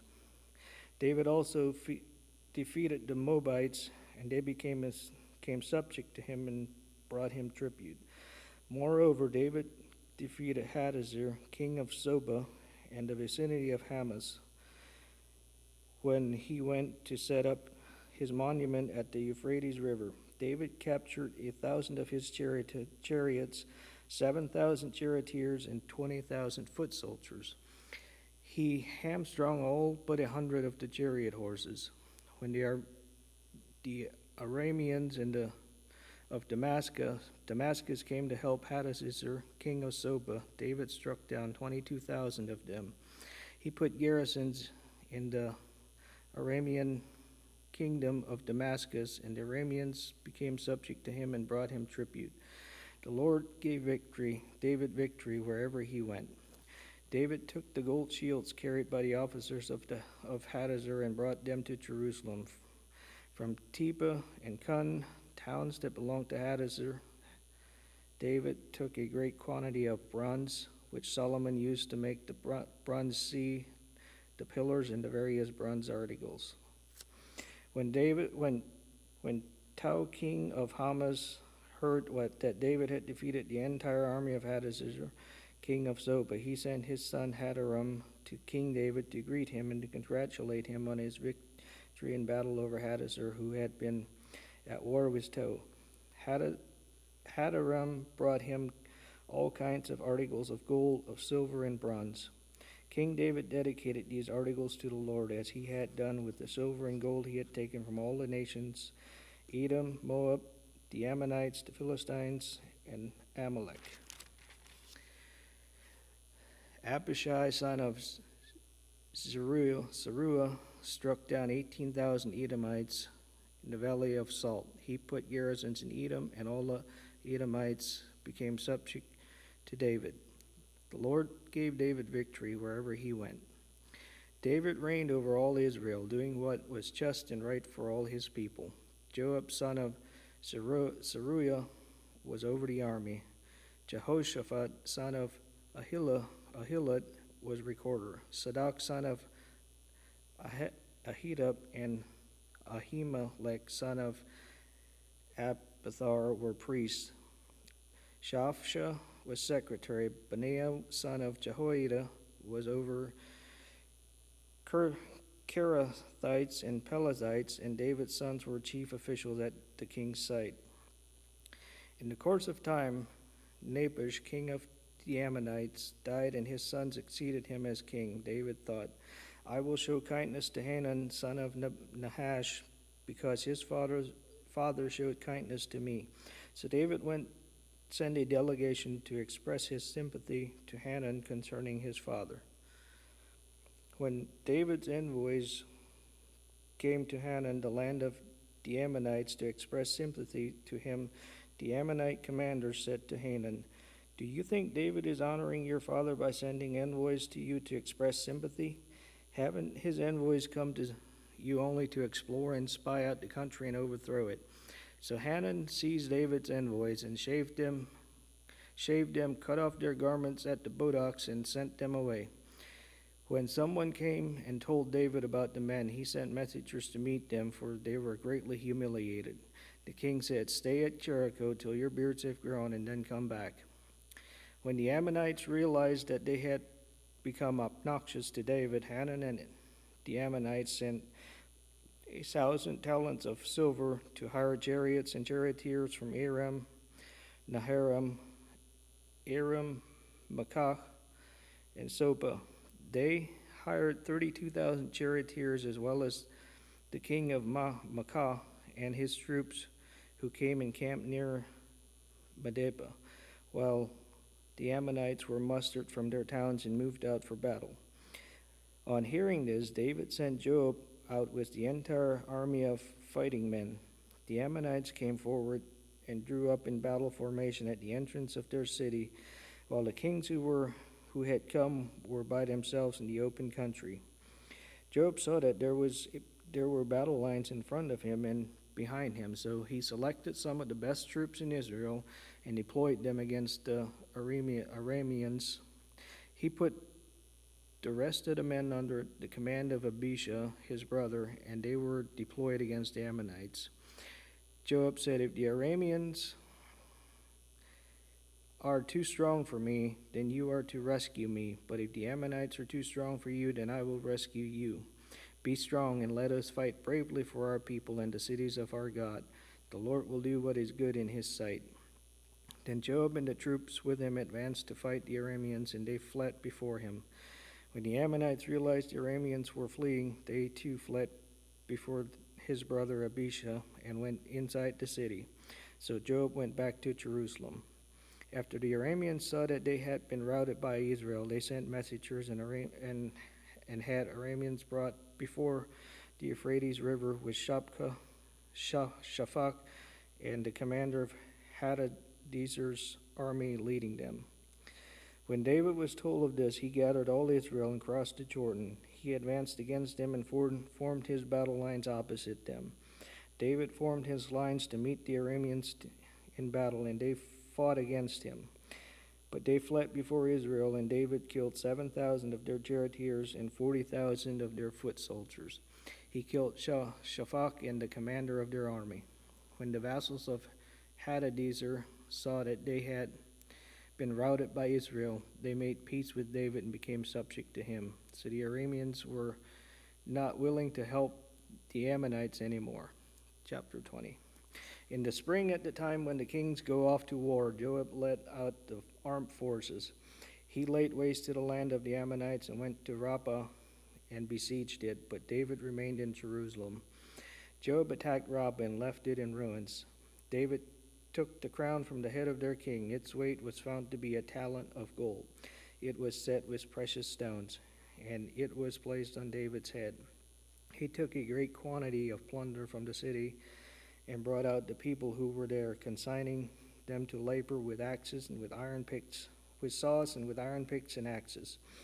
David did this with all the Ammonite towns. Then David and his entire army returned to Jerusalem. In the course of time, war broke out with the Philistines at the Gezer. At that time, Sibbecai and Hushathite killed Sippa, one of the descendants of the Rephaites, and the Philistines were subjugated. In another battle with the Philistines, Elhanan, son of Jair, killed Lami, the brother of Goliath, the Gittite, who had a sword and a shaft like a weaver's rod. In another battle which took place at Gath, there was a huge man with 6 fingers on each hand and 6 toes on each foot, 24 in all. He also was a descendant of Rapha. When he taunted Israel, Jonathan, son of Shimeah, David's brother, killed him. These were descendants of Rapha in Gath, and they fell at the hands of David and his men. Chapter 21. Satan rose up against Israel and incited David to take a census of Israel. So David said to Joab and the commanders of the troops, "Go and count the Israelites from Beersheba to Dan. Then report back to me so that I may know how many there are." But Joab replied, "May the Lord multiply his troops 100 times over. My lord the king, are they not all my lord's subjects? Why does my lord want to do this? Why would he bring guilt on Israel?" The king's word, however, overruled Joab. So Joab left and went throughout Israel and then came back to Jerusalem. Joab reported the number of the fighting men to David. In all of Israel, there were 1,100,000 men who could handle a sword, including 470,000 in Judah. But Joab did not include Levi and Benjamin in the numbering because the king's command was repulsive to him. This command was also evil in the sight of God, so he punished Israel. Then David said to God, "I have sinned greatly by doing this. Now I beg you, take away the guilt of your servant. I have done a very foolish thing." The Lord said to Gad, David's seer, "Go and tell David, this is what the Lord says. I am giving you 3 options. Choose one of them for me to carry out against you. So Gad went to David and said to him, This is what the Lord says. Take your choice, 3 years of famine, 3 months of being swept away before your enemies with their swords overtaking you, or 3 years of the sword of the Lord, days of plague in the land, with the evil of the Lord ravaging every part of Israel. Now then, decide how I should answer the one who sent me. David said to Gad, I am in deep distress. Let me fall into the hands of the Lord, for his mercy is very great. And do not let me fall into human hands. So the Lord sent a plague on Israel, and 70,000 men of Israel fell dead. God sent an angel to destroy Jerusalem, but as the Lord was doing so, the Lord saw it and relented concerning the disaster. He said to the angel who was destroying the people, Enough, withdraw your hand. The angel of the Lord was then standing at the threshing floor of Araunah the Jebusite. David looked up and saw the angel of the Lord standing between heaven and earth with a drawn sword in his hand extending over Jerusalem. Then David and the elders, clothed in sackcloth, fell face down. David said to God, Was it not I who ordered the fighting men to be counted? I, the shepherd, have sinned and done wrong. These are but sheep. What have they done? Lord my God, let your hand fall on me and my family, but do not let this plague remain on your people. Then the angel of the Lord ordered Gad to tell David to go up and build an altar to the Lord on the threshing floor of Araunah the Jebusite.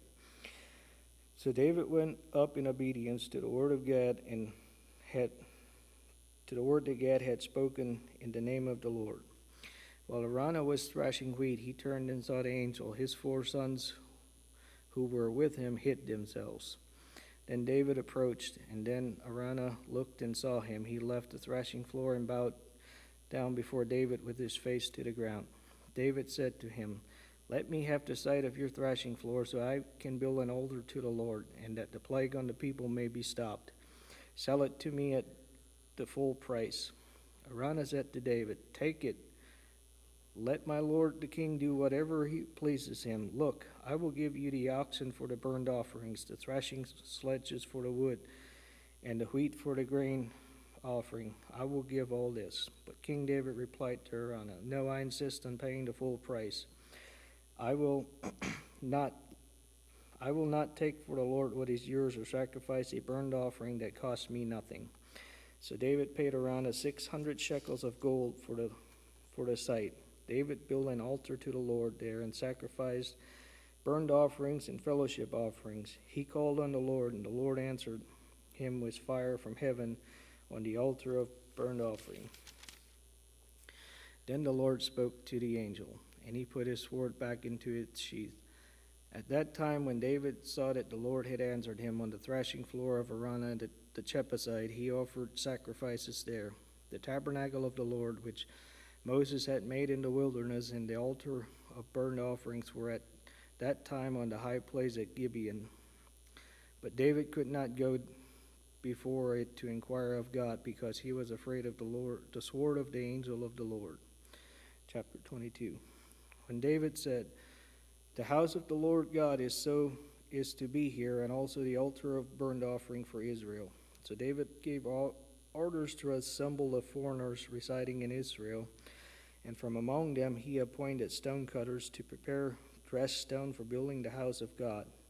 He provided a large amount of iron to make nails for the doors and of the gateways and for the fittings, and more bronze than could be weighed. He also provided more cedar logs than could be counted. For the Sidonians and the Tyrians had brought large numbers of them to David. David said, My son Solomon is young and inexperienced, and the house to be built for the Lord should be of great magnificence and fame and splendor in the sight of all the nations. Therefore I will make preparations for it. So David made extensive preparations before his death. Then he called for his son Solomon and charged him to build a house for the Lord, and the God of Israel. David said to Solomon, My son, I had it in my heart to build a house for the name of the Lord my God. But his But this word of the Lord came to me. You have shed much blood and have fought many wars. You are not to build a house for my name, because you have shed much blood on the earth and in my sight. You will have a son who will be a man of peace and rest, and I will give him rest from all his enemies on every side. His name will be Solomon, and I will grant Israel peace and quiet during his reign. He is the one who will build the house for my name. He will be my son, and I will be his father, and I will establish the throne of his kingdom over Israel forever. Now, my son, the Lord be with you, and may you have success and build the house of the Lord your God, as he said you would. May the Lord give you discretion and understanding when he puts you in command over Israel, so that you may keep the law of the Lord your God. Then you will have success if you are careful to observe the decrees and laws that the Lord gave Moses for Israel. Be strong and courageous. Do not be afraid or discouraged. I have taken great pains to provide for the temple of the Lord 100,000 talents of gold, 1,000,000 talents of silver, quantities of bronze and iron too great to be weighed, and wood and stone. You may add to them. You have many workers, stone cutters, masons, carpenters, as well as those skilled in every kind of work in iron, in gold, silver, and bronze and iron, craftsmen beyond number. Now begin to work, and the Lord will be with you.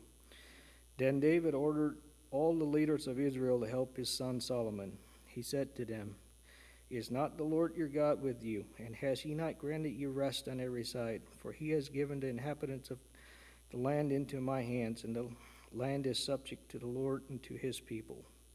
Now devote your heart and soul to seeking the Lord your God. Begin to build the sanctuary of the Lord God, so that you may bring the ark of the covenant of the Lord and the sacred articles belonging to God into the temple that will be built for the name of the Lord.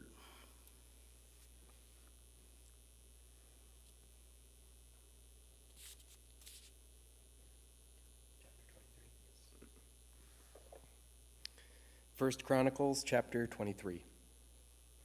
When David was old and full of years, he made his son Solomon king over Israel. He also gathered together all the leaders of Israel, as well as the priests and Levites. The Levites 30 years old and more were counted, and the total number of men was 38,000. David said, Of these, 24,000 are to be in charge of the work of the temple of the Lord, and 6,000 are to be officials and judges. 4,000 are to be gatekeepers, and 4,000 are to praise the Lord with musical instruments I have provided for that purpose. David separated the Levites into divisions corresponding to the sons of Levi, Gershon, Kohath, and Merari. Belonging to the Gershonites, Ladan and Shimei. The sons of Ladan, Jehiel the first, Zetham and Joel, 3 in all. The sons of Shimei, Shelamoth, Haziel, and Haran, 3 in all. These were the heads of the families of Ladan. And the sons of Shimei, Jahath, Ziza, Jeush, and Beriah. These were the sons of Shimei, 4 in all. Jahath was the first and Ziza the second, but Jeush and Beriah did not have many sons, so they were counted as one family with one assignment. The sons of Kohath, Amram, Izhar, Hebron, and Uziel, 4 in all. The sons of Amram, Aaron and Moses. Aaron was set apart, he and his descendants forever, to consecrate the most holy things, to offer sacrifices before the Lord, to minister before him, and to pronounce blessings in his name forever. The sons of Moses, the man of God, were counted as part of the tribe of Levi. The sons of Moses, Gershom and Eliezer. The descendants of Gershom, Shubael was the first. The descendants of Eliezer, Rehabiah was the first. Eliezer had no other sons, but the sons of Rehabiah were very numerous. The sons of Izhar, Shelomith was the first. The sons of Hebron, Jeriah the first, Amariah the second, Jahaziel the third, and Jekameam the fourth. The sons of Uziel, Micah the first, and Ishiah the second. The sons of Merari, Mali and Mushi. The sons of Mali, Eleazar and Kish. Eleazar died without having sons. He had only daughters. Their cousins, the sons of Kish, married them. The sons of Mushi, Mali, Eder, and Jeremoth, 3 in all. These were the descendants of Levi by their families, the heads of families as they were registered under their names and counted individually, that is, the workers 20 years old or more, who served in the temple. of the Lord. For David had said, "Since the Lord, the God of Israel, has granted rest to his people and has come to dwell in Jerusalem forever, the Levites no longer need to carry the tabernacle or any of the articles used in its service." According to the last instructions of David, the Levites were counted from those 20 years old or more. The duty of the Levites was to help Aaron's descendants in the service of the temple of the Lord, to be in charge of the courtyards, the side rooms, the purification of all sacred things, and the performance of other duties at the house of God. They were in charge of the bread set out on the table, the special flour for the grain offerings, the thin loaves made without yeast, the baking and the mixing, and the measurements of quantity and size. They were also to stand every morning to thank and praise the Lord. They were to do the same in the evening, and whenever burnt offerings were presented to the Lord on the Sabbaths, at the new moon feasts, and at the appointed festivals. They were to serve before the Lord regularly, in the proper number and in the way prescribed for them. And so the Levites carried out their responsibilities for the tent of meeting, for the holy place, and under their relatives, the descendants of Aaron, for the service of the temple of the Lord. 1 Chronicles 24. There were the divisions of the descendants of Aaron. The sons of Aaron were Nadab, Abihu, Eleazar, and Ithamar. But Nadab and Abihu died before their father did, and they had no sons. So Eleazar and Ithamar served as the priests. With the help of Zadok, a descendant of Eleazar, and Ahimelech, a descendant of Ithamar, David separated them into divisions for their appointed order of ministering. A larger number of leaders were found among Eleazar's descendants than among Ithamar's, and they were divided accordingly. 16 heads of families for Eleazar's descendants, and 8 heads of families from Ithamar's descendants. They divided them impartially by casting lots, for they were officials of the sanctuary and officials of God among the descendants of both Eleazar and Ithamar. The scribe Shemaiah, son of Nathaniel, a Levite, recorded their names in the presence of the king and the officials, Zadok the priest, Ahimelech, son of Abiathar, and the heads of the families of the priests and Levites, one family being taken from Eleazar and then one from Ithamar.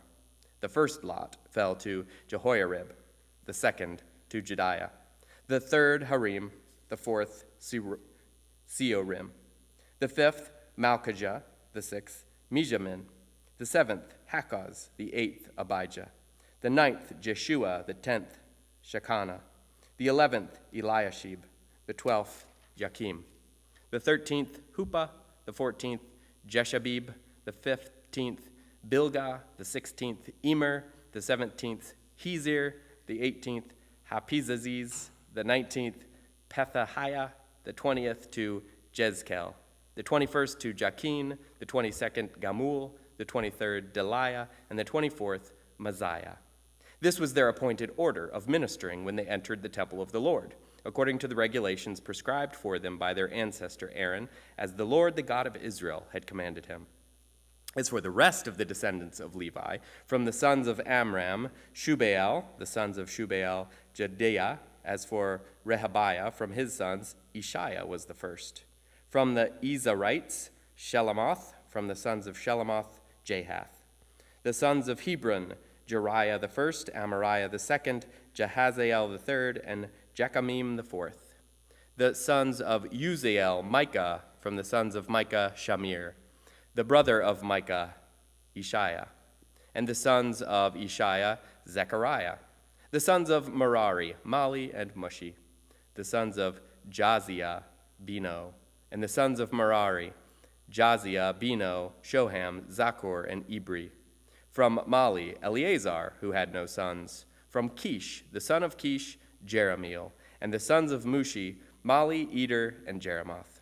These were the Levites, according to their families. They also cast lots, just as their relatives, the descendants of Aaron, did, in the presence of King David and of Zadok, Ahimelech, and the heads of families of priests and of the Levites. The families of the oldest brother were treated as the same as those of the youngest. 1 Chronicles 25. David, together with the commanders of the army, set apart some of the sons of Asaph, Heman, and Jeduthun for the ministry of prophesying, accompanied by harps, lyres, and cymbals. Here is the list of the men who performed this service. From the sons of Asaph, Zakur, Joseph, Nathaniel, Azarellah. The sons of Asaph were under the supervision of Asaph, who prophesied under the king's supervision. As for Jeduthun, from his sons, Gedaliah, Zeri, Jeshiah, Shimei, Hashabiah, and Mattathiah, 6 in all, under the supervision of their father, Jeduthun, who prophesied using the harp in thanking and praising the Lord. As for Heman, and from his sons, Bukiah, Mattaniah, Uziel, Shubael, Jeremoth, Hananiah, Hanani, Elithah, Gidalti, and Romanti-Ezer, Josh Bekashah, Malothi, Hothir, and Mahazioth, all these sons of Heman, the king's seer. They were given him through the promises of God to exalt him. God gave Heman 14 sons and 3 daughters. All of these men were under the supervision of their father for the music of the temple of the Lord, with cymbals, lyres, and harps, for the ministry of the house of God. Asaph, Jeduthun, and Heman were under the supervision of the king. Along with their relatives, all of them trained and skilled in music for the Lord, they numbered 288. Young and old alike, teacher as well as student, cast lots for their duties. The first lot, which was for Asaph, fell to Joseph.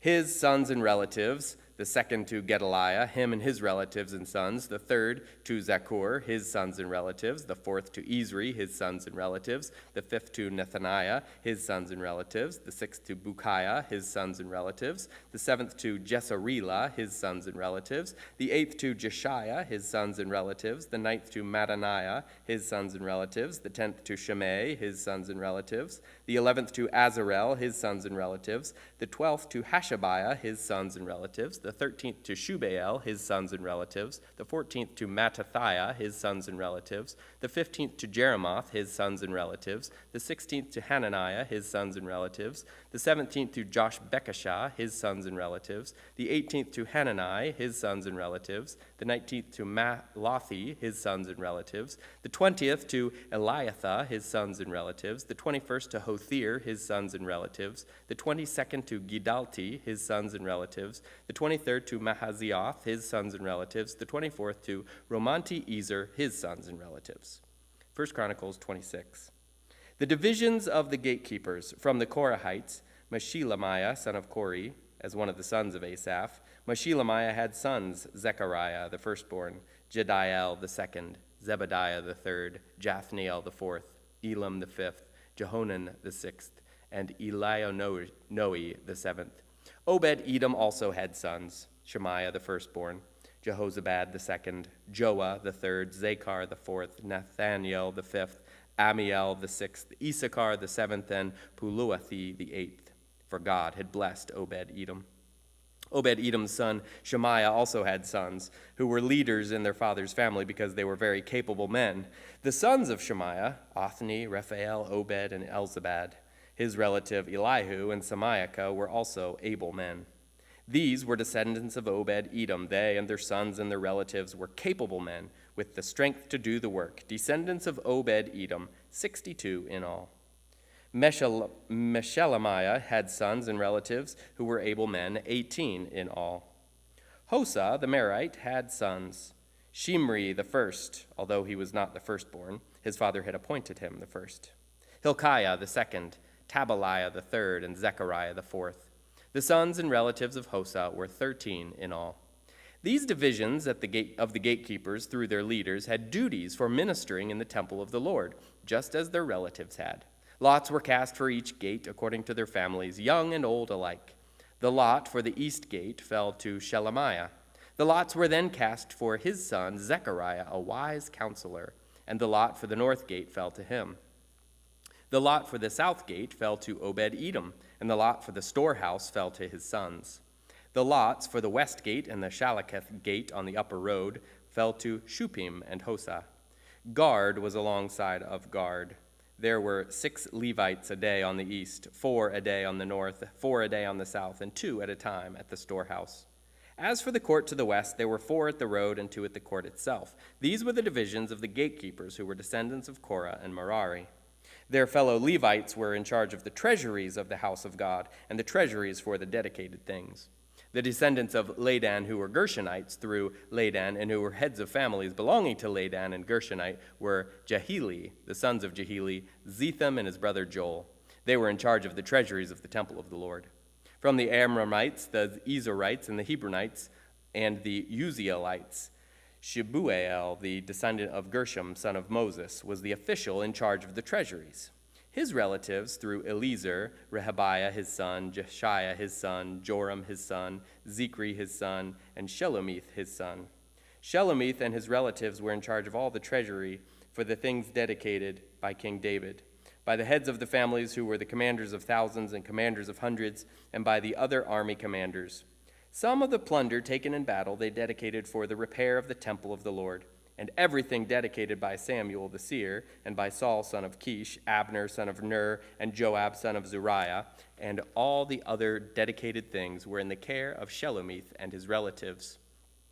From the Izharites, Kenaiah and his sons were assigned duties away from the temple as officials and judges over Israel. From the Hebronites, Hashabiah and his relatives, 1,700 able men were responsible in Israel west of the Jordan for all the work of the Lord and for the king's service. As for the Hebronites, Jeriah was their chief according to the genealogical records of their families. In the 40th year of David's reign, a search was made in the records, and capable men among the Hebronites were found at Jazer in Gilead. Jeriah had 2,700 relatives who were able men and heads of families, and King David put them in charge of the Reubenites, the Gadites, and the half-tribe of Manasseh for every matter pertaining to God and the affairs of the king.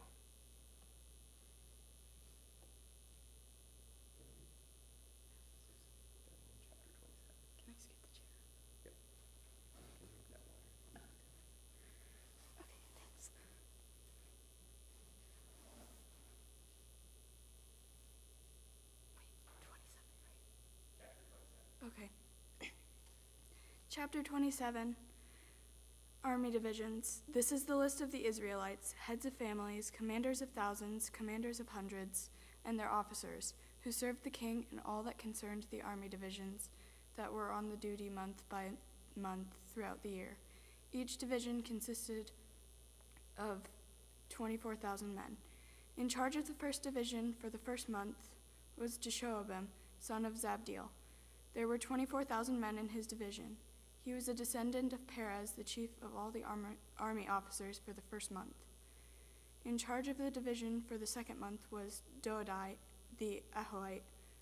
Micholeth was the leader of his division. There were 24,000 men in his division. The third army commander for the third month was Benaiah, son of Jehoiada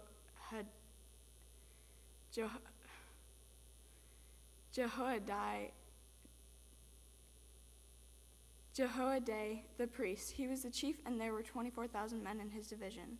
This was the Benani who was a mighty warrior among the 30, and was over the 30. His son, Amizabad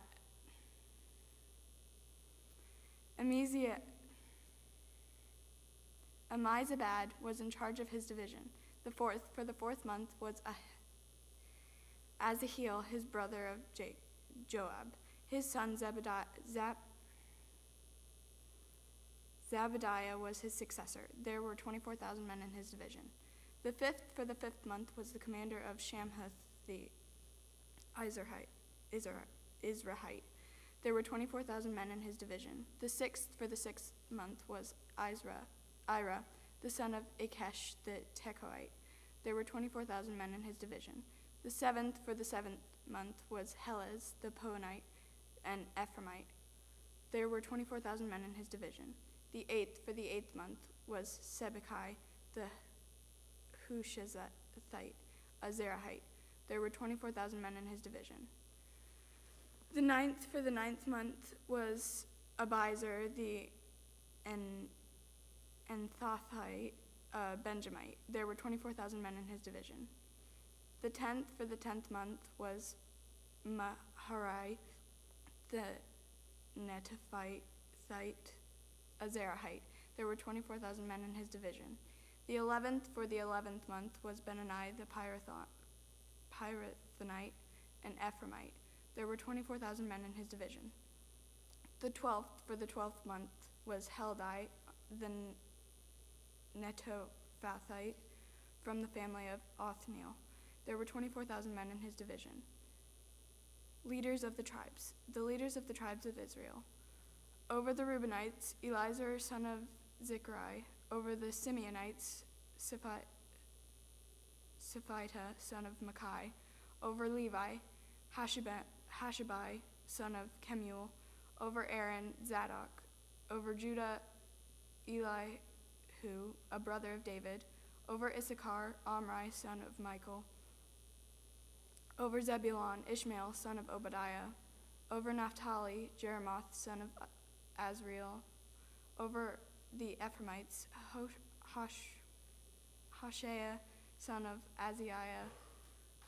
Over half the tribe of Manasseh, Joel the son of Pedaiah.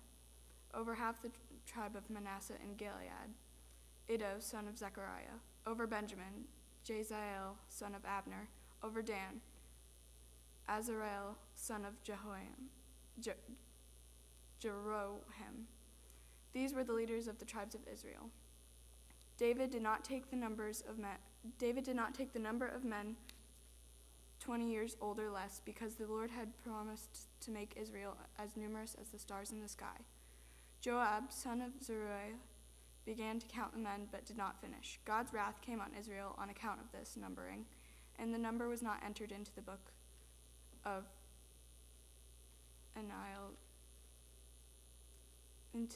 Annals of King David.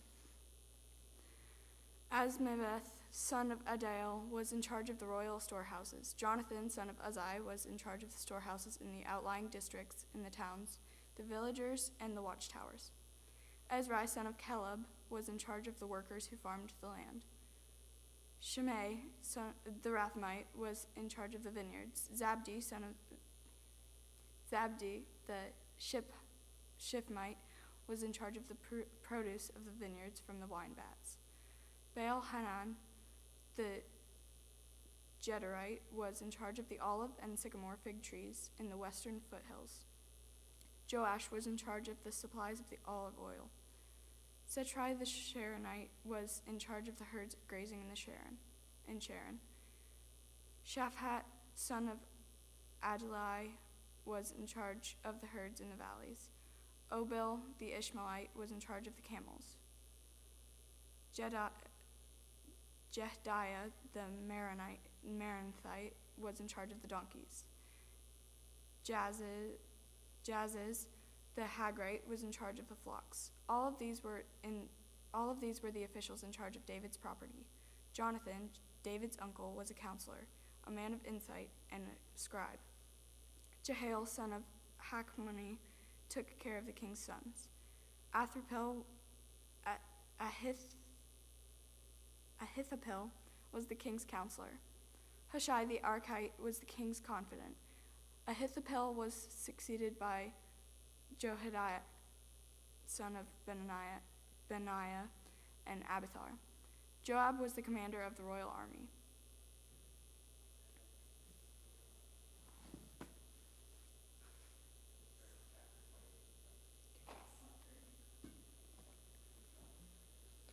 First Chronicles chapter 28.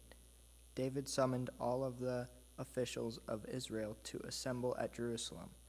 The officers over the tribes, the commanders of the divisions in the service of the king, the commanders of thousands and commanders of hundreds, and the officials in charge of all the property and livestock belonging to the kings and his sons, together with all the palace officials, the warriors, and all of the brave fighting men. King David rose to his feet and said, "Listen to me, my fellow Israelites, my people. I had it in my heart to build a house as a palace of rest for the ark of the covenant of the Lord, for the footstool of our God, and I made plans to build it. But God said to me, 'You are not to build a house for my name, because you are a warrior, and have shed blood. Yet the Lord, the God of Israel, chose me from my whole family to be king over Israel forever. He chose Judah as leader, and from the tribe of Judah he chose my family. And from my father's son he was pleased to make me king over all Israel. of all my sons, and the Lord has given me many. He has chosen my son Solomon to sit on the throne of the kingdom of the Lord over Israel. He said to me, Solomon, your son is the one who will build my house and my courts, for I have chosen him to be my son, and I will be his father. I will establish his kingdom forever if he is unswerving in carrying out my commands and laws, as is being done at this time. So now I charge you in the sight of all Israel and of all assembly of the Lord, and in the hearing of our God, be careful to follow all the commandments of the Lord your God, that you may possess this good land and pass it on as an inheritance to your descendants forever. And you, my son Solomon, acknowledge the God of your father and serve him with wholehearted devotion and with a willing mind, for the Lord searches every heart and understands every desire and every thought. If you seek him, he will be found by you, but if you forsake him, he will reject you forever. Now consider now, for the Lord has chosen you to build a house as the sanctuary. Be strong and do the work. Then David gave his son Solomon the plans for the portfolio of the temple, its buildings, its storerooms, its upper parts, its inner rooms, and the place of atonement. He gave him the plans of all that the Spirit had put in his mind for the courts of the temple of the Lord, and all the surrounding rooms for the treasuries of the temple of God, and for the treasures for the dedicated things. He gave him instructions for the divisions of the priests and the Levites, and for all the work of serving in the temple of the Lord, as well as for all the articles to be used in its service. He designated the weight of gold for all the gold articles to be used in various kinds of service, and the weight of silver for all of the silver articles to be used in various kinds of service. The weight of the gold for the gold lampstands and their lamps, with the weight for each lampstand and its lamps, and the weight of silver for each silver lampstand and its lamps, according to the use of each lampstand. The weight of gold for each table for consecrated bread, the weight of silver for the silver tables, for the weight of pure gold for the forks, sprinkling bowls, and pitchers, the weight of gold for each gold dish, the weight of silver for each silver dish, and the weight of the refined gold for the altar of incense. He also gave him the plan for the chariot, that is, the cherubim of gold, that spread their wings and overshadow the ark of the covenant of the Lord. All this, David said, I have in writing as a result of the Lord's hand on me, and he enabled me to understand all the details of the plan. David also said to Solomon his son, be strong and courageous, and do the work. Do not be afraid or discouraged, for the Lord God, my God, is with you. He will not fail or forsake you until all the work for the service of the temple of the Lord is finished. The divisions of the priests and Levites are ready for all the work on the temple of God, and every willing person skilled in any craft will help you in all the work. The officials and all the people will obey your every command.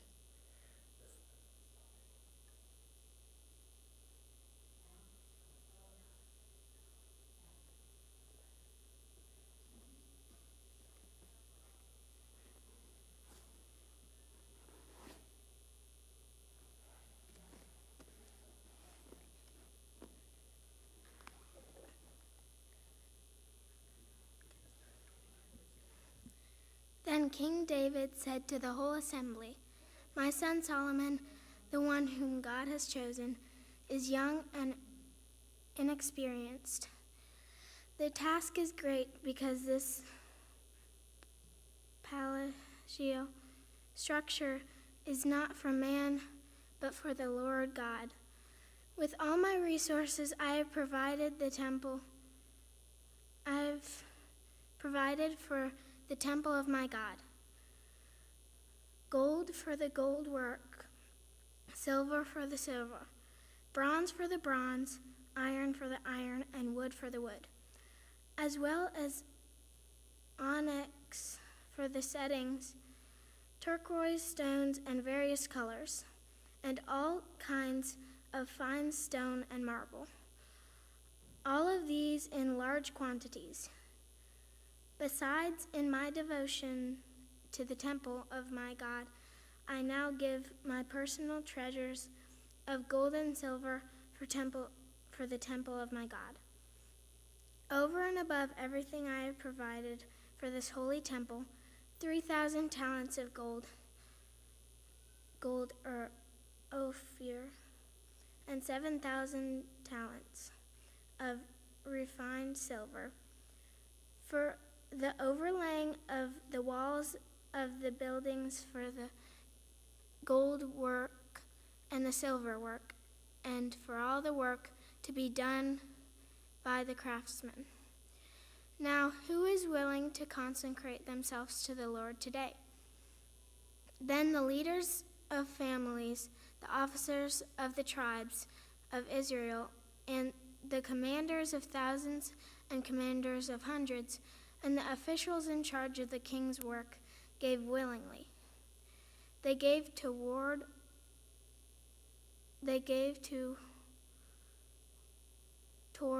the work on the temple of God 5,000 talents and 10,000 darics of gold, 10,000 talents of silver, 18,000 talents of bronze, and 100,000 talents of iron. Anyone who had precious stones gave them to the treasury of the temple of the Lord in the custody of Jehiel and Gershonite.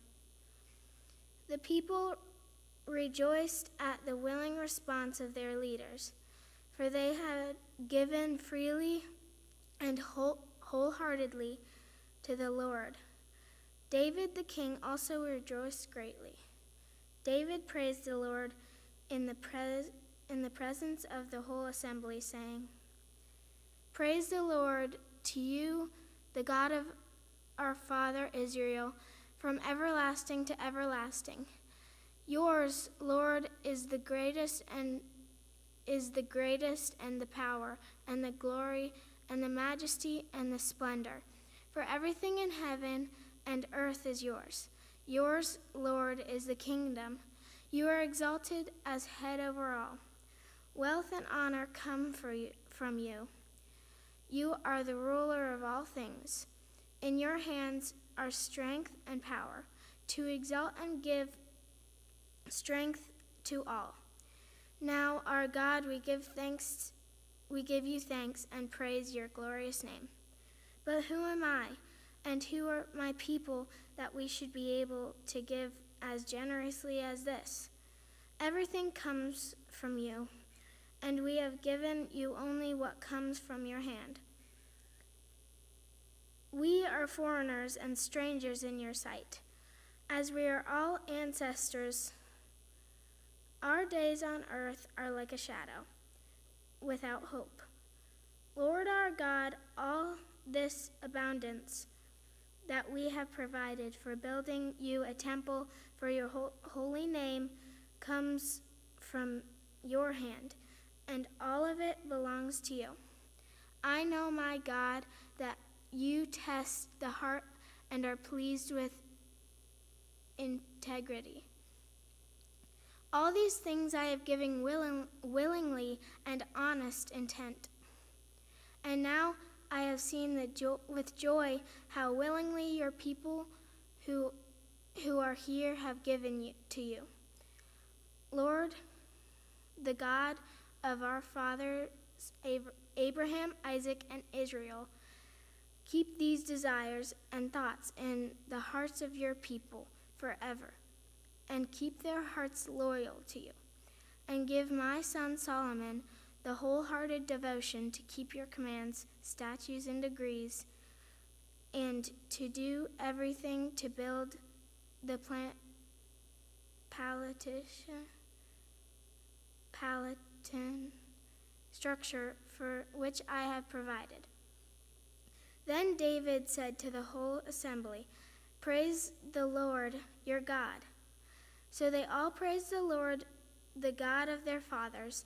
They bowed down, prostrating themselves before the Lord and the king. The next day they made sacrifices to the Lord and presented burnt offerings to him. 1,000 bulls, 1,000 rams, and 1,000 male lambs, together with their drink offerings and other sacrifices in abundance for all Israel. They ate and drank with great joy in the presence of the Lord that day. Then they acknowledged Solomon, son of David, as king a second time, anointing him before the Lord to be ruler and Zadok to be priest. So Solomon sat on the throne of the Lord as king in place of his father David. He prospered all of Israel. He prospered, and all Israel obeyed him. All the officers and warriors, as well as all of King David's sons, pledged their submission to King Solomon. The Lord highly exalted Solomon in the sight of all Israel and bestowed on him royal splendor, such as no king over Israel ever had before. David, son of Jesse, was king over all Israel. He ruled over Israel 40 years, 7 in Hebron, and 33 in Jerusalem. He died at a good old age, having enjoyed long life, wealth, and honor. His son Solomon succeeded him as king. As for the events of King David's reign, from the beginning to end, they are written in the records of Samuel the seer, the records of Nathan the prophet, and the records of Gad the seer, together with the details of his reign and power and the circumstances that surrounded him and Israel and the kingdoms of all the other lands.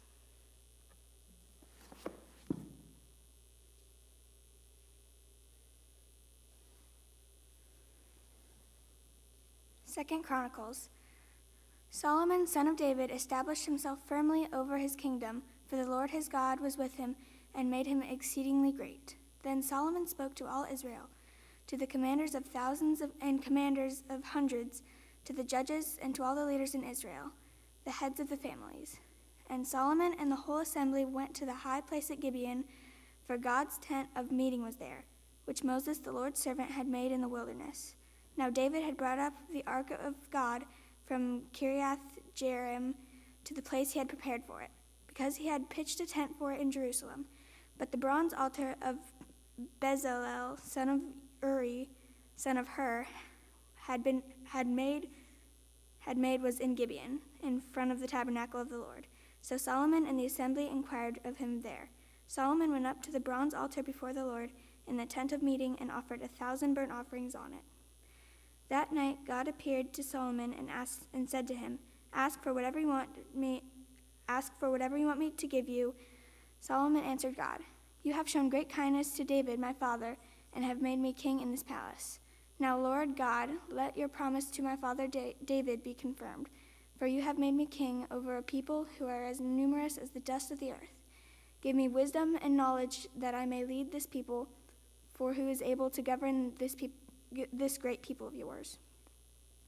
God said to Solomon, Since this is your heart's desire, and you have not asked for wealth, possessions, or honor, nor for the death of your enemies, and since you have not asked for a long life, but for wisdom and knowledge, to govern my people over whom I have made you king, therefore wisdom and knowledge will be given to you. And I will also give you wealth, possessions, and honor, such as no king who was before you has ever had, and none after you will have. Then Solomon went to Jerusalem from the high place at Gibeon, from before the tent of meeting, and he reigned over Israel. As Solomon accumulated chariots and horses, he had 1,400 chariots and 12,000 horses, which he kept in the chariot cities, and also with him in Jerusalem. The king made silver and gold as common in Jerusalem as stones, and cedar as plentiful as sycamore fig trees in the foothills. Solomon's horses were imported from Egypt and Kew. The royal merchants purchased them from Kew at the current price. They imported a chariot from Egypt for 600 shekels of silver and a horse for 150. They also exported them to all kings of all the Hittites and of all the Arameans.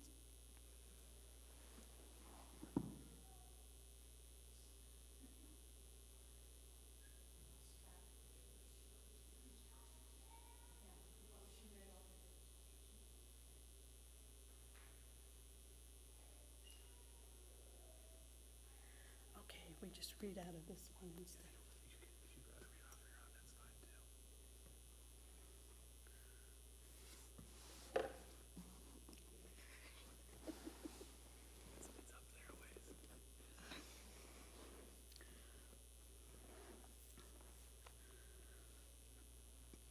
Solomon gave orders to build a temple for the name of the Lord and a royal palace for himself. He conscripted 70,000 men as carriers and 80,000 as stone cutters in the hills and 3,600 as foremen over them. Solomon sent this message to Hiram, king of Tyre. Send me cedar logs, as you did for my father David when you sent him cedar to build a palace to live in.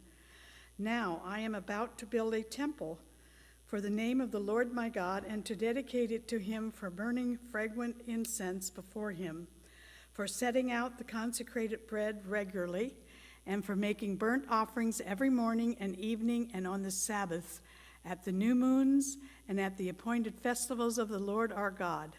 This is a lasting ordinance for Israel. The temple I am going to build will be great, because our God is greater than all other gods. But who is able to build a temple for him, since the heavens, even the highest heavens, cannot contain him?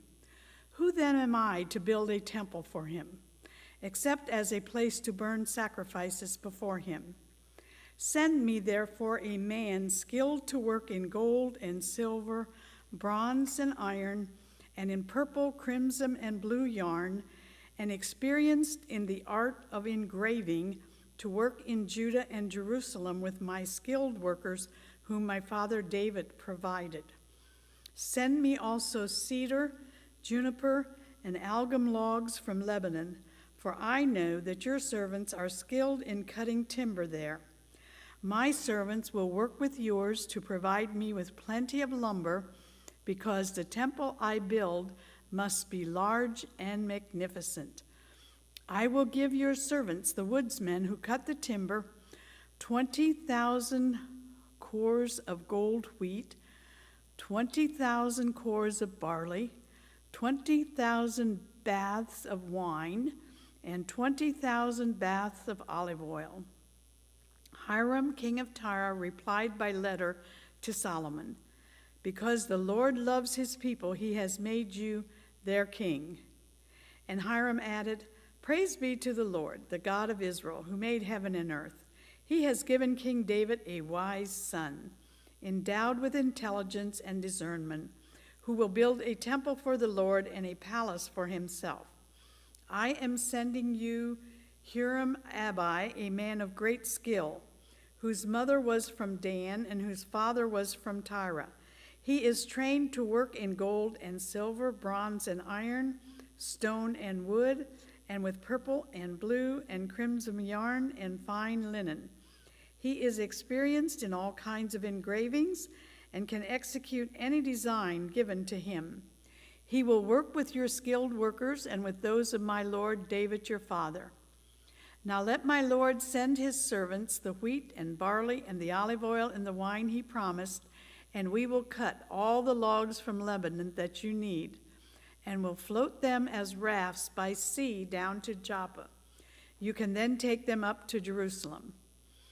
Solomon took a census of all the foreigners residing in Israel after the census his father David had taken, and they were found to be 153,600. He assigned 70,000 of them to be carriers and 80,000 to be stonecutters in the hills, with 3,600 foremen over them to keep the people working. Then Solomon began to build the temple of the Lord in Jerusalem on Mount Moriah, where the Lord had appeared to his father David. It was on the threshing floor of Araunah the Jebusite, the place provided by David. He began building on the 2nd day of the 2nd month in the 4th year of his reign. The foundation Solomon laid for building the temple of God was 60 cubits long and 20 cubits wide, using the cubit of the old standard. The portico of the front of the temple was 20 cubits long across the width of the building and 20 cubits high. He overlaid the inside with pure gold. He paneled the main hall with juniper and covered it with fine gold and decorated it with palm tree and chain designs. He adorned the temple with precious stones, and the gold he used was gold of Parvium. He overlaid the ceiling beams, the door frames, the walls, and doors of the temple with gold, and he carved cherubim on the walls. He built the most holy place, its length corresponding to the width of the temple, 20 cubits long and 20 cubits wide. He overlaid the inside with 600 talents of fine gold. The gold nails weighed 50 shekels. He also overlaid the upper parts with gold. For the most holy place, he made a pair of sculptured cherubim and overlaid them with gold. The total wingspan of the cherubim was 20 cubits. One wing of the first cherubim was 5 cubits long and touched the temple wall, while its other wing, also 5 cubits long, touched the wing of the other cherub. Similarly, one wing of the second cherub was 5 cubits long and touched the other temple wall, and its other wing, also 5 cubits long, touched the wing of the first cherub. The wings of these cherubim extended 20 cubits. They stood on their feet facing the main hall. He made the curtain of blue, purple, and crimson yarn and fine linen with cherubim worked into it. For the front of the temple, he made 2 pillars, which together were 35 cubits long, each with a capital 5 cubits high. He made interwoven chains and put them on top of the pillars. He also made 100 pomegranates and attached them to the chains. He erected the pillars in the front of the temple, one to the south and one to the north. The one to the south he named Jachin, and the one to the north Boaz. He made a bronze altar, 20 cubits long, 20 cubits wide, and 10 cubits high. He made the sea of cast metal, circular in shape, measuring 10 cubits from rim to rim and 5 cubits high. It took a line of 30 cubits to measure around it. Below the rim, figures of bulls encircled it, 10 to a cubit. The bulls were cast in 2 rows in one piece with the sea. The sea stood on 12 bulls, 3 facing north, 3 facing west, 3 facing south, and 3 facing east. The sea rested on top of them, and their hindquarters were toward the center. It was a hand's breadth in thickness, and its rim was like the rim of a cup, like a lily blossom. It held 3,000 baths. He then made 10 basins for washing and placed 5 on the south side and 5 on the north. In them the things to be used for the burnt offerings were rinsed, but the sea was to be used by the priests for washing. He made 10 gold lampstands according to the specifications for them, and placed them in the temple, 5 on the south side and 5 on the north. He made 10 tables and placed them in the temple, 5 on the south side and 5 on the north. He also made 100 gold sprinkling bowls. He made the courtyard of the priests and the large court and the doors for the court, and overlaid the doors with bronze. He placed the sea on the south side at the southeast corner. And Huram also made the pots and the shovels and the sprinkling bowls. So Huram finished the work that he had undertaken for King Solomon in the temple of God. The 2 pillars, the 2 bowl-shaped capitals on top of the pillars, the 2 sets of network decorating the 2 bowl-shaped capitals on top of the pillars, the 400 pomegranates for the 2 sets of networks, 2 rows of pomegranates for each network, decorating the pole-shaped capitals on top of the pillars. The pillars with their basins, the sea, and the 12 bowls under it, the pots, the shovels, the meat forks, and all related articles. All the objects that Huram-Abi made for King Solomon for the temple of the Lord were of polished bronze. The king had them cast in clay molds in the plain of the Jordan between Succoth and Sarathon. All these things that Solomon made amounted to so much that the weight of the bronze could not be calculated. Solomon also made all the furnishings that were in God's temple: the golden altar, the tables on which the bread of the presence, the lampstands of pure gold, with their lamps to burn in front of the inner sanctuary as prescribed, the gold floral work and lamps and tongs, they were solid gold, the pure gold wick trimmers, sprinkling bowls, dishes and censers, and the gold doors of the temple, the inner doors to the most holy place, and the doors of the main hall. When all the work that Solomon had done for the temple of the Lord was finished, he brought in the things that his father David had dedicated, the silver and gold and all the furnishings, and he placed them in the treasuries of God's temple. Then Solomon summoned to Jerusalem the elders of Israel, all the heads of the tribes, and the chiefs of the Israelite families, to bring up the ark of the Lord's covenant from Zion, the city of David. And all the Israelites came together to the king at the time of the festival in the 7th month. When all the elders of Israel had arrived, the Levites took up the ark, and they brought up the ark and the tent of meetings and all the sacred furnishings in it. The Levitical priests carried them up, and King Solomon and the entire assembly of Israel that had gathered about him were before the ark, sacrificing so many sheep and cattle that they could not be recorded or counted. The priests then brought the ark of the Lord's covenant to its place in the inner sanctuary of the temple, the most holy place, and put it beneath the wings of the cherubim. The cherubim spread their wings over the place of the ark and covered the ark and its carrying poles. These poles were so long that their ends extending from the ark could be seen from the front of the inner sanctuary, but not from outside the holy place, and they are still there today. There was nothing in the ark except the 2 tablets that Moses had placed in it at Horeb, where the Lord made a covenant with the Israelites after they came out of Egypt. The priests then withdrew from the holy place. All the priests who were there had consecrated themselves regardless of their divisions.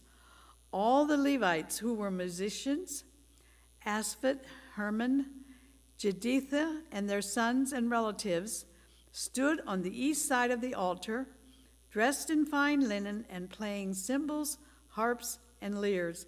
They were accompanied by 120 priests sounding trumpets. The trumpeters and the musicians joined in unison to give praise and thanks to the Lord. Accompanied by trumpets, cymbals, and other instruments, the singers raised their voices in praise to the Lord and sang, "He is good. His love endures forever." Then the temple of the Lord was filled with the cloud, and the priests could not perform their service because of the cloud, for the glory of the Lord filled the temple of God. Then Solomon said, "The Lord has said that he would dwell in a dark cloud. I have built a magnificent temple for you, a place for you to dwell forever." While the whole assembly of Israel was standing there, the king turned around and blessed them. And then he said, "Praise be to the Lord, the God of Israel, who with his hands has fulfilled what he promised with his mouth to my father David. For he said, 'Since the day I brought my people out of Egypt, I have not chosen a city in any tribe of Israel to have a temple built, so that my name might be there. Nor have I chosen anyone to be ruler over my people Israel. But now I have chosen Jerusalem for my name to be there, and I have chosen David to rule my people Israel. My father David had it in his heart to build a temple for the name of the Lord, the God of Israel. But the Lord said to my father David, 'You did well to have it in your heart to build a temple for my name. Nevertheless, you are not the one to build the temple, but your son, your own flesh and blood. He is the one who will build the temple for my name. The Lord has kept the promise he made. I have succeeded David my father, and now I sit on the throne of Israel, just as the Lord promised. And I have built the temple for the name of the Lord, the God of Israel. There I have placed the ark, in which is the covenant of the Lord that he made with the people of Israel.' Then Solomon stood before the altar of the Lord in front of the whole assembly of Israel and spread out his hands. Now he had made a bronze platform, 5 cubits long, 4 cubits wide, and 3 cubits high, and had placed it in the center of the outer court. He stood on the platform and then knelt down before the whole assembly of Israel and spread out his hands toward heaven. He said, 'Lord, the God of Israel, there is no God like you in heaven or on earth. You who kept your covenant of love with your servants, who continue wholeheartedly in your way. You have kept your promise to your servant David, my father. With your mouth you have promised, and with your hand you have fulfilled it, as it is today. Now, Lord, the God of Israel, keep for your servant David, my father, the promises that you made to him when you said, "You shall never fail to have a successor to sit before me on the throne of Israel. If only your descendants are careful in all they do to walk before me according to my law as you have done. And now, Lord, the God of Israel, let your word that you promised your servant David come true. But will God really dwell on earth with humans? The heavens, even the highest heavens, cannot contain you. How much less this temple that I have built? Yet, Lord, my God, give attention to your servant's prayer and his plea for mercy. Hear the cry and the prayer that your servant is praying in your presence. May your eyes be open toward this temple day and night, this place of which you said you would put your name there. May you hear the prayer that your servant prays toward this place. Hear the supplications of your servant and of your people Israel when they pray toward this place. Hear from heaven your dwelling place, and when you hear, forgive. When anyone wrongs their neighbor and is required to take an oath, and they come and swear the oath before your altar in this temple, then hear from heaven and act. Judge between your servants, condemning the guilty and bringing down on their heads what they have done, and vindicating the innocent by treating them in accordance with their innocence. When your people Israel have been defeated by an enemy because they have sinned against you, and when they turn back and give praise to your name, praying and making supplication before you in this temple, Then hear from heaven and forgive the sin of your people Israel, and bring them back to the land that you gave to them and their ancestors. When the heavens are shut up and there is no rain because your people have sinned against you, and when they pray toward this place and give praise to your name and turn from their sin because you have afflicted them, then hear from heaven and forgive the sin of your servants, your people Israel.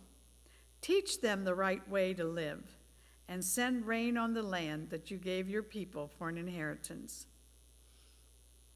When famine or plague comes to the land, or blight, or mildew, locusts, or grasshoppers, or when enemies besiege them in any of their cities, whatever disaster or disease may come, and when a prayer or a plea is made by anyone among your people Israel, being aware of their afflictions and pains, and spreading out their hands toward this temple, then hear from heaven, your dwelling place. Forgive, and deal with everyone according to all they do, since you know their hearts. For you alone know the human heart, so that they will fear you and walk in obedience to you all the time they live in the land you gave our ancestors. As for the foreigner who does not believe to your people Israel, does not belong to your people Israel, but has come from a distant land because of your great name and your mighty hand and your outstretched arms, when they come and pray toward this temple, then hear from heaven, your dwelling place. Do whatever the foreigner asks of you, so that all of the peoples of the earth may know your name and fear you, as do your own people Israel, and may know that this house I have built bears your name. When your people go to war against their enemies, wherever you sent them, and when they pray to you toward this city that you have chosen, and the temple I have built for your name, then hear from heaven their prayer and their plea, and uphold their cause. When they sin against you, for there is no one who does not sin, and you become angry with them and give them over to the enemy who takes them captive to a land far away or near, and if they have a change of heart in the land where they are held captive, and repent and plead with you in the land of their captivity and say, we have sinned, we have done wrong and acted wickedly, and if they turn back to you with all their heart and soul in the land of their captivity where they were taken, and pray toward the land that you gave their ancestors, toward the city you have chosen, and toward the temple I have built for your name, then from heaven, your dwelling place, hear their prayer and their pleas, and uphold their cause, and forgive your people who have sinned against you. Now, my God, may your eyes be opened and your ears attentive to the prayers offered in this place. Now arise, Lord God, and come to your resting place, you and the ark of your might. May your priests, Lord God, be clothed with salvation. May your faithful people rejoice in your goodness. Lord God, do not reject your anointed one. Remember the great love promised to David, your servant.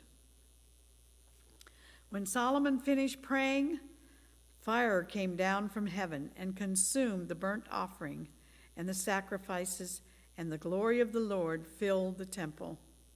The priests could not enter the temple of the Lord because the glory of the Lord filled it.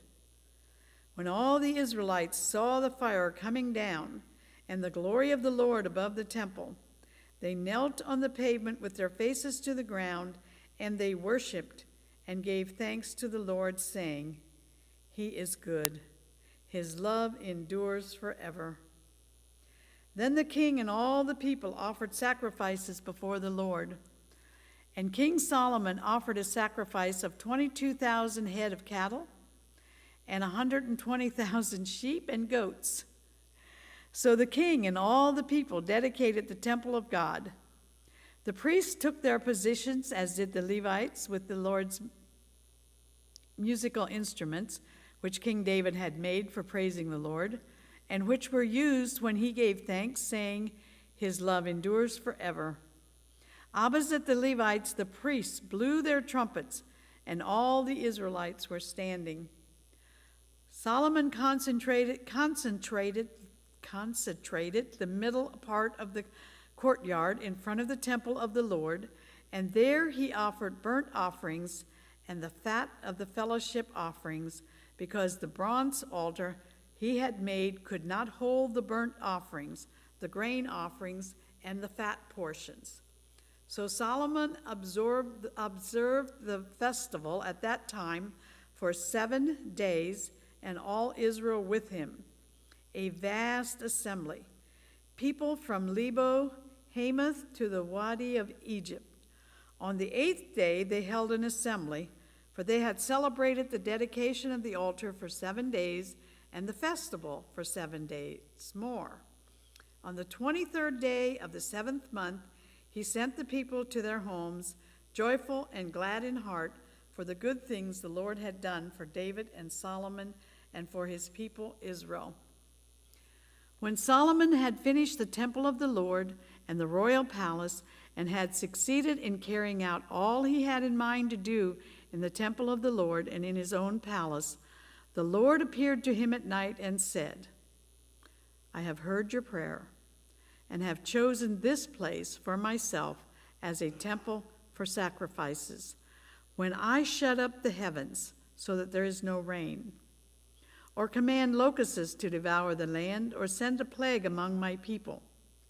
If my people, who are called by my name, will humble themselves and pray and seek my face and turn from their wicked ways, then I will hear from heaven, and I will forgive their sin and will heal their land. Now my eyes will be opened and my ears attentive to the prayers offered in this place. I have chosen and consecrated this temple so that my name may be there forever. My eyes and my heart will always be there. As for you, if you walk before me faithfully as David your father did, and do all I command and observe my decrees and laws, I will establish your royal throne as I covenanted with David your father when I said, you shall never fail to have a successor to rule over Israel. But if you turn away and forsake the decrees and commands that I have given you, and go off to serve other gods and worship them, then I will uproot Israel from my land, which I have given them, and will reject this temple that I have consecrated for my name. I will make it a byword and an object of ridicule among all peoples. This temple will become a heap of rubble.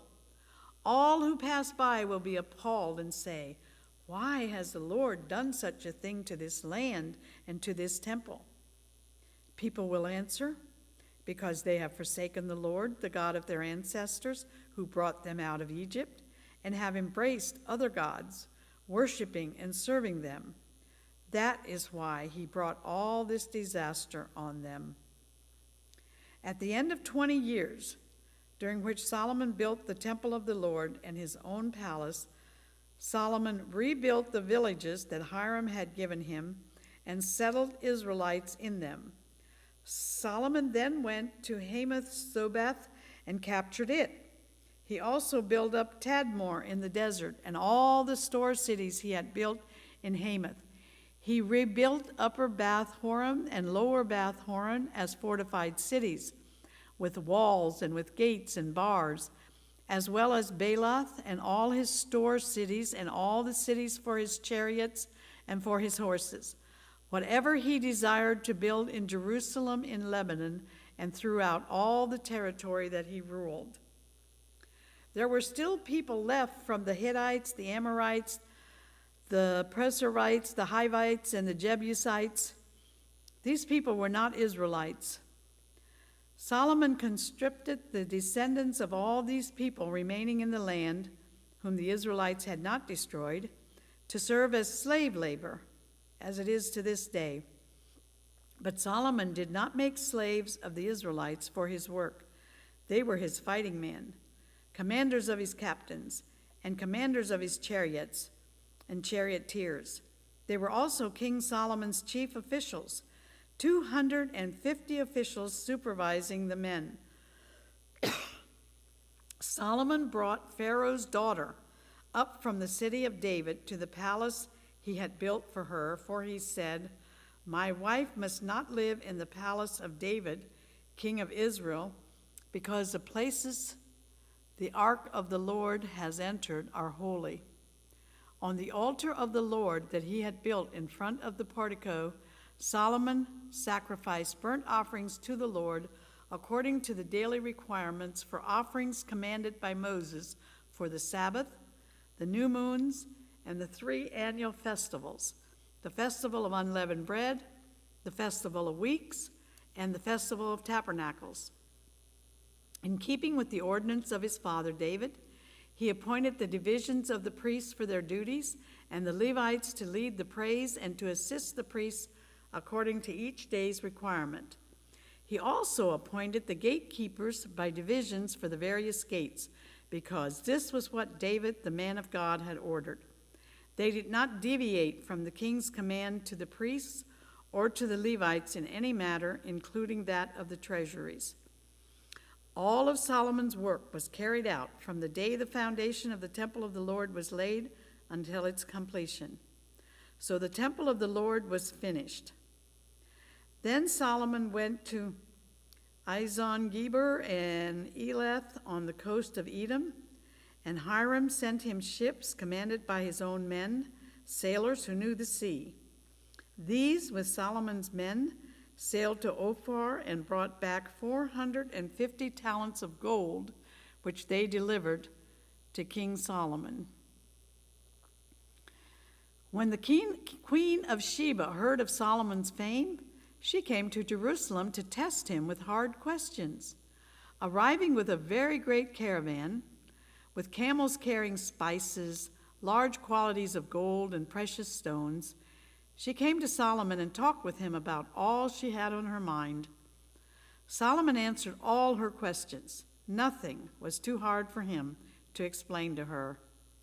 And when the Queen of Sheba saw the wisdom of Solomon, as well as the palace that he had built, the food on his table, the seating of his officials, the attending servants in their robes, the cupbearers in their robes, and the burnt offerings he had made at the temple of the Lord, she was overwhelmed.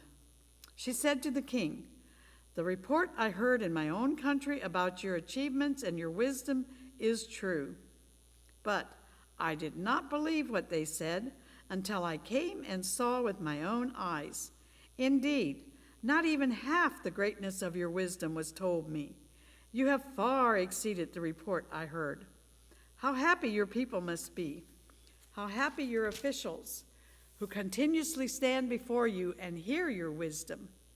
Praise be to the Lord your God, who has delighted in you and placed you on his throne as king to rule for the Lord your God. Because of the love of your God for Israel and his desire to uphold them forever, he has made you king over them to maintain justice and righteousness." Then she gave the king 120 talents of gold, large quantities of spices and precious stones. There had never been such spices as those that the Queen of Sheba gave to King Solomon. The servants of Hiram and the servants of Solomon brought gold from Ophir, and they also brought algum wood and precious stones. The king used the algum wood to make steps for the temple of the Lord and for the royal palace, and to make harps and lyres for the musicians. Nothing like them had ever been seen in Judah. King Solomon gave the Queen of Sheba all she desired and asked for. He gave her more than she had brought to him. Then she left and returned with her retinue to her own country. The weight of the gold that Solomon received yearly was 666 talents, not including the revenues brought in by merchants and traders.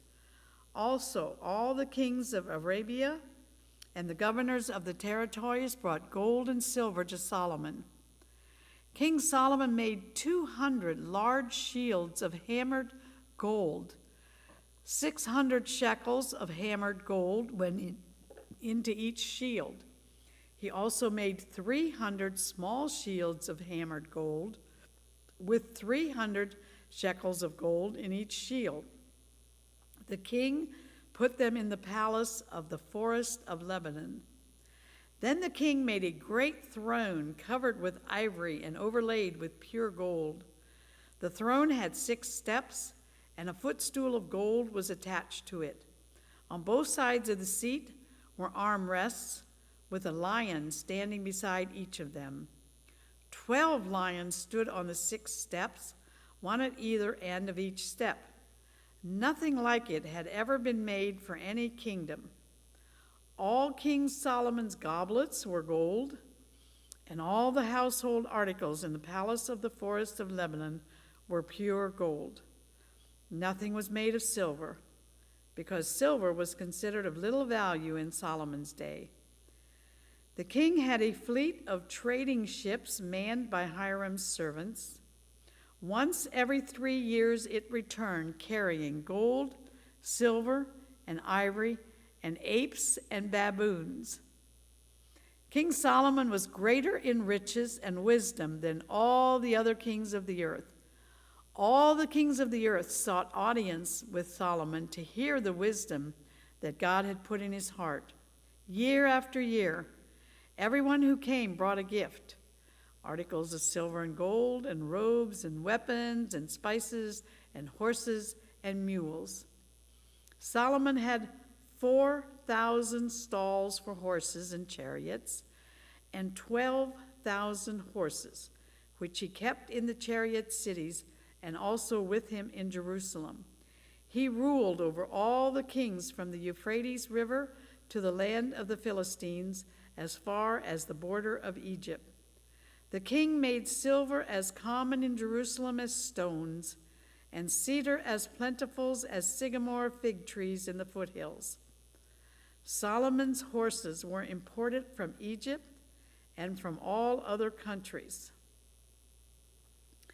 As for the other events of Solomon's reign from beginning to end, are they not written in the records of Nathan the prophet, in the prophecy of Ahijah the Shilonite, and in the visions of Idaho the seer concerning Jeroboam son of Nebat? Solomon reigned in Jerusalem over all Israel for 40 years. Then he rested with his ancestors and was buried in the city of David his father, and Rehoboam his son succeeded him as king. Rehoboam went to Shechem, for all Israel had gone there to make him king. And when Jeroboam son of Nebat heard this, he was in Egypt where he had fled from King Solomon. He returned from Egypt. So they sent for Jeroboam, and he and all Israel went to Rehoboam and said to him, "Your father put a heavy yoke on us, but now lighten the harsh labor and the heavy yoke he put on us, and we will serve you." Rehoboam answered, "Come back to me in 3 days." So the people went away. Then King Rehoboam consulted the elders who had served his father Solomon during his lifetime. "How would you advise me to answer these people?" he asked. They replied, "If you will be kind to these people and please them and give them a favorable answer, they will always be your servants." But Rehoboam rejected the advice the elders gave him and consulted the young men who had grown up with him and were serving him. He asked them, "What is your advice?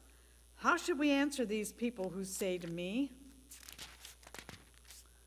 'Lighten the yoke that your father put on us'?" Is anybody else coming in? Sure, I can keep reading for a little bit. Somebody else was supposed to come in? Yes, I will take a drink. Somebody was signed up?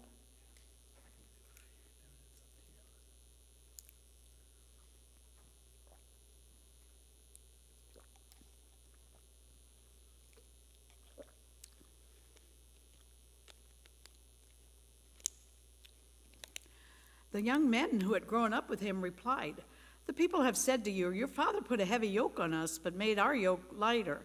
Now tell them, 'My little finger is thicker than my father's waist. My father laid on you a heavy burden, I will make it even heavier.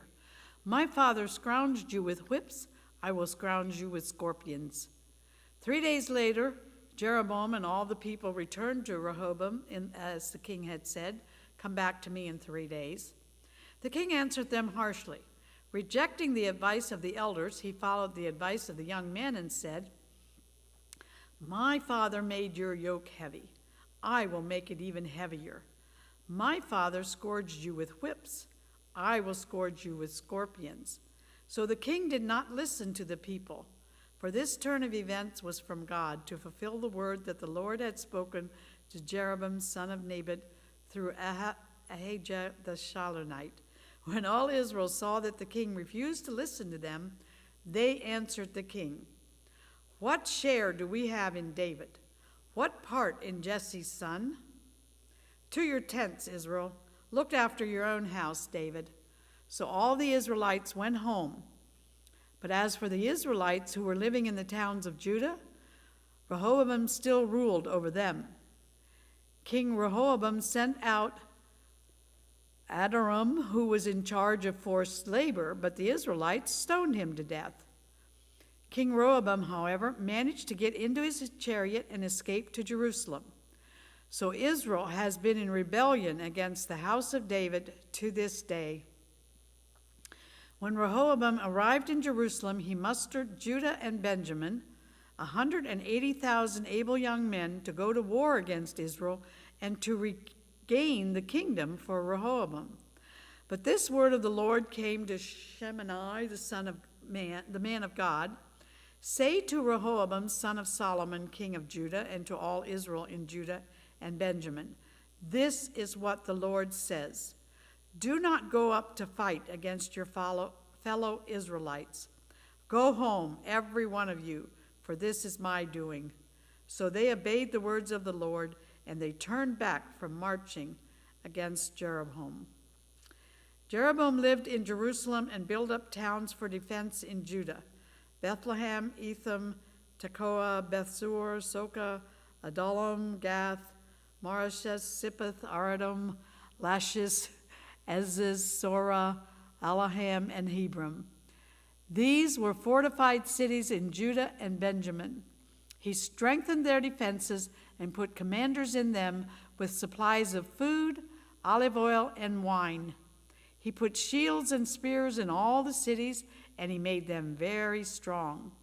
So Judah and Benjamin were his. The priests and Levites from all their districts throughout Israel sided with him. The Levites even abandoned their pasture lands and property and came to Judah and Jerusalem, because Jeroboam and his sons had rejected them as priests of the Lord when he appointed his own priests for the high places and for the goat and calf idols that he had made.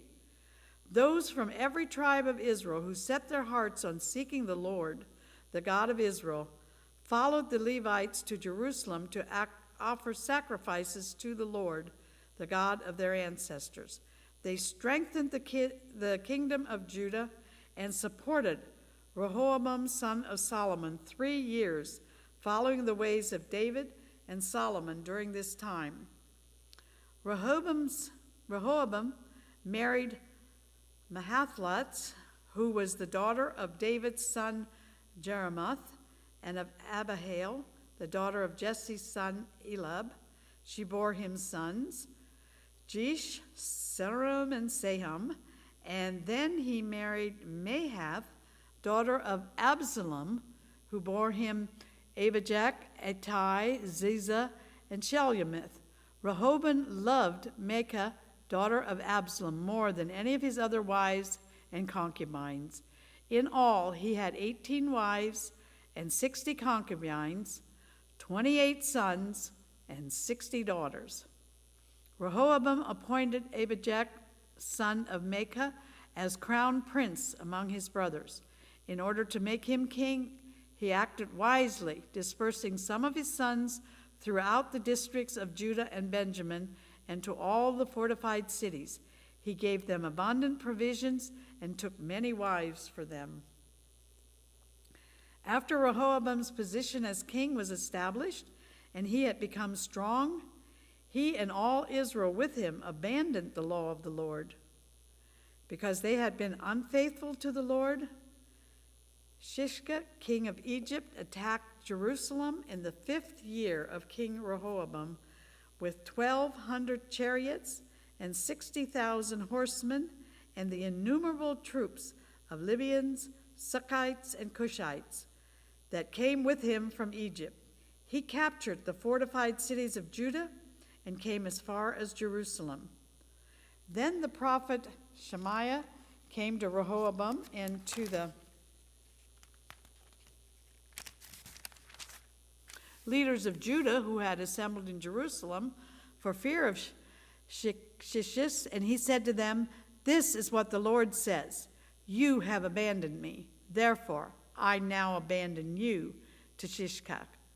The leaders of Israel and the king humbled themselves and said, "The Lord is just." And when the Lord saw that they had humbled themselves, this word of the Lord came to Shema: "Since they have humbled themselves, I will not destroy them, but will soon give them deliverance. My wrath will not be poured out on Jerusalem through Shishka. They will, however, become subject to him, so that they may learn the difference between serving me and serving the kings of other lands." When Shishka, king of Egypt, attacked Jerusalem, he carried off the treasures of the temple of the Lord and the treasures of the royal palace. He took everything, including the gold shields that Solomon had made. So King Rehoboam made bronze shields to replace them and assigned these to the commanders of the guard on duty at the entrance to the royal palace. Whenever the king went to the Lord's temple, the guards went with him, bearing the shields, and afterwards they returned them to the guard room. Because Rehoboam humbled himself, the Lord's anger turned from him, and he was not totally destroyed. Indeed, there was some good in Judah. King Rehoboam established himself firmly in Jerusalem and continued as king. He was 41 years old when he became king, and he reigned 17 years in Jerusalem, the city the Lord had chosen out of all the tribes of Israel in which to put his name. His mother's name was Naamah. She was an Ammonite. He did evil because he had not set his heart on seeking the Lord. As for the events of Rehoboam's reign from beginning to end, are they not written in the records of Shemaiah the prophet and of Iddu the seer that deal with genealogies? There was continual warfare between Rehoboam and Jeroboam. Rehoboam rested with his ancestors and was buried in the city of David, and Abijah his son succeeded him as king. In the 18th year of the reign of Jeroboam, Abijah became king of Judah, and he reigned in Jerusalem 3 years. His mother's name was Maacah, a daughter of Uriel of Jeba. There was war between Abijah and Jeroboam. Abijah went into battle with an army of 400,000 able fighting men, and Jeroboam drew up a battle line against him with 800,000 able troops. Abijah stood on Mount Zeram in the hill country of Ephraim and said, "Jeroboam and all Israel, listen to me. Don't you know that the Lord, the God of Israel, has given the kingship of Israel to David and his descendants forever by a covenant assault? Yet Jeroboam, son of Nebat, an official of Solomon, son of David, rebelled against his master. Some worthless scoundrels gathered around him and opposed Rehoboam, son of Solomon, when he was young and indecisive and not strong enough to resist them. And now you plan to resist the kingdom of the Lord, which is in the hands of David's descendants? You are indeed a vast army, and have with you the golden calves that Jeroboam made to be your gods. But didn't you drive out the priests of the Lord, the sons of Aaron, and the Levites, and make priests of your own, as the people of other lands do? Whoever comes to consecrate himself with a young bull and 7 rams may become a priest of what are not God's. As for us, the Lord is our God, and we have not forsaken him. The priests who serve the Lord are sons of Aaron, and the Levites assist them. Every morning and evening they present burnt offerings and fragrant incense to the Lord. They set out the bread on the ceremonial clean tables, and they light the lamps on the gold lampstand every evening. We are observing the requirements of the Lord our God, but you have forsaken him. God is with us. He is our leader. His priests with their trumpets will sound the battle cry against you. People of Israel, do not fight against the Lord, the God of your ancestors, for you will not succeed. Now Jeroboam had sent troops around to the rear, so that while he was in front of Judah, the ambush was behind them. Judah turned and saw that they were being attacked at both front and rear. Then they cried out to the Lord. The priests blew their trumpets, and the men of Judah raised the battle cry. At the sound of their battle cry, God routed Jeroboam and all Israel before Abijah and Judah. The Israelites fled before Judah, and God delivered them into their hands. Abijah and his troops inflicted heavy losses on them, so that there were 500,000 casualties among Israel's able men. The Israelites were subdued on that occasion, and the people of Judah were victorious because they relied on the Lord, the God of their ancestors. Abijah pursued Jeroboam and took from him the towns of Bethel, Jeshanah, and Ephraim, with their surrounding villages. Jeroboam did not regain power during the time of Abijah, and the Lord struck him down, and he died. But Abijah grew in strength. He married 14 wives and had 22 sons and 16 daughters. The other events of Abijah's reign, what he did and what he said, are written in the annotations of the prophet Iddo. And Abijah rested with his ancestors and was buried in the city of David. Asa his son succeeded him as king, and in his days the country was at peace for 10 years. Asa did what was good and right in the eyes of the Lord his God. He removed the foreign altars and the high places. He smashed the sacred stones and cut down the Asherah poles. He commanded Judah to seek the Lord, the God of their ancestors, and to obey his laws and commands. He removed the high places and incense altars in every town in Judah, and the kingdom was at peace under him. He built up the fortified cities of Judah, since the land was at peace. No one was at war with him during those years, for the Lord gave him rest.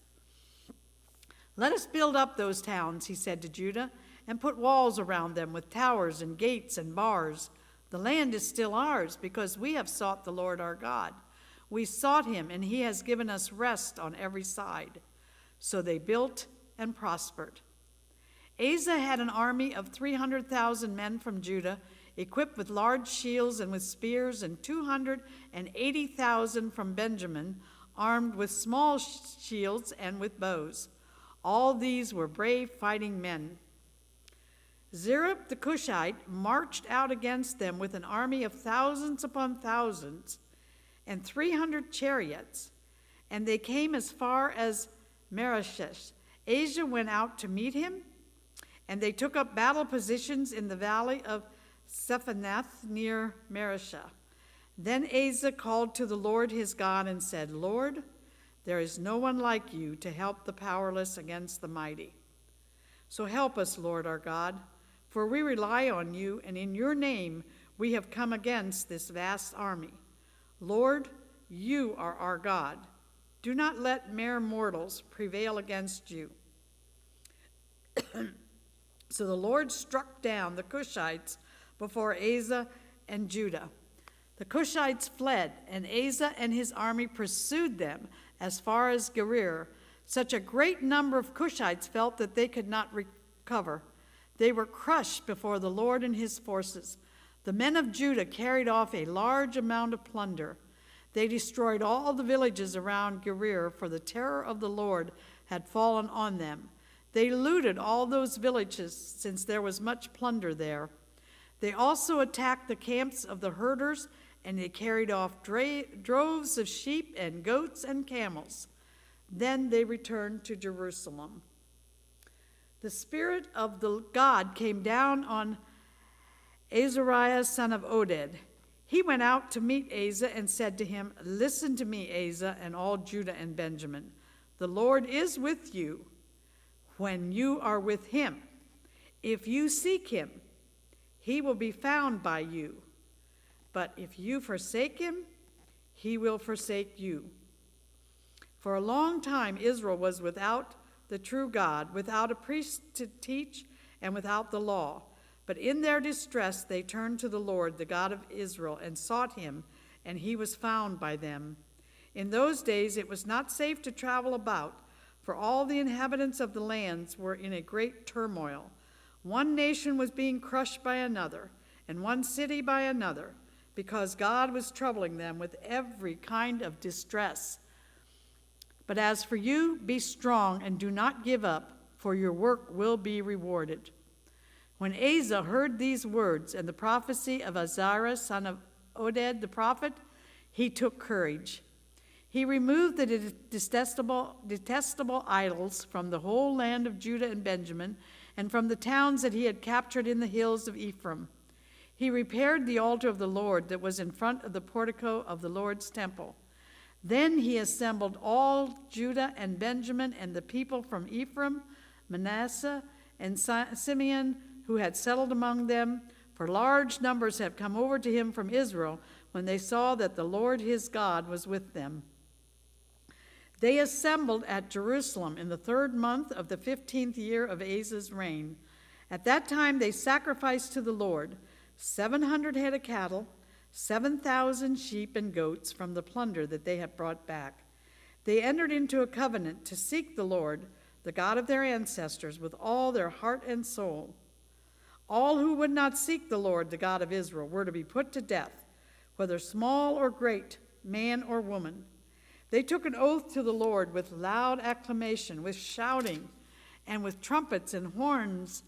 All Judah rejoiced about the oath because they had sworn it wholeheartedly. They sought God eagerly, and he was found by them. So the Lord gave them rest on every side.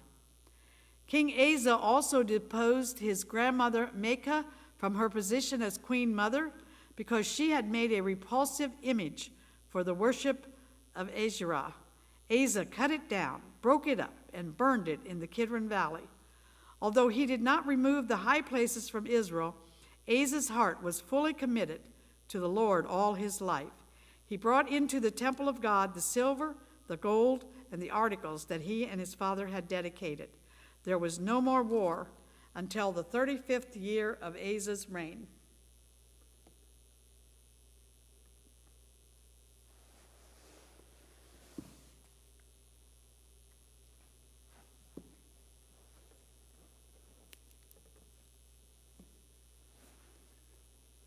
Asa's last years, chapter 16. In the 36th year of Asa's reign, Baasha, king of Israel, went up against Judah and fortified Ramah to prevent anyone from leaving or entering the territory of Asa, king of Judah. Asa then took the silver and gold out of the treasuries of the Lord's temple and of his own palace and sent it to Ben-Hadad, king of Aram, who was ruling in Damascus. "Let there be a treaty between me and you," he said, "as there is between my father and your father. See, I am sending you silver and gold. Now break your treaty with Baasha, king of Israel, so he will withdraw from me." Ben-Hadad agreed with King Asa and sent the commanders of his forces against the town of Israel. They conquered Ijon, Dan, Abel, Maim, and all the store cities of Naphtali. When Baasha heard this, he stopped building Ramah and abandoned his work. Then King Asa brought all the men of Judah, and they carried away from Ramah the stones and timber Baasha had been using. With them he built up Geba and Mizpah. At that time, Hanani the seer came to Asa, king of Judah, and said to him, "Because you have relied on the king of Aram and not on the Lord your God, the army of the king of Aram has escaped from your hand. Were not the Cushites and Libyans a mighty army with great numbers of chariots and horsemen? Yet when you relied on the Lord, he delivered them into your hand. For the eyes of the Lord range throughout the earth to strengthen those whose hearts are fully committed to him.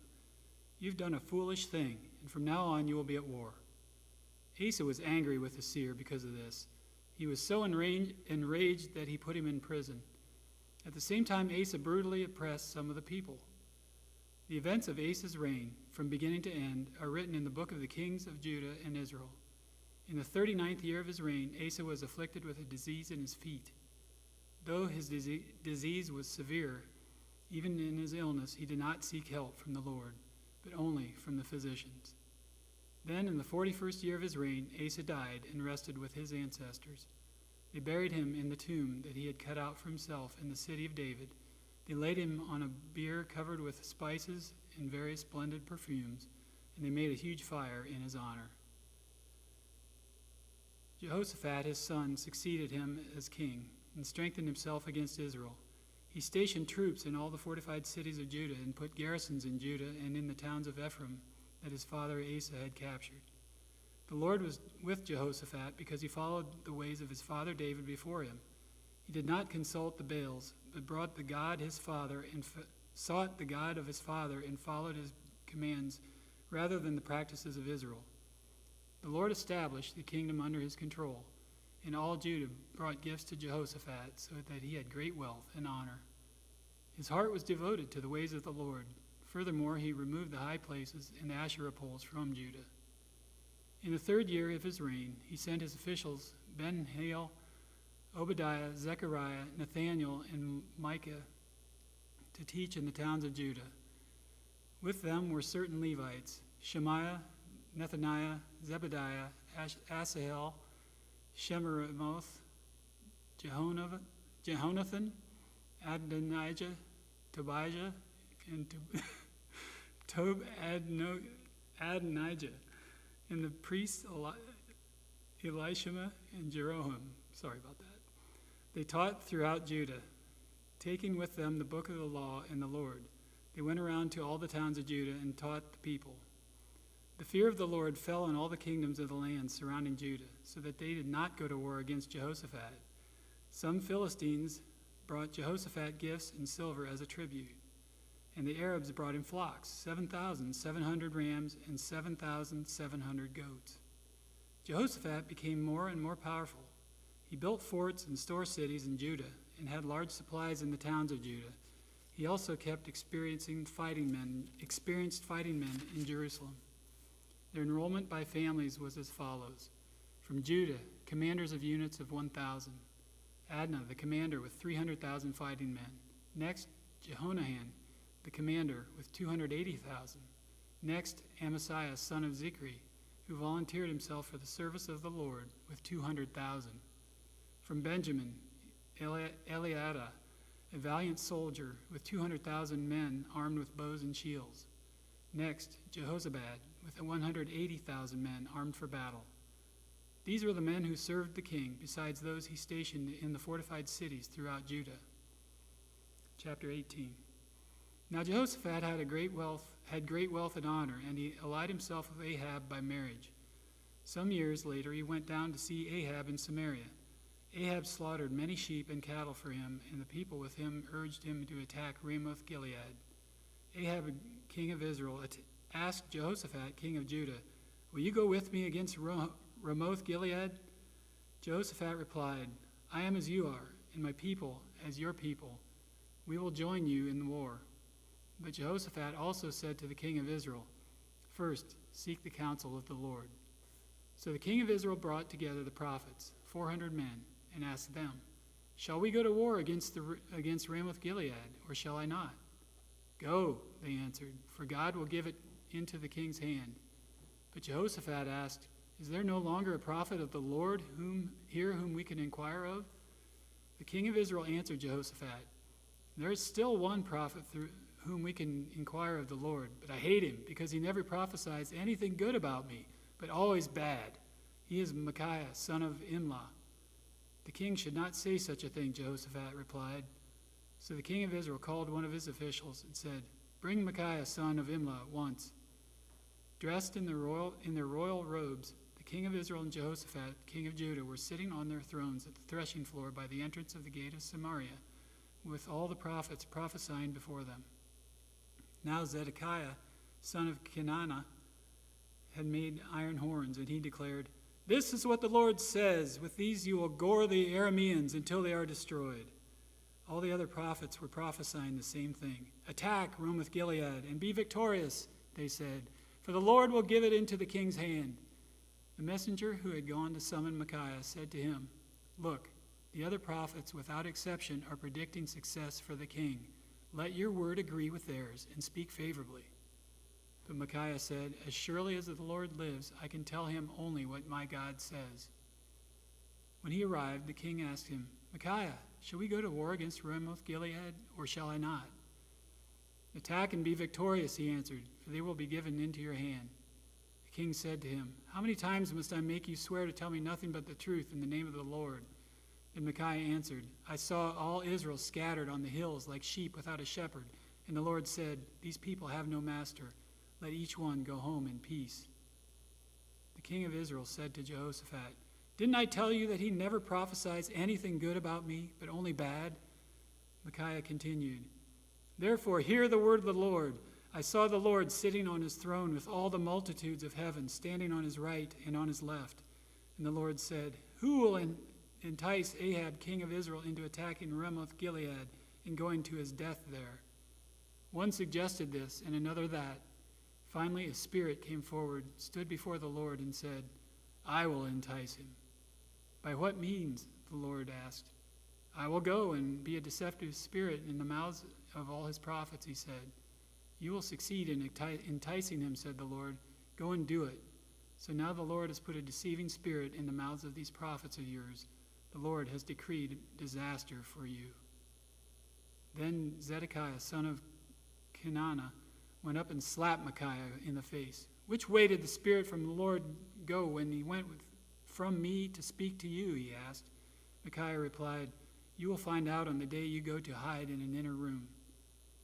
The king of Israel then ordered, "Take Micaiah and send him back to Ammon, to the ruler of the city, and to Joash, the king's son, and say, 'This is what the king says. Put this fellow in prison and give him nothing but bread and water until I return safely.'" Micaiah declared, "If you ever return safely, the Lord has not spoken through me." Then he added, "Mark my words, all you people." So the king of Israel and Jehoshaphat, king of Judah, went up to Ramoth-Gilead. The king of Israel said to Jehoshaphat, "I will enter the battle in disguise, but you wear royal robes." So the king of Israel disguised himself and went into battle. Now the king of Aram had ordered his chariot commanders, "Do not fight with anyone, small or great, except the king of Israel." When the chariot commanders saw Jehoshaphat, they thought, "This is the king of Israel." So they turned to attack him. But Jehoshaphat cried out, and the Lord helped him. God drew them away from him, for when the chariot commanders saw that he was not the king of Israel, they stopped pursuing him. But someone drew his bow at random and hit the king of Israel between the breastplate and the scale armor. The king told the chariot driver, "Wheel around and get me out of the fighting. I've been wounded." All day long the battle raged, and the king of Israel propped himself up in his chariot facing the Arameans until evening. Then at sunset he died. When Jehoshaphat, king of Judah, returned safely to his palace in Jerusalem, Jehu the seer, the son of Hanani, went out to meet him and said to the king, "Should you help the wicked and love those who hate the Lord? Because of this, the wrath of the Lord is on you. There is, however, some good in you, for you have rid the land of the Asherah poles and have set your heart on seeking God." Jehoshaphat lived in Jerusalem, and he went out again among the people from Beersheba to the hill country of Ephraim, and turned back to the Lord, and God, the God of their ancestors. He appointed judges in the land, in each of the fortified cities of Judah.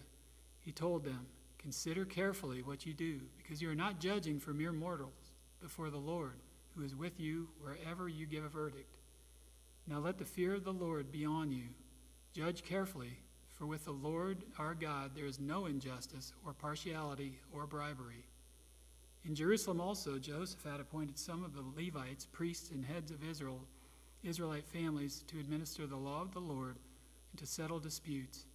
And they lived in Jerusalem. He gave them these orders: You must serve faithfully and wholeheartedly in the fear of the Lord in every case that comes before you from your people who live in the cities, whether bloodshed or other concerns of the law, commands, decrees, or regulations. You are to warn them not to sin against the Lord. Otherwise, his wrath will come on you and your people. Do this, and you will not sin. Amariah, the chief priest, will be over you in any matter concerning the Lord. And Zebediah, the son of Ishmael, the leader of the tribe of Judah, will be over you in any matter concerning the king. And the Levites will serve as officials before you. Act with courage, and may the Lord be with those who do well. Chapter 20. After this, the Moabites and Ammonites with some of the Menuhites came to wage war against Jehoshaphat. Some people came and told Jehoshaphat, A vast army is coming against you from Edom, from the other side of the Dead Sea. It's already in Hazazon Tamar, that is, En-Gedi. Alarmed, Jehoshaphat resolved to inquire of the Lord, and he proclaimed a fast for all Judah. The people of Judah came together to seek help from the Lord. Indeed, they came from every town in Judah to seek him. Then Jehoshaphat stood up in the assembly of Judah in Jerusalem at the temple of the Lord, and in front of the new courtyard, and said, Lord, the God of our ancestors, are you not the God who is in heaven? You rule over all the kingdoms of the nations. Power and might are in your hand, and no one can withstand you. Our God, did you not drive out the inhabitants of this land before your people, Israel, and give it forever to the descendants of Abraham, your friend? They have lived in it and have built in it a sanctuary for your name, saying, If calamity comes upon us, whether the sword of judgment or plague or famine, we will stand in your presence before this temple that bears your name, and will cry out to you in our distress, and you will hear us and save us. But now here are men from Ammon, Moab, and Mount Seir, whose territory you would not allow Israel to invade when they came from Egypt. So they turned away from them and did not destroy them. See how they are repaying us by coming to drive us out of the possession you gave us as inheritance.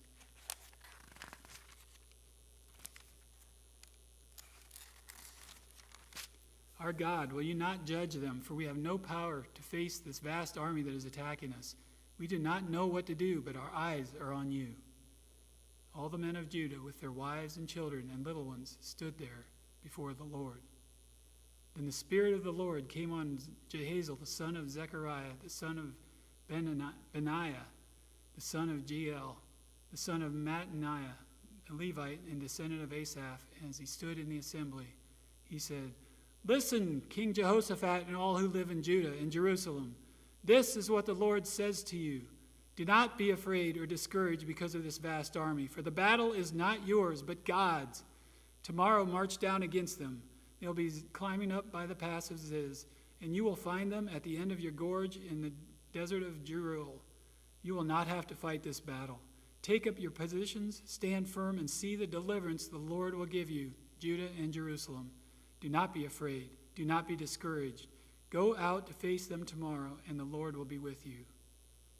Jehoshaphat bowed down with his face to the ground, and all the people of Judah and Jerusalem fell down and worshipped before the Lord.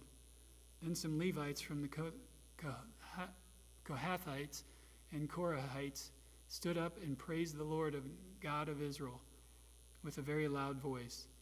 Early in the morning they left for the desert of Tekoa, and as they set out, Jehoshaphat stood and said, Listen to me, Judah, and the people of Jerusalem.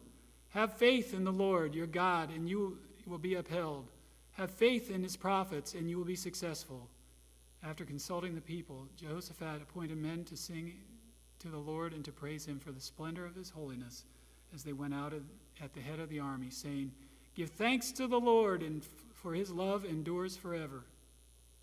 As they began to sing and praise, the Lord set ambushes against the men of Ammon and Moab and Mount Seir who were invading Judah, and they were defeated.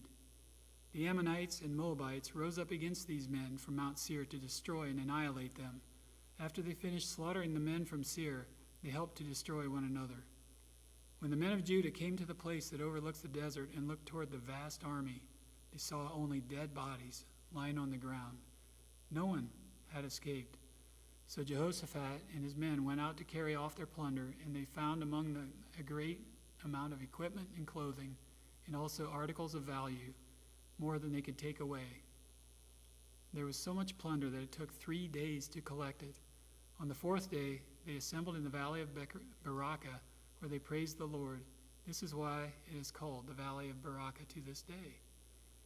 Then, led by Jehoshaphat, all the men of Judah and Jerusalem returned joyfully to Jerusalem, for the Lord had given them cause to rejoice over their enemies. They entered Jerusalem and went to the temple of the Lord with harps and lyres and trumpets. The fear of God came on all the surrounding kingdoms when they heard of how the Lord God had fought against the enemies of Israel.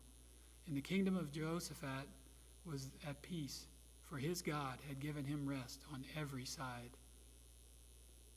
So Jehoshaphat reigned over Judah.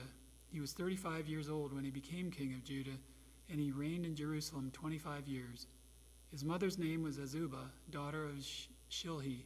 He followed the ways of his father Asa and did not stray from them.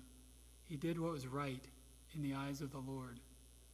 The high places, however, were not removed, and the people still had not set their hearts on the God of their ancestors. The other events of Jehoshaphat's reign from beginning to end are written in the annals of Jehu son of Hanani, which are recorded in the book of the kings of Israel. Later, Jehoshaphat, king of Judah, made an alliance with Ahazizah, king of Israel, whose ways were wicked. He agreed with him to construct a fleet of trading ships. After these were built at Ezion-Geber, Eliezer, son of Dodavahu, son of Marisha, prophesied against Jehoshaphat, saying, "Because you have made an alliance with Ahaziah, the Lord will destroy what you have made." The ships were wrecked, and they were not able to set sail to trade. Chapter 21, 2 Chronicles. Then Jehoshaphat rested with his ancestors and was buried with them in the city of David. And Jehoram, his son, succeeded him as king. Jehoram's brothers, the son of Jehoshaphat, were Azariah, Jehiel, Zechariah, Azariahu, Michael, and Jephthadi. And all these were sons of Jehoshaphat, king of Israel. Their father had given them many gifts of silver and gold and articles of value, as well as fortified cities of Judah. But he had given the kingdom to Jehoram because he was his firstborn son. When Jehoram established himself firmly over his father's kingdom, he put all his brothers to the sword along with some of the officials of Israel. Jehoram was 32 years old when he became king, and he reigned in Jerusalem 8 years. He followed the ways of the kings of Israel, as the house of Ahab had done, for he married a daughter of Ahab. He did evil in the eyes of the Lord. Nevertheless, because of the covenant the Lord had made with David, the Lord was not willing to destroy the house of David. He had promised to maintain a lamp for him and his descendants forever. In the time of Jehoram, Edom rebelled against Judah and set up its own king. So Jehoram went there with his officers and all his chariots. The Edomites surrounded him and his chariot commanders, but he rose up and broke through by night. To this day, Edom has been in rebellion against Judah.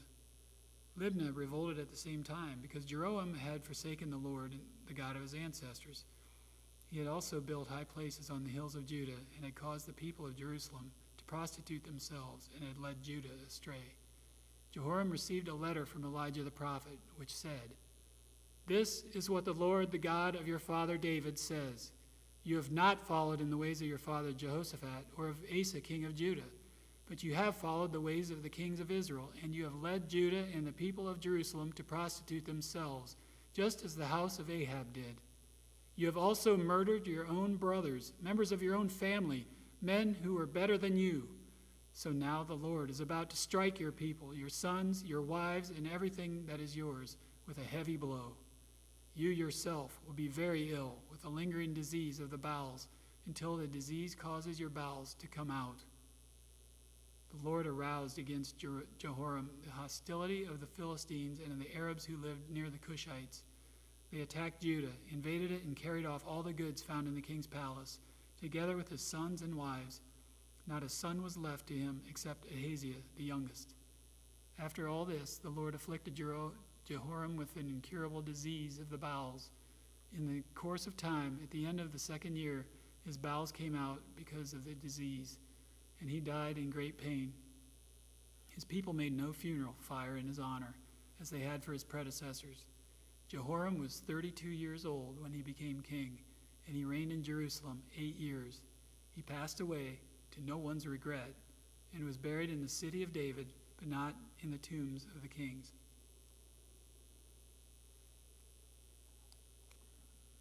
Second Chronicles 22. The people of Jerusalem made Ahaziah, Jehoram's youngest son, king in his palace, or kings in his place, since the raiders who came with the Arabs into the camp had killed all the older sons. So Ahaziah, son of Jehoram, king of Judah, began to reign.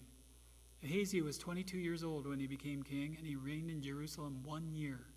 His mother's name was Athaliah, a granddaughter of Omri.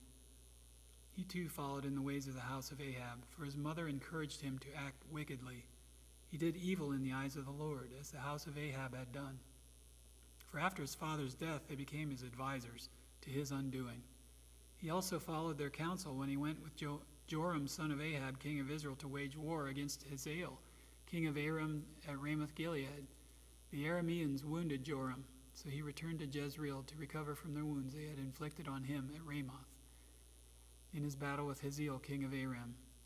Then Ahaziah, son of Jehoram, king of Judah, went down to Jezreel to see Joram, son of Ahab, because he had been wounded. Through Ahaziah's visit to Joram, God brought about Ahaziah's downfall. When Ahaziah arrived, he went out with Joram to meet Jehu, son of Nimshi, whom the Lord had anointed to destroy the house of Ahab. While Jehu was executing judgment on the house of Ahab, he found the officials of Judah and the sons of Ahaziah's relatives who had been attending Ahaziah, and he killed them. He then went to search all of Ahaziah, and his men captured him. He went in search of Ahaziah, and his men captured him while he was hiding in Samaria. He was brought to Jehu and put to death. They buried him, for they said, "He was a son of Jehoshaphat, who sought the Lord with all his heart." So there was no one in the house of Ahaziah powerful enough to retain the kingdom. When Athaliah, the mother of Ahaziah, saw that her son was dead, she proceeded to destroy the whole royal family of the house of Judah. But Jehosheba, the daughter of King Jehoram, took Joash, son of Ahaziah, and stole him away from among the royal princes who were about to be murdered, and put him and his nurse in a bedroom because of Jehosheba, the daughter of King Jehoram and wife of the priest Jehoiada, was Ahaziah's sister. She hid the child from Athaliah so she could not kill him. He remained hidden with them at the temple of God for 6 years, while Athaliah ruled the land. Chapter 23. In the 7th year, Jehoiada showed his strength. He made a covenant with the commanders of units of 100, Azariah, son of Jeroham, Ishmael, son of Hohanan, Azariah, son of Obed, Messiah, son of Adiah, and Elishaphat, son of Zichri. They went throughout Judah and gathered the Levites and the heads of Israelite families from all the towns. When they came to Jerusalem, the whole assembly made a covenant with the king at the temple of God. Jehoiada said to them, "The king's son shall reign, as the Lord promised concerning the descendants of David. Now this is what you are to do. A third of you priests and Levites who are going on duty on the Sabbath are going to keep watch at the doors, a third of you at the royal palace, and a third of you at the foundation gate, and all the others are to be in the courtyards of the temple of the Lord. No one is to enter the temple of the Lord except the priests and Levites on duty. They may enter because they are consecrated, but all the others are not to observe the Lord's command. All the others are to observe the Lord's command not to enter. The Levites are to station themselves around the king, each with weapon in hand. Anyone who enters the temple is to be put to death. Stay close to the king wherever he goes." The Levites and all the men of Judah did just as Jehoiada the priest ordered. Each one took his men, those who were going on duty on the Sabbath and those who were going off duty, for Jehoiada the priest had not released any of the divisions. Then he gave the commanders of the units of 100 the spears and large and small shields that had belonged to King David and that were in the temple of God.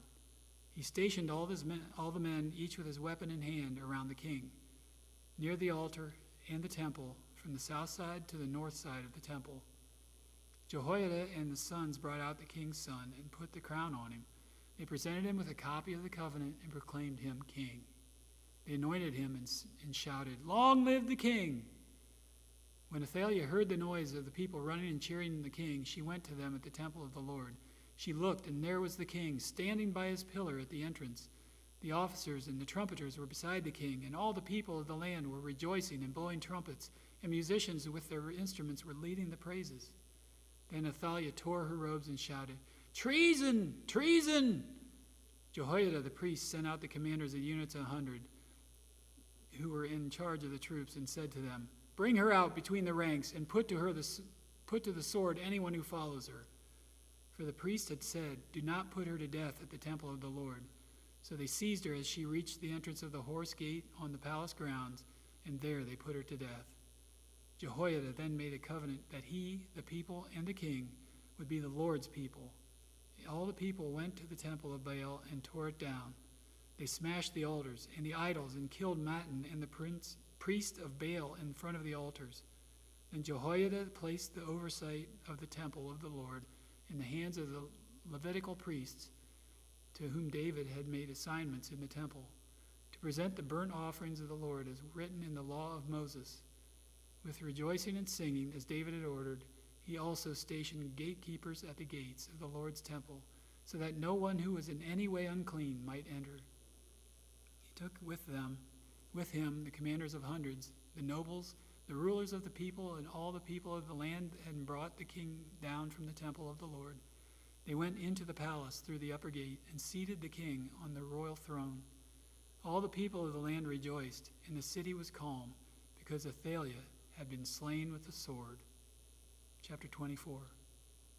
Joash was 7 years old when he became king, and he reigned in Jerusalem 40 years. His mother's name was Zibiah. She was from Beersheba. Joash did what was right in the eyes of the Lord all the years of Jehoiada the priest. Jehoiada chose 2 wives for him, and he had sons and daughters. Sometime later, Joash decided to restore the temple of the Lord. He called together the priests and Levites and said to them, "Go to the towns of Judah and collect the money due annually from all Israel to repair the temple of your God. Do it now." But the Levites did not act at once. Therefore the king summoned Jehoiada the chief priest and said to him, "Why haven't you required the Levites to bring in from Judah and Jerusalem the tax imposed by Moses, the servant of the Lord, and by the assembly of Israel for the tent of the covenant law?" Now the sons of the wicked woman Athaliah had broken into the temple of God and had used even its sacred objects for the Baals. At the king's command, a chest was made and placed outside at the gate of the temple of the Lord. A proclamation was then issued in Judah and Jerusalem that they should bring to the Lord the tax that Moses, the servant of God, had required of Israel in the wilderness. All the officials and all the people brought their contributions gladly, dropping them into the chest until it was full. Whenever the chest was brought in by the Levites to the king's officials, and they saw that there was a large amount of money, the royal secretary and the officer of the chief priest would come and empty the chest and carry it back to its place. They did this regularly and collected a great amount of money. The king and Jehoiada gave it to those who carried out the work required for the temple of the Lord. They hired masons and carpenters to restore the Lord's temple. They also workers in iron and bronze to repair the temple. The men in charge of the work were diligent, and the repairs progressed under them. They rebuilt the temple of God according to its original design and reinforced it. When they had finished, they brought the rest of the money to the king and Jehoiada, and with it were made articles for the Lord's temple, articles for the service and for the burnt offerings, and also dishes and other objects of gold and silver. As long as Jehoiada lived, burnt offerings were presented continually in the temple of the Lord. Now Jehoiada was old and full of years, and he died at the age of 130. He was buried with the kings in the city of David because of the good he had done in Israel for God and his temple. After the death of Jehoiada, the officials of Judah came and paid homage to the king, and he listened to them. They abandoned the temple of the Lord, the God of their ancestors, and worshipped Asherah poles and idols. Because of their guilt, God's anger came on Judah and Jerusalem, although the Lord sent prophets to the people to bring them back to him, and though they testified against them, they would not listen. Then the Spirit of God came on Zechariah, son of Jehoiada, and the priest. He stood before the people and said, "This is what God says. Why do you disobey the Lord's commands? You will not prosper, because you have forsaken the Lord. He has forsaken you." But they plotted against him, and by order of the king, they stoned him to death in the courtyard of the Lord's temple. King Joash did not remember the kindness Zechariah's father, Jehoiada, had shown him, but killed his son, who said as he lay dying, "May the Lord see this and call you to account." At the turn of the year, the army of Aram marched against Joash. It invaded Judah and Jerusalem and killed all the leaders of the people. They sent all the plunder to their king in Damascus. Although the Aramean army had come with only a few men, the Lord delivered into their hands a much larger army. Because Judah had forsaken the Lord, the God of their ancestors, judgment was executed on Joash. When the Arameans withdrew, they left Joash severely wounded. His officials conspired against him for murdering the son of Jehoiada, the priest, so they killed him in his bed.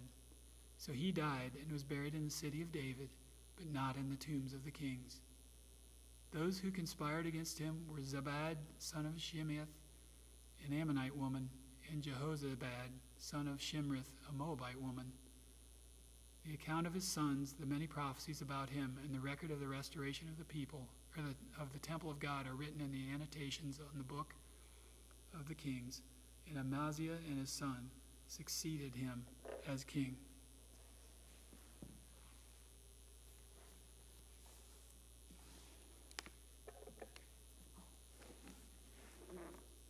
Second Chronicles 25. Amaziah was 25 years old when he became king, and he reigned in Jerusalem 29 years. His mother's name was Jehoadin. She was from Jerusalem. He did what was right in the eyes of the Lord, but not wholeheartedly. After the kingdom was firmly in his control, he executed the officials who had murdered his father, the king. Yet he did not put their children to death, but acted in accordance with what is written in the law, in the book of Moses, where the Lord commanded, "Parents shall not be put to death for their children, nor children be put to death for their parents. Each will die for their own sin." Amaziah called the people of Judah together and assigned them according to their families to commanders of thousands and commanders of hundreds for all Judah and Benjamin. He then mustered those 20 years old or more and found that there were 300,000 men fit for military service, able to handle the spear and shield. He also hired 100,000 fighting men from Israel for 100 talents of silver. But a man of God came to him and said, "Your Majesty, these troops from Israel must not march with you, for the Lord is not with Israel, not with any of the people of Ephraim. Even if you go and fight courageously in battle, God will overthrow you before the enemy, for the God has the power to help or to overthrow." Amaziah asked the man of God, "But what about the 100 talents I paid for these Israelite troops?" The man of God replied, "The Lord can give you much more than that." So Amaziah dismissed the troops who had come to him from Ephraim and sent them home. They were furious with Judah and left for home in a great rage. Amaziah then marshaled his strength and led his army to the Valley of Salt, where he killed 10,000 men of Seir. The army of Judah also captured 10,000 men alive, took them to the top of a cliff, and threw them down so that all were dashed to pieces. Meanwhile, the troops that Amaziah had sent back and had not allowed to take part in the war raided towns belonging to Judah from Samaria to Beth Horon. They killed 3,000 people and carried off great quantities of plunder. When Amaziah returned from slaughtering the Edomites, he brought back the gods of the people of Seir. He set them up as his own gods, bowed down to them, and burnt sacrifices to them. The anger of the Lord burned against Amaziah, and he sent a prophet to him who said, "Why do you consult this people's gods, which could not save their own people from your hand?" While he was still speaking, the king said to him, "Have we appointed you an advisor to the king? Stop. Why be struck down?" So the prophet stopped, but said, "I know that God has determined to destroy you because you have done this and have not listened to my counsel." After Amaziah, king of Judah, consulted his advisors, he sent this challenge to Joash, son of Joahaz, the son of Jehu, king of Israel, "Come, let us face each other in battle." But Jehoash, king of Israel, replied to Amaziah, king of Judah, "A thistle in Lebanon sent a message to a cedar in Lebanon, 'Give your daughter to my son in marriage.' Then a wild beast in Lebanon came along and trampled the thistle underfoot. You say to yourself that you have defeated Edom, and now you are arrogant and proud. But stay at home. Why ask for trouble and cause your own downfall and that of Judah also?" Amaziah, however, would not listen, for God so worked that he might deliver them into the hands of Joash, because they sought the gods of Edom. So Jehoash, king of Israel, attacked. He and Amaziah, king of Judah, faced each other at Beth Shemesh in Judah. Judah was routed by Israel, and every man fled to his home. Jehoash, king of Israel, captured Amaziah, king of Judah, the sons of Joash, the sons of Ahaziah, at Beth Shemesh. Then Jehoash brought him to Jerusalem and brought down the wall of Jerusalem from the Ephraim gate to the corner gate, a section about 400 cubits long. He took all the gold and silver and all the articles found in the temple of God that had been in the care of Obed-Edom, together with the palace treasures and the hostages, and returned to Samaria. Amaziah, son of Joash, king of Judah, lived for 15 years after the death of Joash, son of Jehoaz, king of Israel.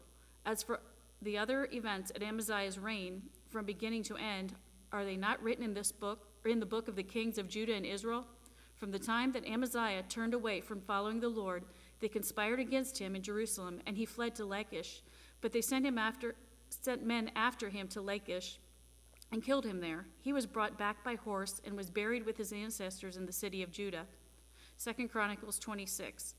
Then all the people of Judah took Uzziah, who was 16 years old, and made him king in place of his father Amaziah. He was the one who rebuilt Elath and restored it to Judah after Amaziah rested with his ancestors.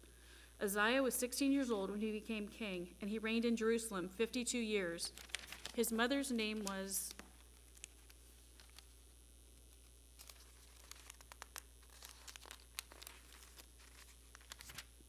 Jechaliah.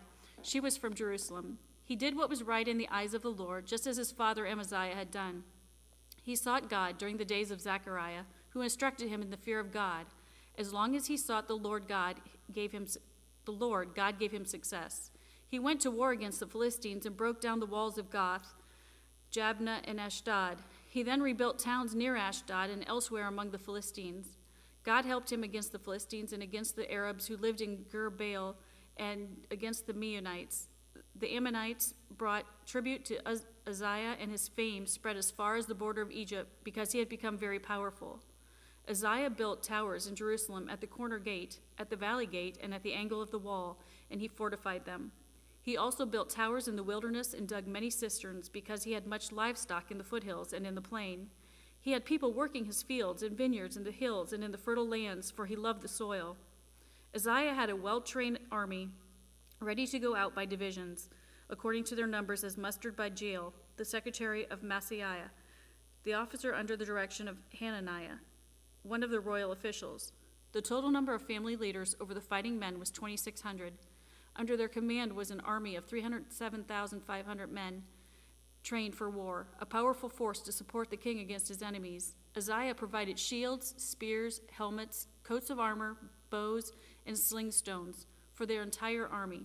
In Jerusalem he made devices, invented for use on the towers and on the corner defenses so that soldiers could shoot arrows and hurl large stones from the walls. His fame spread far and wide, for he was greatly helped until he became powerful. But after Uzziah became powerful, his pride led to his downfall. He was unfaithful to the Lord his God and entered the temple of the Lord to burn incense on the altar of incense.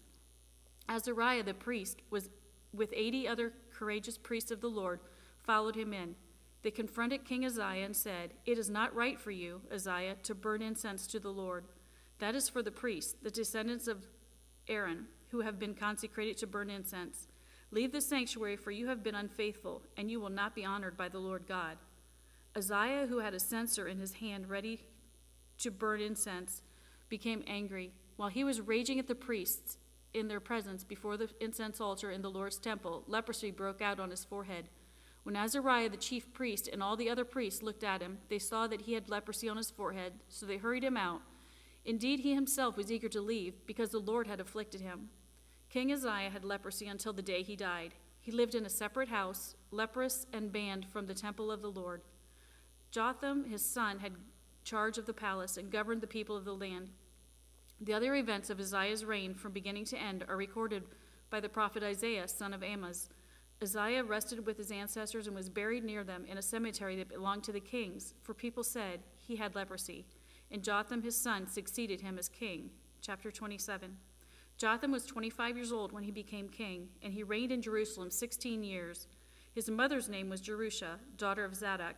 He did what was right in the eyes of the Lord, just as father Uzziah had done. But unlike him, he did not enter the temple of the Lord. The people, however, continued their corrupt practices. Jotham rebuilt the upper gate of the temple of the Lord and did extensive work on the wall at the hill of Ophel. He built towns in the hill country of Judah and forts and towers in the wooded areas. Jotham waged war against the king of the Ammonites and conquered them.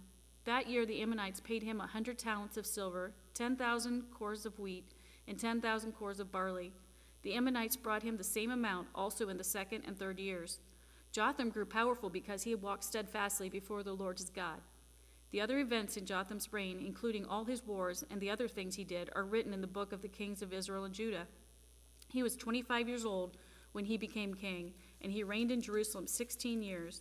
Jotham rested with his ancestors and was buried in the city of David, and Ahaz, his son, succeeded him as king. Chapter 28. Ahaz was 20 years old when he became king, and he reigned in Jerusalem 16 years.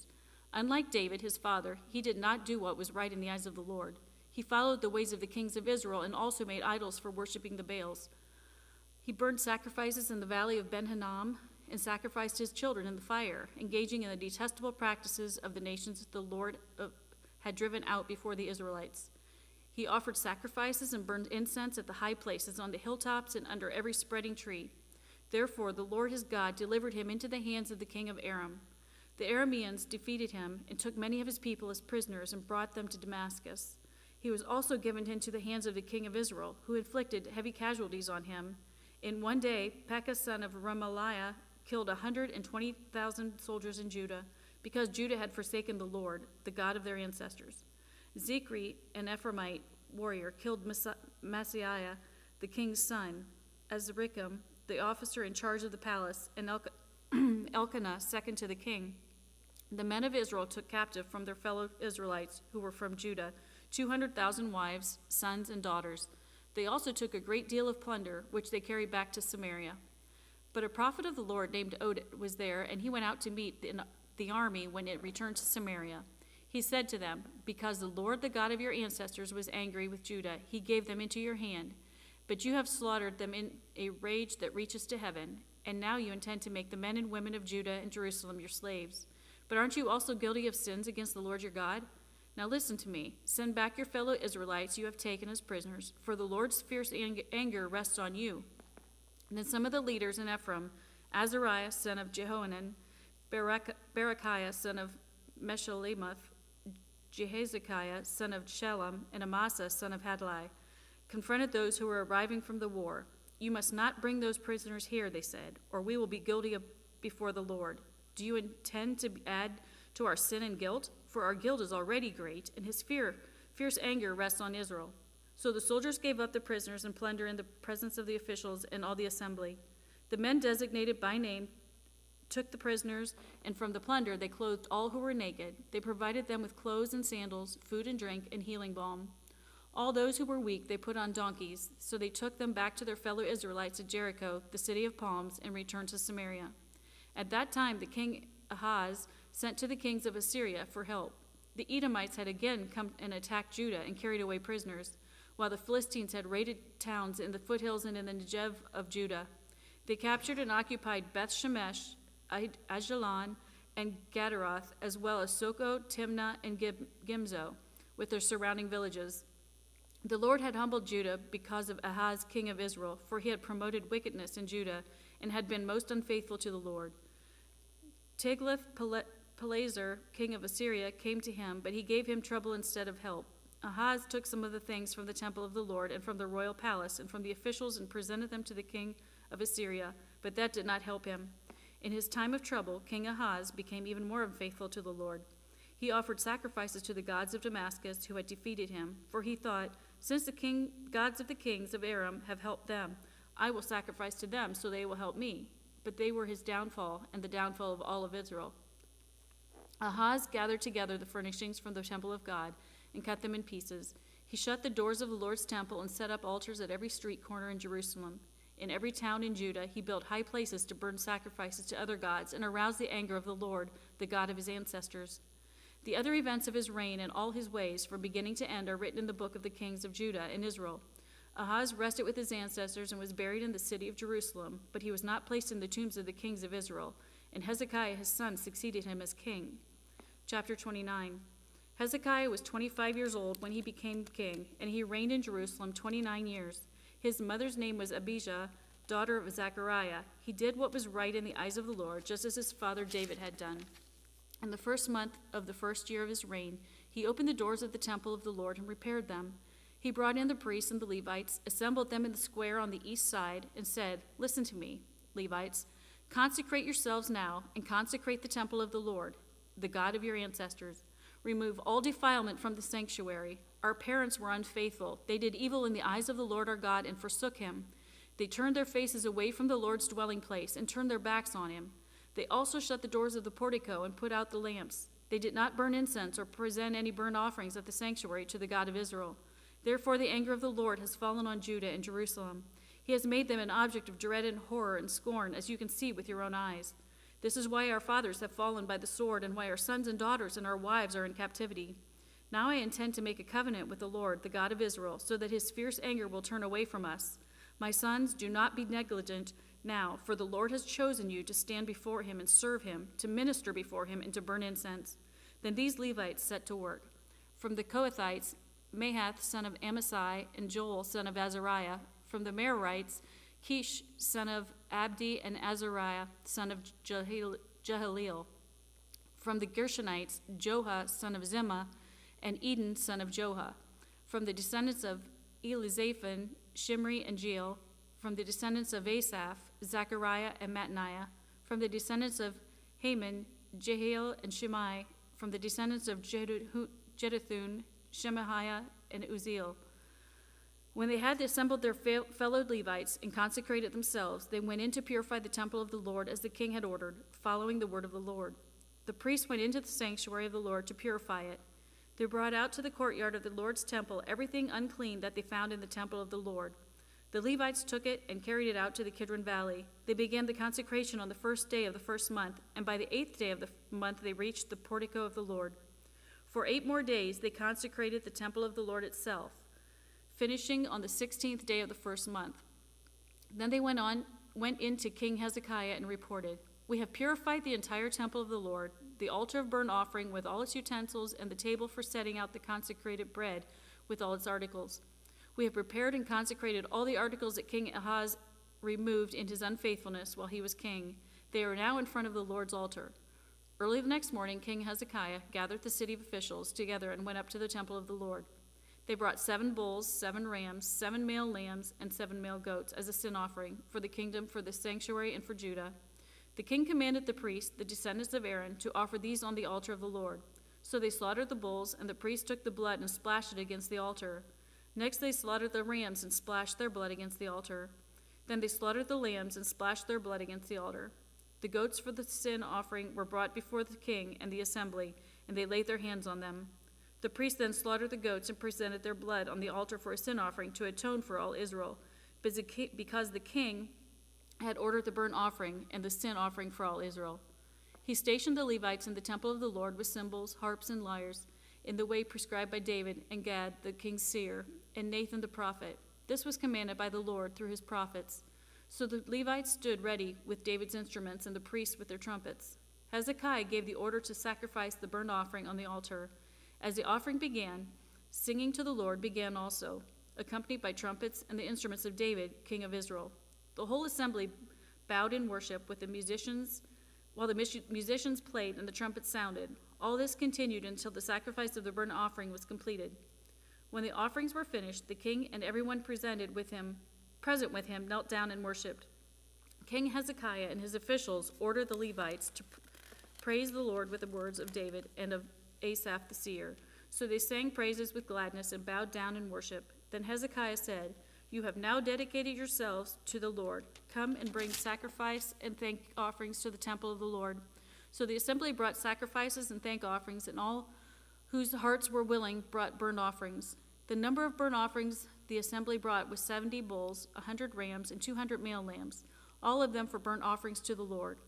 The animals consecrated as sacrifices amounted to 600 bulls and 3,000 sheep and goats.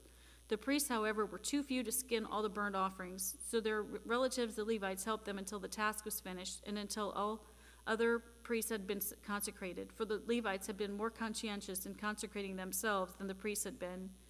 There were burnt offerings in abundance, together with the fat of the fellowship offerings and the drink offerings that accompanied the burnt offerings. So the service of the temple of the Lord was reestablished. Hezekiah and all the people rejoiced at what God had brought about for his people, because it was done so quickly. 2 Chronicles 30. Hezekiah sent word to all Israel and Judah, and also wrote letters to Ephraim and Manasseh, inviting them to come to the temple of the Lord in Jerusalem and celebrate the Passover to the Lord, the God of Israel. The king and his officials and the whole assembly in Jerusalem decided to celebrate the Passover in the second month. They had not been able to celebrate it at the regular time because not enough priests had consecrated themselves, and the people had not assembled in Jerusalem. The plan seemed right both to the king and to the whole assembly. They decided to send a proclamation through Israel from Beersheba to Dan, calling the people to come to Jerusalem and celebrate the Passover to the Lord, the God of Israel. It had not been celebrated in large numbers according to what was written.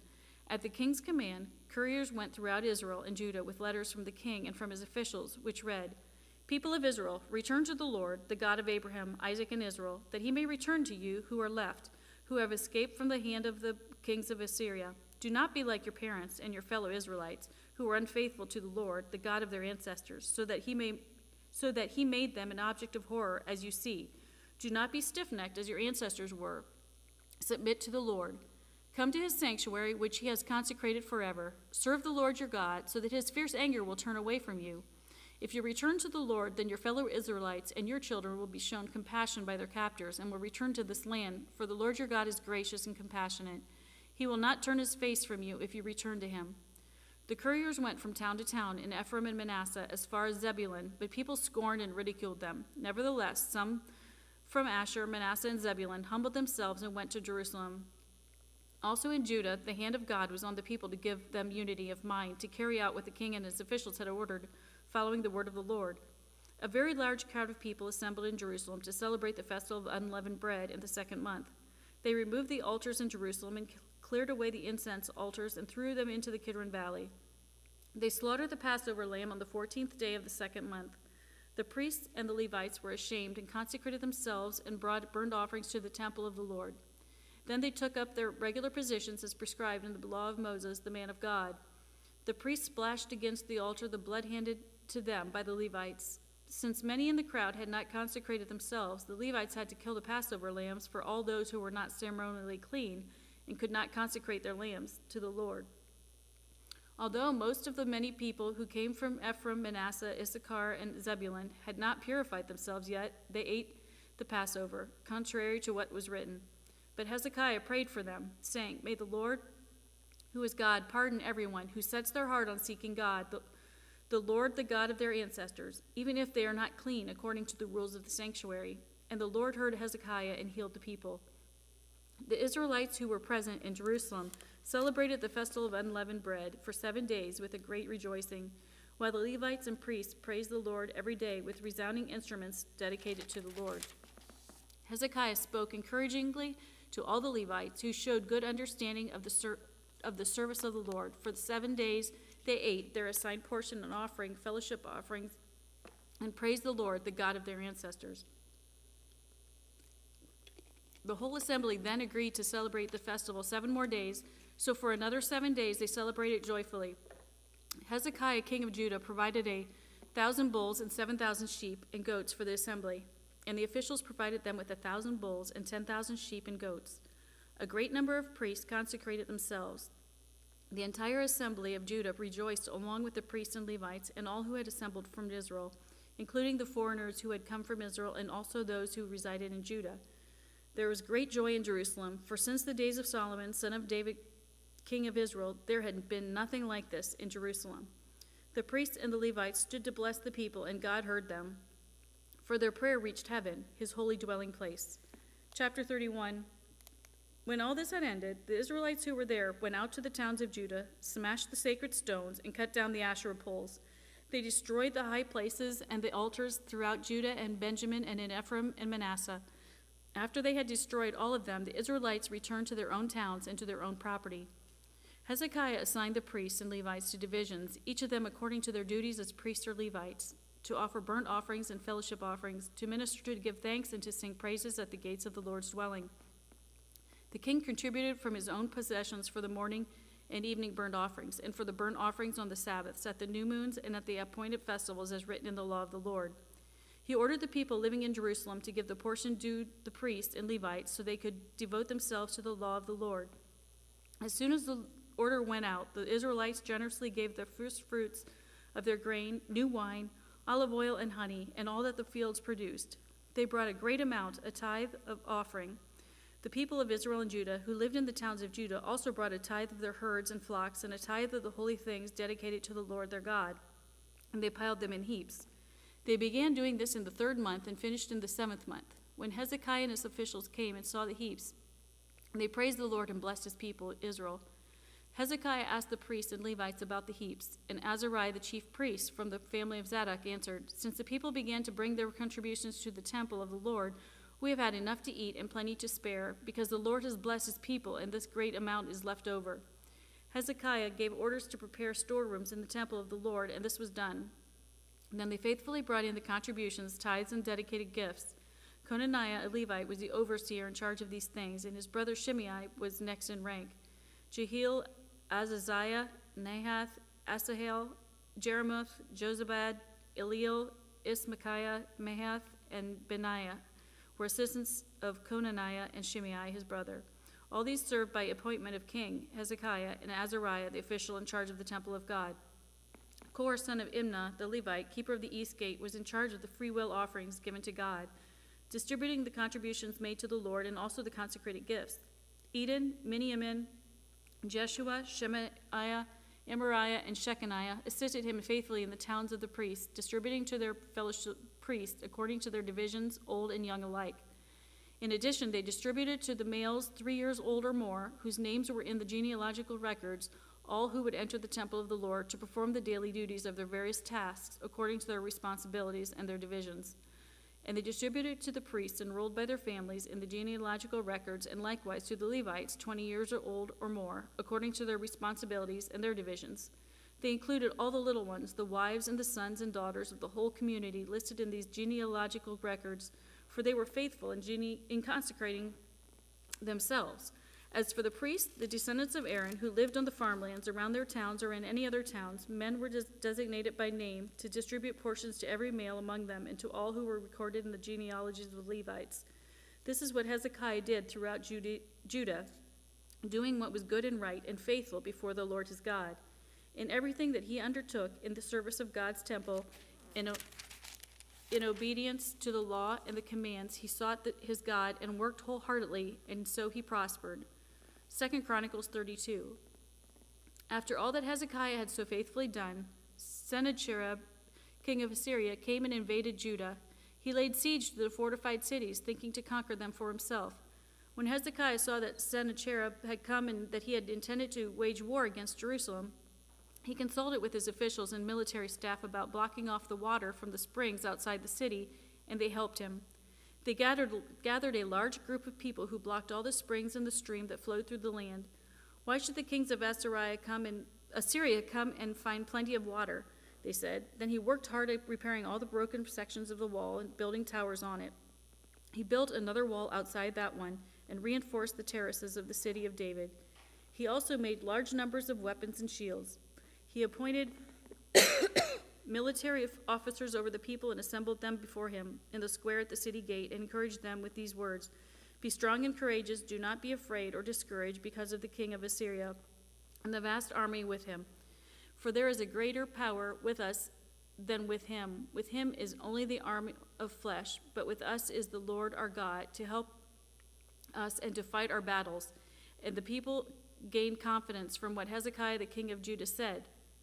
Later, when Sennacherib, king of Assyria, and all his forces were laying siege of Lachish, he sent his officers to Jerusalem with this message for Hezekiah, king of Judah, and for all the people of Judah who were there.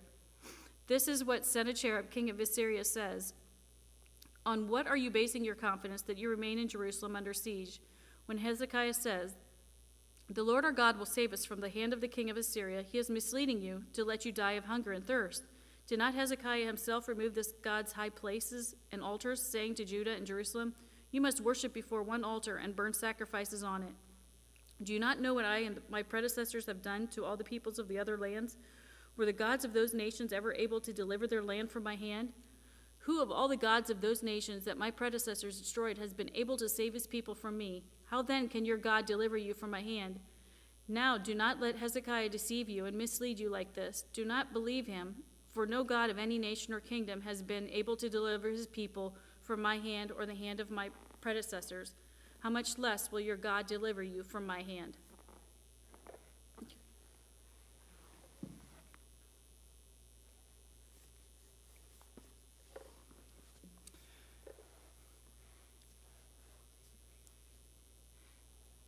Sennacherib's officers spoke further against the Lord God and against his servant Hezekiah. The king also wrote letters ridiculing the Lord, the God of Israel, and saying to him, just as the gods of the peoples of the lands did not rescue their people from my hand, so the God of Hezekiah will not rescue his people from my hand. Then they called out in Hebrew to the people of Jerusalem who were on the wall, to terrify them and make them afraid in order to capture the city. They spoke about the God of Jerusalem as they did about the gods of the other peoples of the world, the work of human hands. King Hezekiah and the prophet Isaiah, son of Amoz, cried out in prayer to heaven about this. And the Lord sent an angel who annihilated all the frightening men and the commanders and the officers in the camp of the Assyrian king. So he withdrew his own land in disgrace. And when he went into the temple of his God, some of his sons, his own flesh and blood, cut him down with the sword. So the Lord saved Hezekiah and the people of Jerusalem from the hand of Sennacherib, the king of Assyria, and from the hand of all others. He took care of them on every side.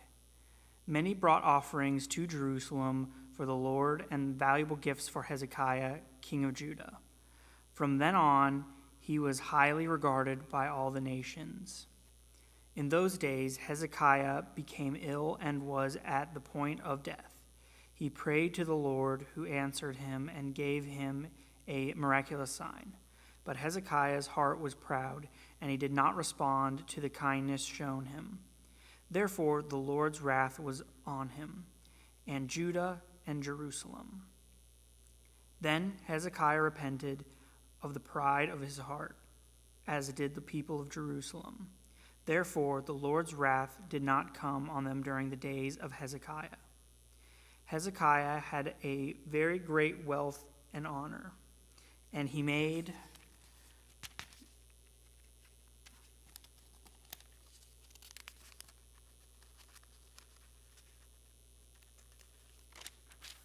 treasures for his silver and gold, and for his precious stones, spices, shields, of all kinds of valuables. He also made some building to store the harvest of grain, new wine, and olive oil. And he made stalls for various kinds of cattle and pens for the flocks. He built villages and acquired great numbers of flocks and herds, for God had given to him great riches. It was Hezekiah who blocked the upper outlet of Gihon spring and channeled the water down to the west side of the city of David. He succeeded in everything he undertook. But when envoys were sent to him by the rulers of Babylon to ask him about the miraculous signs that had occurred in the land, God left him to test him and to know everything that was in his heart. The other events of Hezekiah's reign and the acts of devotion are written in the vision of the prophets, Isaiah's son of Azamah, in the book of the king of Judah and Israel. Hezekiah rested in his ancestors and was buried on the hill where the tombs of David's descendants all are. All Judah and the people of Jerusalem honored him when he died, and Manasseh his son succeeded him as king. Chapter 33. Manasseh was 12 years old when he became king, and he reigned in Jerusalem 55 years. He did evil in the eyes of the Lord, following the detestable practices of all the nations the Lord had driven out before the Israelites. He rebuilt the high places of his father Hezekiah had demolished. He also erected altars to the Baal and made Arashah poles. He bowed down to all the starry hosts and worshipped them. He built altars in the temple of the Lord, of which the Lord had said, "My name will remain in Jerusalem forever." In both courts of the temple of the Lord, he built altars to the starry hosts. He sacrificed his children in the fire in the valley of Ben Hinnom, practiced divination and witchcraft, sought omens, and consulted mediums and spirits. He did much evil in the eyes of the Lord, arousing his anger.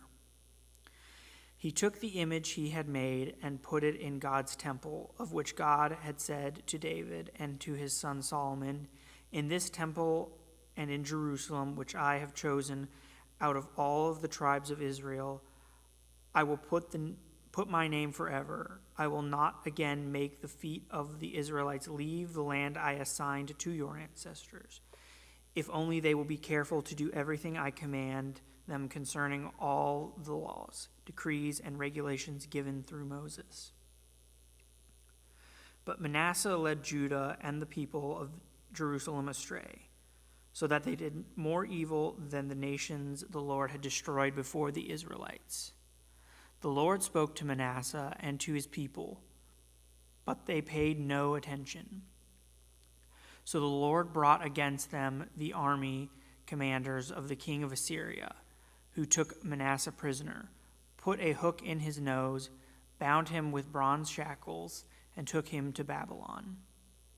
In his distress he sought the favor of the Lord his God and humbled himself greatly before the God of his ancestors. And when he prayed to him, the Lord was moved by his entirety and listened to his plea. So he brought him back to Jerusalem and to his kingdom. Then Manasseh knew that the Lord is God. Afterward, he rebuilt the outer wall of the city of David, west of Gihon Spring, and in the valley as far as the entrance of the fish gate, and encircling the hill of Opel. He also made it much higher. He stationed military commanders in all of its fortified cities in Judah. He got rid of the foreign gods and removed the images from the temple of the Lord, as well as all of the altars he had built on the temple hill and in Jerusalem. And he threw them out of the city. Then he restored the altar of the Lord and sacrificed fellowship offerings and thanks offerings on it, and told Judah to serve the Lord, the God of Israel. The people, however, continued to sacrifice at the high places, but only to the Lord their God. The other events of Manasseh's reign included his prayer to his God and the words the seers spoke to him in the name of the Lord, the God of Israel, are written in the annals of the kings of Israel. His prayer and how God was moved by his entirety, as well as all of his sins and unfaithfulness, and the sites where he built high places and set up Arashah poles and idols before he humbled himself. All these are written in the records of the seers. Manasseh rested with his ancestors and was buried in his place. and Amon his son succeeded him as king. Amon was 22 years old when he became king, and he reigned in Jerusalem 2 years. He did evil in the eyes of the Lord, as his father Manasseh had done. Amon worshipped and offered sacrifices to all of the idols Manasseh had made. But unlike his father Manasseh, he did not humble himself before the Lord. Amon increased his guilt. Amon's officials conspired against him and assassinated him in his palace. Then the people of the land killed all who had plotted against King Amon, and they made Josiah his son king in his place. Chapter 34. Josiah was 8 years old when he became king, and he reigned in Jerusalem 31 years. He did what was right in the eyes of the Lord, and followed the ways of his father David, not turning aside to the right or to the left. In the 8th year of his reign, while he was still young, he began to seek the God of his father David. In his 12th year, he began to purge Judah and Jerusalem of the high places, Asherah poles and idols. Under his direction, the altars of the Baals were torn down and cut to pieces, and the incense altars that were above them, and smashed the Asherah poles and the idols.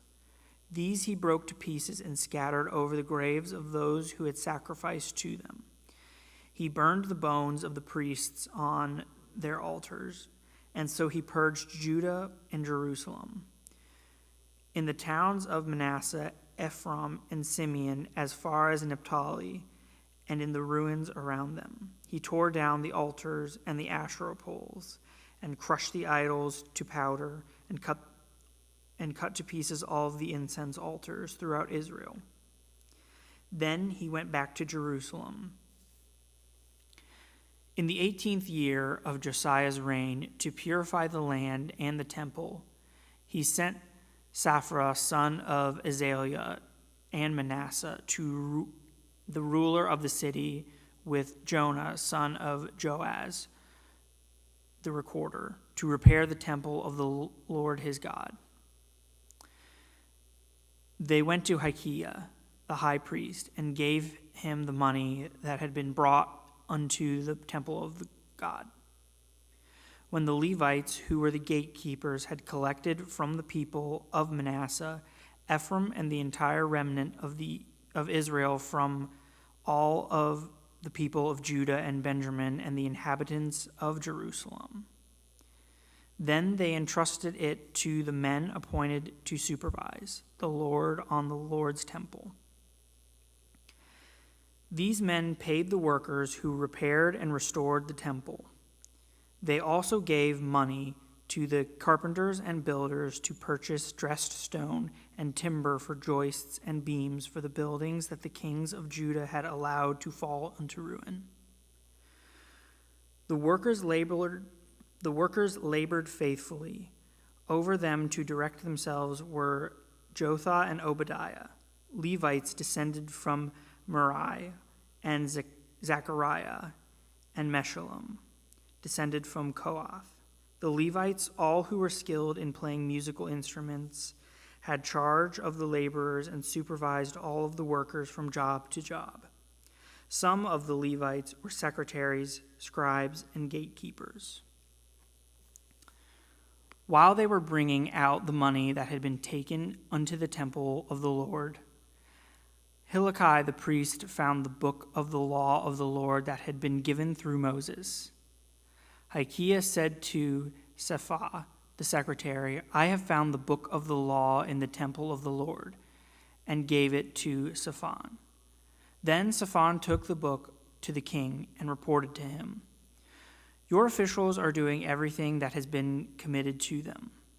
They have paid out the money that was in the temple of the Lord and have entrusted it to the supervisors and workers. Then Shaphan the secretary informed the king, Hilkiah the priest has given me a book. And Shaphan read from it in the priest's presence of the king. When the king heard the words of the law, he tore his robes. He gave these orders to Hilkiah: Elakam, son of Shaphan, Adam, son of Micah, Shaphan the secretary, and Asaiah the king's attendant. Go and inquire of the Lord for me and for the remnant of Israel and Judah about what is written in this book that has been found. Great is the Lord's anger that is poured out on us because of those who have gone before us and have not kept the word of the Lord. They have not acted in accordance with all that is written in this book. Hilkiah and those the king had sent with him went to speak to the prophet of Huldah, who was the wife of Salam, son of Tokath, the son of Hasar, keeping of the wardrobe. She lived in Jerusalem in the new quarter. She said to them, "This is what the Lord, the God of Israel, says. Tell the man who sent you to me. This is what the Lord says. I am going to bring disaster on this place and its people. All of the curses written in this book that have been read in the presence of the king of Judah, because they have forsaken me and burned incense to other gods and aroused my anger by all that their hands have made. My anger will be poured out onto this place and will not be quenched. Tell the king of Judah, who sent you to inquire of the Lord, this is what the Lord, the God of Israel, says concerning the words you have heard.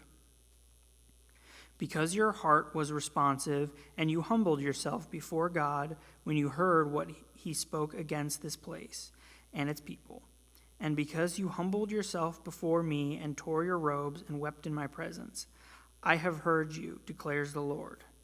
Now I will gather you to your ancestors, and you will not be buried in peace. And you will be buried in peace. Your eyes will not see all the disaster I am going to bring on this place and on those who live here." So they took her answer back to the king. Then the king called together all of the elders of Judah and Jerusalem. He went up to the temple of the Lord with the people of Judah, the inhabitants of Jerusalem, the priests and the Levites, all of the people from the least to the greatest. He read in their hearing all of the words of the book of the covenant, which had been found in the temple of the Lord. The king stood by his pillar and renewed the covenant in the presence of the Lord, to follow the Lord and to keep his commands, statutes, and decrees with all his heart and with his soul, and to obey the words of the covenant written in this book. Then he had everyone in Jerusalem and Benjamin pledge themselves to it. The people of Jerusalem did in accordance with the covenant of God, the God of their ancestors. Josiah removed all of the detestable idols from the territory belonging to the Israelites, and he had all who were present in Israel serve the Lord their God as long as he lived. They did not fail or follow the Lord, the God of their ancestors. Chapter 35. Josiah celebrated the Passover to the Lord of Jerusalem, and the Passover lamb was slaughtered on the 14th day of the first month. He appointed to the priests to their duties and encouraged them in the service of the Lord's temple. He said to the Levites who instructed all Israel and who had been consecrated to the Lord, "Put the sacred ark in the temple that Solomon, son of David, king of Israel, built. It is not to be carried about your shoulders. Now serve the Lord your God and his people, Israel. Prepare yourselves by families in your divisions according to the instructions written by David, king of Israel, and by his son Solomon."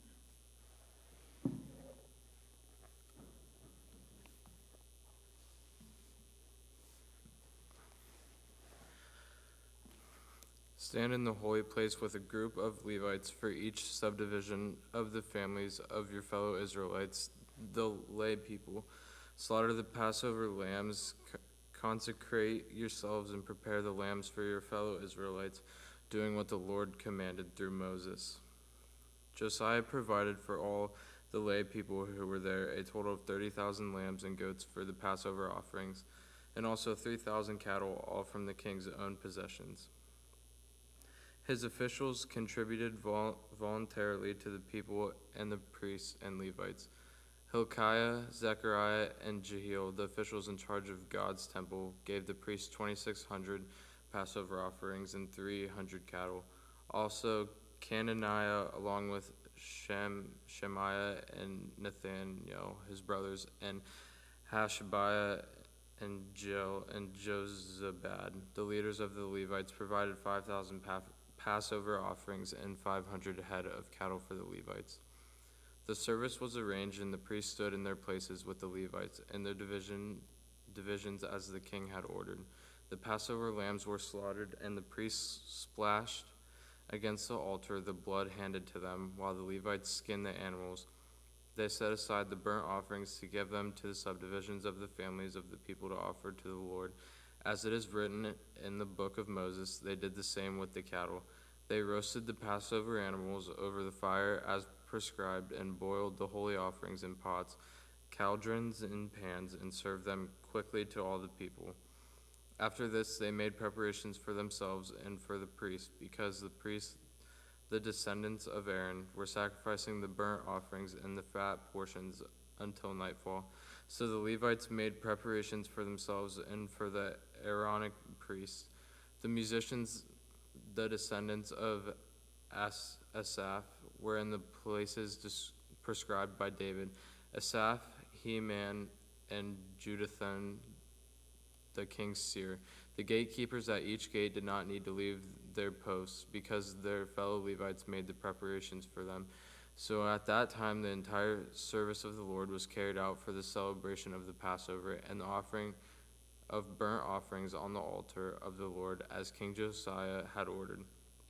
The Israelites who were present celebrated the Passover at the time and observed the festival of unleavened bread for 7 days. The Passover had not been observed like this in Israel since the days of the prophet Samuel, and none of the kings of Israel had ever celebrated such a Passover as did Josiah, with the priests, the Levites, and all Judah and Israel who were there, with the people of Jerusalem. This Passover was celebrated in the 18th year of Josiah's reign. After all this, when Josiah had set the temple in order, Necho, king of Egypt, went up to fight at Carchemish on the Euphrates, and Josiah marched out to meet him in battle. But Necho sent messengers to him, saying, "What quarrel is there, king of Judah, between you and me? It is not you I am attacking at this time, but the house with which I am at war. God has told me to hurry, so stop opposing God, who is with me, or he will destroy you." Josiah, however, would not turn away from him, but disguised himself to engage him in battle. He would not listen to what Necho had said at God's command, but went to fight him on the plain of Megiddo. Archers shot King Josiah, and he told his officers, "Take me away, I am badly wounded." So they took him out of his chariot, put him in his other chariot, and brought him to Jerusalem, where he died. He was buried in the tombs of his ancestors, and all Judah and Jerusalem mourned for him. Jeremiah composed laments for Josiah, and to this day all the male and female singers commemorate Josiah in the laments. These became a tradition in Israel and are written in the laments. The other events of Josiah's reign and his acts of devotion in accordance with what is written in the law of the Lord, all the events from beginning to end are written in the book of the kings of Israel and Judah. The people of the land took Jehoahaz, son of Josiah, made him king in Jerusalem in place of his father. Chapter 36. Jehoahaz was 23 years old when he became king, and he reigned in Jerusalem 3 months. The king of Egypt dethroned him in Jerusalem and imposed on Judah a levy of 100 talents of silver and a talent of gold. The king of Egypt made Eliakim, a brother of Jehoahaz, king over Judah and Jerusalem, and changed Eliakim's name to Jehoiakim. But Necho took Eliakim's brother Jehoahaz and carried him off to Egypt. Jehoiakim was 25 years old when he became king, and he reigned in Jerusalem 11 years. He did evil in the eyes of the Lord his God. Nebuchadnezzar, king of Babylon, attacked him and bound him with bronze shackles to take him to Babylon. Nebuchadnezzar also took Babylon articles from the temple of the Lord and put them in his temple there. The other events in Jehoiakim's reign, the detestable things he did, and all that was found against him are written in the book of the kings of Israel and Judah, and Jehoiakim, his son, succeeded him as king. Jehoiakim was 18 years old when he became king, and he reigned in Jerusalem 3 months and 10 days. He did evil in the eyes of the Lord. In the spring, King Nebuchadnezzar sent for him and brought him to Babylon, together with articles of value from the temple of the Lord. And he made Jehoiachin's uncle Zedekiah king over Judah and Jerusalem. Zedekiah was 21 years old when he became king, and he reigned in Jerusalem 11 years. He did evil in the eyes of the Lord, his God, and did not humble himself before Jeremiah the prophet, who spoke the word of the Lord. He also rebelled against King Nebuchadnezzar, who had made him take an oath in God's name. He became stiff-necked and hardened his heart and would not turn to the Lord, the God of Israel. Furthermore, all the leaders of the priests and the people became more and more unfaithful, following all the detestable practices of the nations and defiling the temple of the Lord, which he had consecrated in Jerusalem. The Lord, the God of their ancestors, sent word to them through the messengers again and again, because he had pity on his people and his dwelling place. But they mocked God's messengers, despised his words, and scoffed at his prophets, until the wrath of the Lord was aroused against his people, and there was no remedy. He brought up against them the king of the Babylonians, who killed their young men with the sword in the sanctuary, and did not spare young men or young women, the elderly or the infirm. God gave them all into the hands of Nebuchadnezzar. He carried to Babylon all the articles from the temple of God, both large and small, and the treasures of the Lord's temple, and the treasure of the king and his officials. They set fire to God's temple and broke down the wall of Jerusalem. They burned all the palaces and destroyed everything of value there. He carried into exile to Babylon the remnant who escaped from the sword, and they became servants to him and his successors, until the kingdom of Persia came to power. The land enjoyed its Sabbath rest. All the time of its desolation it rested, until the 70 years were completed. In fulfillment of the word of the Lord spoken by Jeremiah. In the first year of Cyrus, king of Persia, in order to fulfill the word of the Lord spoken by Jeremiah, the Lord moved the heart of Cyrus, king of Persia, to make a proclamation throughout his realm, and also to put it in writing. This is what Cyrus, king of Persia, said. The Lord, the God of heaven, has given me all the kingdoms of the earth, and he has appointed me to rebuild a temple for him at Jerusalem and Judah.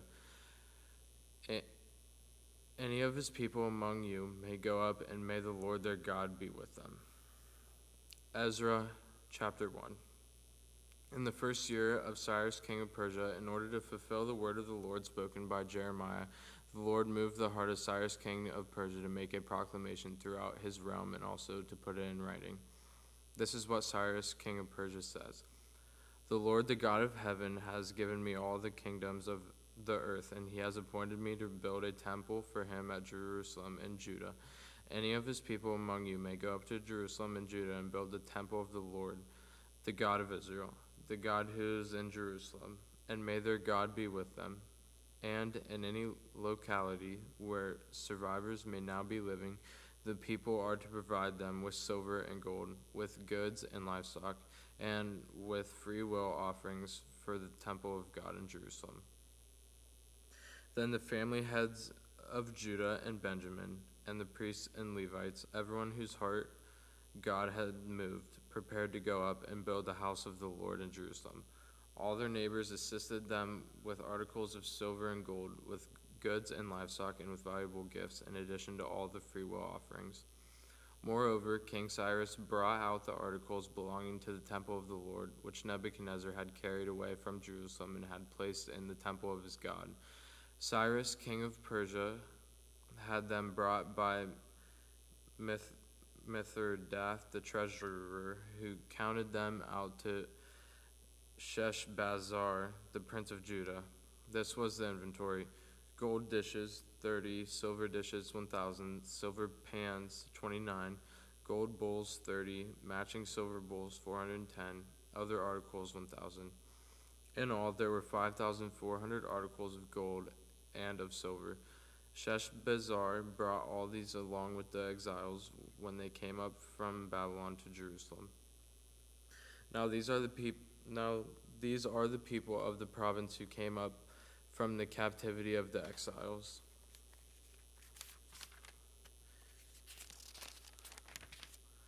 Whom Nebuchadnezzar, king of Babylon, had taken captive to Babylon.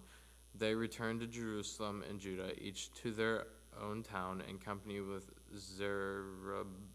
Zerubbabel, Joshua, Nehemiah, Seraiah, Realiah, Mordecai, Bilshan, Mispar, Bigvai, Rehum, and Bana. The list of men of the people of Israel, the descendants of Parosh, 2,172, of Shephatiah, 372, of Era, 775, of Pahath Moab, through the line of Jeshua and Joab, 2,812, of Elam, 1,254, of Zatu, 945, of Zakai, 760, of Bani, 642, of Babai, 623, of Asgad, 1,222, of Adonikim, 666, of Bigvai, 2,056, of Adin, 454, of Alter through Hezekiah, 98, of Bazai, 323, of Jorah, 112, of Hashem, 223, of Gebar, 95, the men of Bethlehem, 123, of Netopha, 56, of Anathoth, 128, of Asmaveth, 42, of Kiriath Jearim, Kephirah, and Beeroth, 743, of Ramah and Geba, 621, of Michmash, 122, of Bethel and Ai, 223, of Nebo, 52, of Magbish, 156, of the other Elam, 1,254, of Hiram, 320, of Lod, Hadid, and Ono, 725, of Jericho, 345, of Senah, 3,630, the priests, the descendants of Jediah through the family of Jeshua, 973, of Immer, 1,052, of Pashur, 1,247, of Harim, 1,017, the Levites, the descendants of Jeshua and Kadmiel, of the line of Hodaviah, 74, the musicians, the descendants of Asaph, 128, the gatekeepers of the temple, the descendants of Shalom, Ader, Talman, Akab, Hatita, and Shobai, the temple servants, the descendants of Zia, Hasapha, Taboth, Keros, Siaha, Paddan, Lebanah, Hagabah, Akub, Hagab, Shalmai, Hanan, Gidel, Gahar, Ria, Rezin, Nakoda, Gazam, Uzzah, Pasi, Besai, Asna,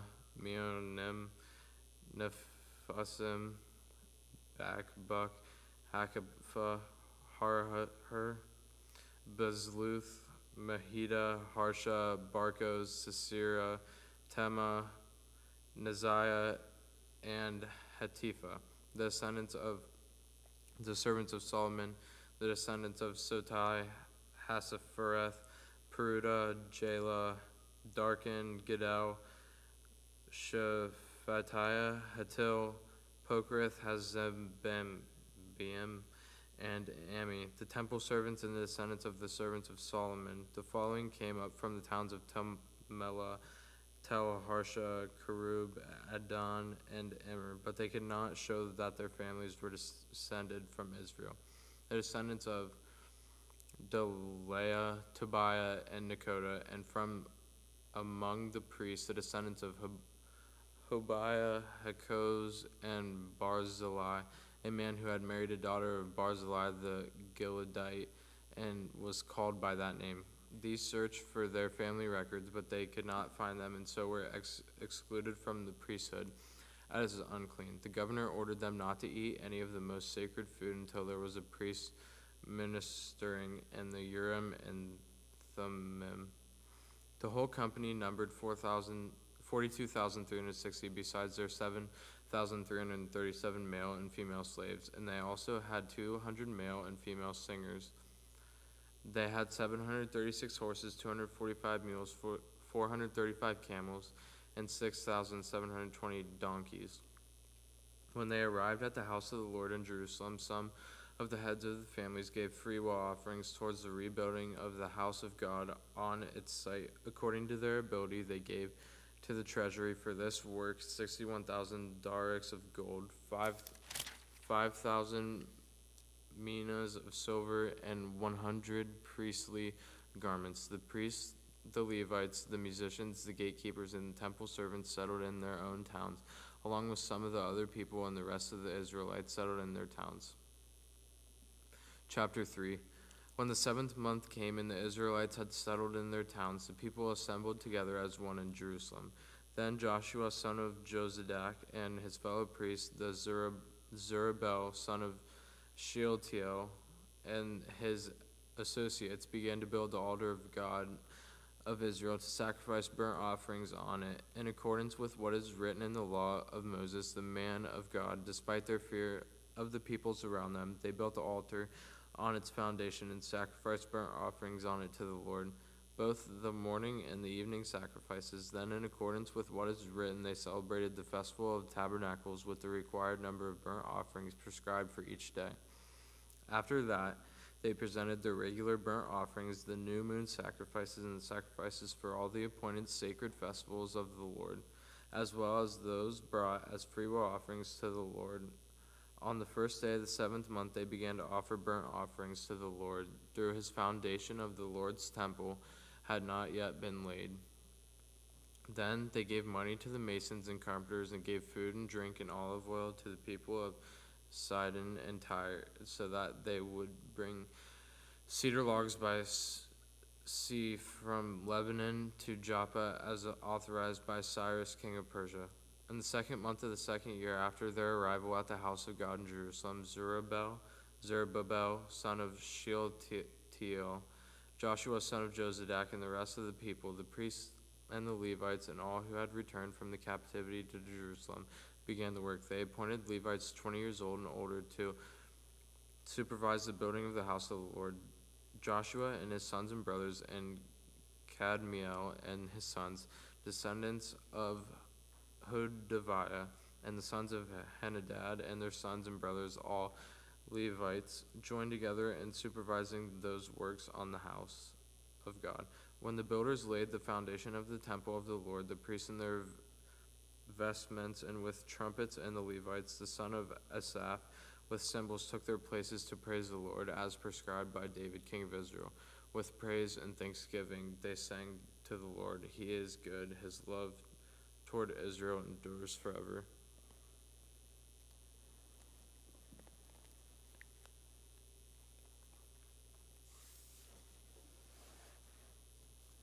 And all the people gave a great shout of praise to the Lord, because the foundation of the house of the Lord was laid. But many of the older priests and Levites and family heads who had seen the former temple wept aloud when they saw the foundation of this temple being laid, while many others shouted for joy. No one could distinguish the sound of the shouts of joy from the sound of weeping, because the people made so much noise, and the sound was heard far away. Chapter 4. When the enemies of Judah and Benjamin heard that the exiles were building a temple for the Lord, the God of Israel, they came to Zerubbabel and to the heads of the families and said, "Let us help you build, because like you we seek your God and have been sacrificing to him since the time of Esarhaddon, king of Assyria, who brought us here." But Zerubbabel, Joshua, and the rest of the heads of the families of Israel answered, "You have no part with us in building a temple to our God. We alone will build it for the Lord, the God of Israel, as King Cyrus, the king of Persia, commanded us." Then the peoples around them set out to discourage the people of Judah and make them afraid to go on building. They bribed officials to work against them and frustrate their plans during the entire reign of Cyrus, king of Persia, and down to the reign of Darius, king of Persia. At the beginning of the reign of Xerxes, they lodged an accusation against the people of Judah and Jerusalem. And in the days of Artaxerxes, king of Persia, Bishlam, Mithridath, Tabeel, and the rest of his associates wrote a letter to Artaxerxes. The letter was written in Aramaic script and in the Aramaic language.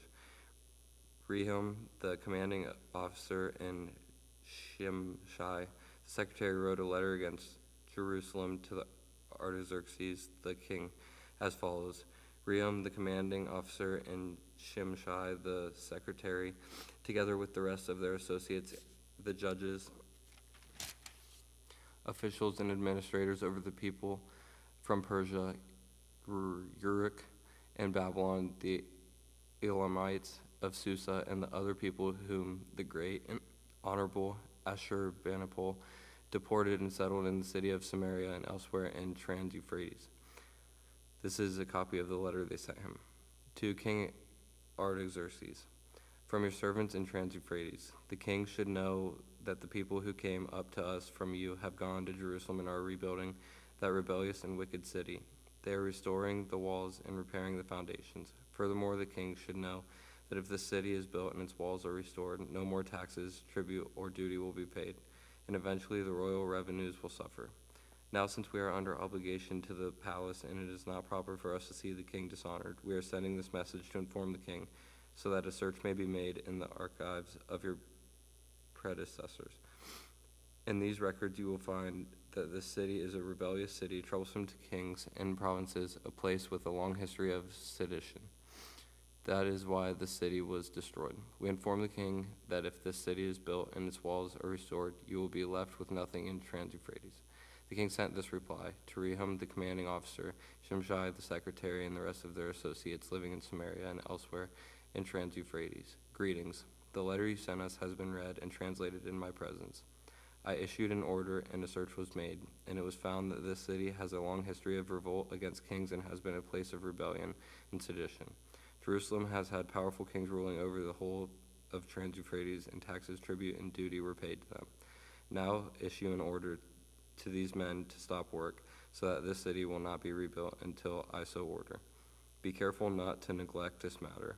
Why let this threat grow to the detriment of the royal interests? As soon as the copy of the letter of King Artaxerxes was read to Rehum and Shimshai, the secretary and their associates, they went immediately to the Jews in Jerusalem and compelled them by force to stop. Thus the work on the house of God in Jerusalem came to a standstill until the second year of the reign of Darius, king of Persia. Chapter 5. Now Haggai the prophet and Zechariah the prophet, a descendant of Iddo, prophesied to the Jews in Judah and Jerusalem in the name of God of Israel, who is over them. Then Zerubbabel, son of Shealtiel, and Joshua, son of Jozadak, set to work to rebuild the house of God in Jerusalem, and the prophets of God were with them, supporting them. At that time, Tadonai, governor of Trans-Euphrates, and Shethar-Bozenai and their associates went to them and asked, "Who authorized you to rebuild this temple and to finish it?" They also asked, "What are the names of those who are constructing this building?" But the eye, their God, was watching over the elders of the Jews, and they were not stopped until a report could go to Darius and his written reply be received. This is a copy of the letter that Tadonai, governor of Trans-Euphrates, and Shethar-Bozenai and their associates, the officials of Trans-Euphrates, sent to King Darius. The report they sent him read as follows. To King Darius, cordial greetings. The king should know that we went to the district of Judah, to the temple of the great God. The people are building it with large stones and placing the timbers in the walls. The work is being carried on with diligence and is making rapid progress under their discretion. We questioned the elders and asked them, who authorized you to rebuild this temple and to finish it? We also asked them their names so that we could write down the names of their leaders for your information. This is the answer they gave us. We are the servants of God of heaven and earth, and we are rebuilding the temple that was built many years ago, one that a great king of Israel built and finished. But because our ancestors angered the God of heaven, he gave them into the hands of Nebuchadnezzar, the Chaldean king of Babylon, who destroyed his temple and deported the people to Babylon. However, in the first year of Cyrus, king of Babylon, King Cyrus issued a decree to rebuild this house of God.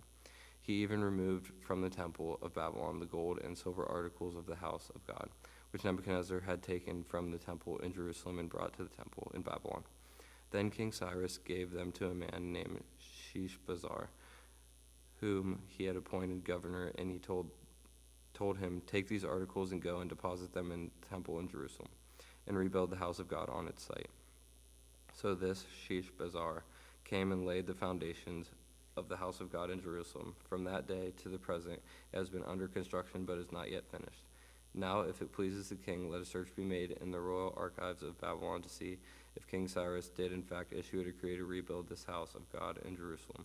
Then let the king send us his decision in this matter. Chapter 6. King Darius then issued an order, and they searched in the archives stored in the treasury at Babylon. A scroll was found in the citadel of Ecbatana in the province of Media, and this was written on it. Memorandum: in the first year of King Cyrus, the king issued a decree concerning the temple of God in Jerusalem. Let the temple be rebuilt as a place to present sacrifices, and let its foundations be laid. It is to be 60 cubits high and 60 cubits wide, with 3 courses of large stones and 1 of timbers.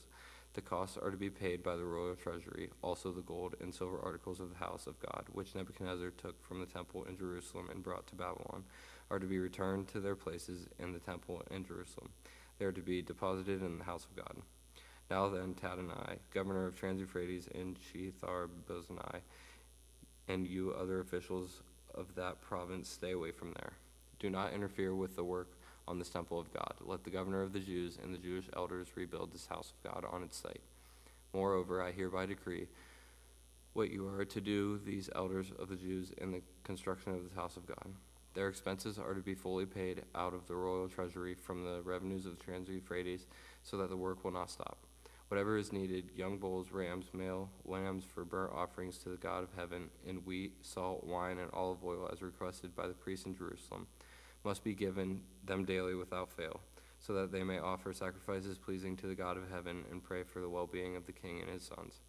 Furthermore, I decree that if anyone defies this edict, a beam is to be pulled from their house, and they are to be impaled on it. And for this crime, their house is to be made a pile of rubble. May God, who has caused his name to dwell there, overthrow any king or people who lifts a hand to change this decree or to destroy this temple in Jerusalem. I, Darius, have decreed it. Let it be carried out with diligence. Then, because of the decree, King Darius had sent Tadonai, governor of Trans-Euphrates, and Shethar-Bozenai, and their associates carried it out with the diligence. So the elders of the Jews continued to build and prosper under the preaching of Haggai, the prophet, and Zechariah, a descendant of Iddo. They finished building the temple according to the command of the God of Israel, and the decrees of Cyrus, Darius, and Artaxerxes, king of Persia. The temple was completed on the 3rd day of the month Adar, in the 6th year of the reign of King Darius. Then the people of Israel, the priests, the Levites, the rest of the exiles, celebrated the dedication of the house of God with joy. For the dedication of this house of God, they offered 100 bulls, 200 rams, 400 male lambs, and as a sin offering for all Israel, 12 male goats, 1 for each of the tribes of Israel. And they installed the priests in their divisions and the Levites in their groups, for the service of God at Jerusalem, according to what is written in the book of Moses.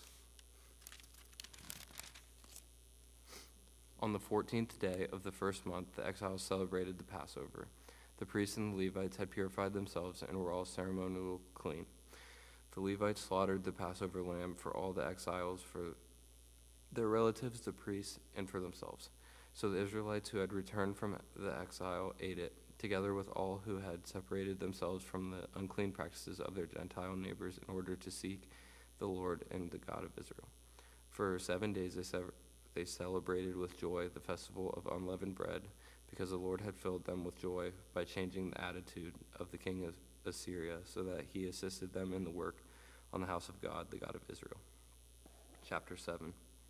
After these things, during the reign of Artaxerxes, king of Persia, Ezra son of Sarai, the son of Azariah, the son of Hilkiah, the son of Shallum, the son of Zadok, the son of Ahitub, the son of Amariah, the son of Azariah, the son of Mirioth, the son of Zariah, the son of Uzi, the son of Buki, the son of Abishua, the son of Phinehas, the son of Eleazar, the son of Aaron, the chief priest.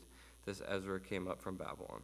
He was teacher well versed in the law of Moses, which the Lord, the God of Israel, had given. The king had granted him everything he asked, for the hand of the Lord his God was on him. Some of the Israelites, including priests, Levites, musicians, gatekeepers, and temple servants, also came up to Jerusalem in the 7th year of King Artaxerxes. Ezra arrived in Jerusalem in the 5th month of the 7th year of the king. He had begun his journey from Babylon on the 1st day of the 1st month, and he arrived in Jerusalem on the 1st day of the 5th month, for the gracious hand of his God was on him. For Ezra had devoted himself to the study and observance of the law of the Lord, and to teaching its decrees and laws in Israel. This is a copy of the letter King Artaxerxes had given to Ezra the priest, a teacher of the law, a man learned in matters concerning the commands and decrees of the Lord for Israel. Artaxerxes, king of kings, to Ezra the priest teacher of the law of the God of heaven.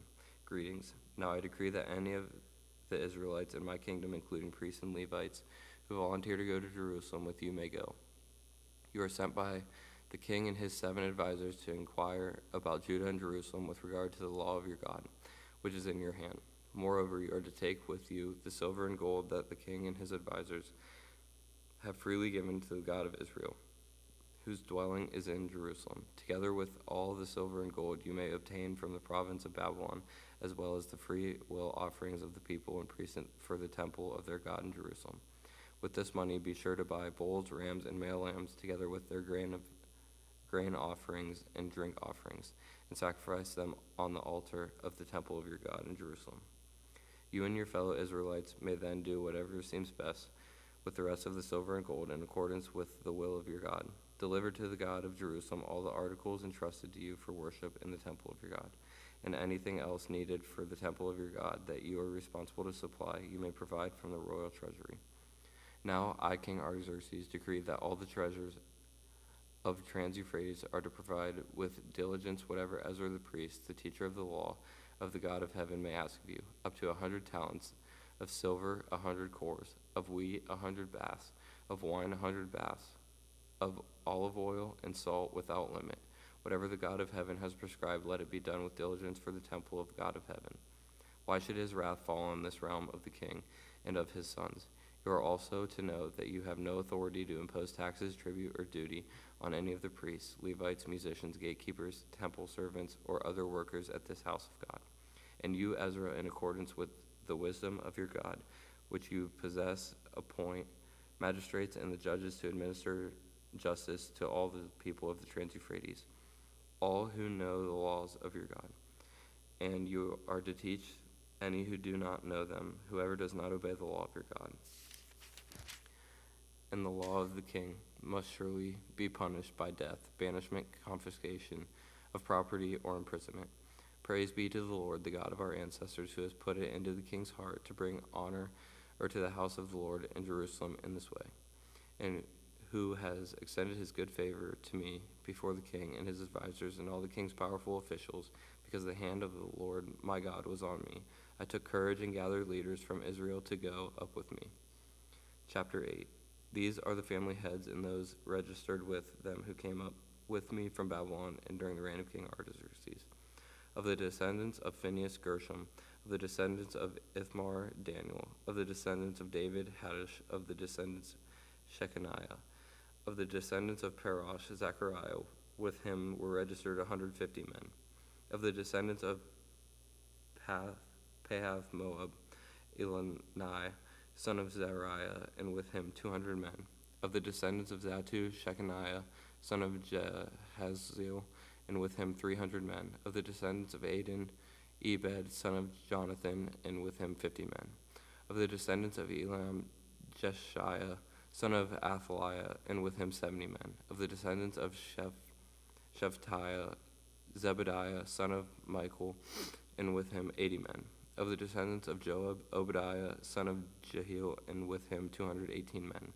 Of the descendants of Bani, Shelomith, son of Josephiah, and with him 160 men. Of the descendants of Bebai, Zechariah, son of Bebai, and with him 28 men. Of the descendants of Asgad, Johanan, son of Haggatan, and with him 110 men. Of the descendants of Adakim, the last ones whose names were Eliphalet, Jewel, and Shemaiah, and with them 60 men. Of the descendants of Bigvai, Uthai, and Zachar, and with them 70 men. I assembled them at the canal that flows towards Ahava, and we camped there 3 days. When I checked among the people and the priests, I found no Levites there. So I summoned Eliezer, Ariel, Shemaiah, Elnathan, Jereb, Elnathan, Nathan, Zechariah, and Meshullam, who were leaders, and Joriah and Elnathan, who were men of learning. And I ordered them to go to Iddo, the leader, in Casiphia. I told them what to say to Iddo and his fellow Levites, the temple servants in Casiphia, so that they might bring attendance to us for the house of our God. Because the gracious hand of our God was on us, they brought us Sherebiah, a capable man from the descendants of Mali, son of Levi, the son of Israel, and Sherebiah's sons and brothers, 18 in all, and Hashabiah, together with Jeshiah from the descendants of Merari, and his brothers and nephews, 20 in all. They also brought 220 of the temple servants, a body that David and the officials had established to assist the Levites. All were registered by name.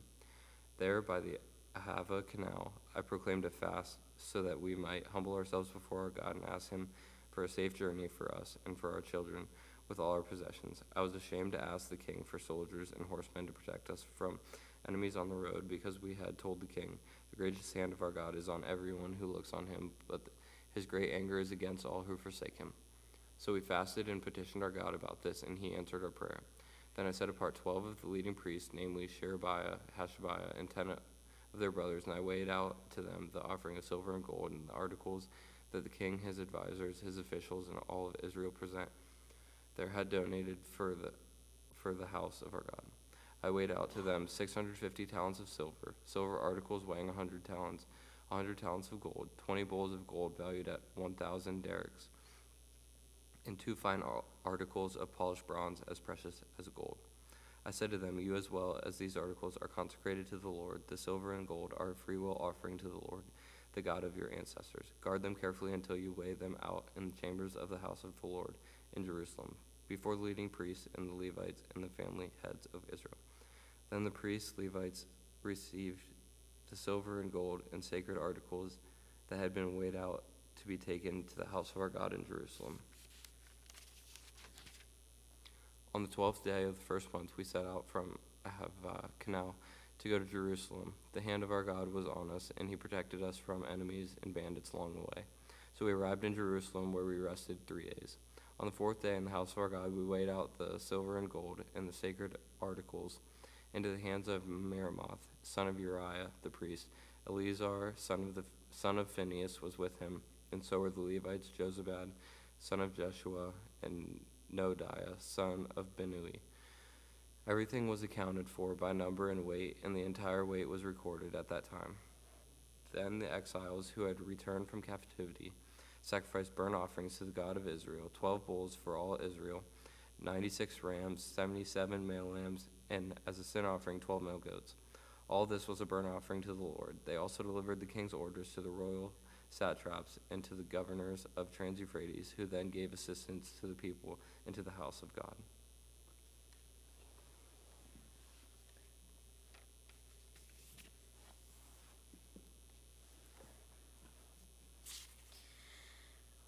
For anyone watching the live stream, we're setting the live stream. Please use Binge Reading the Bible 5 to continue watching.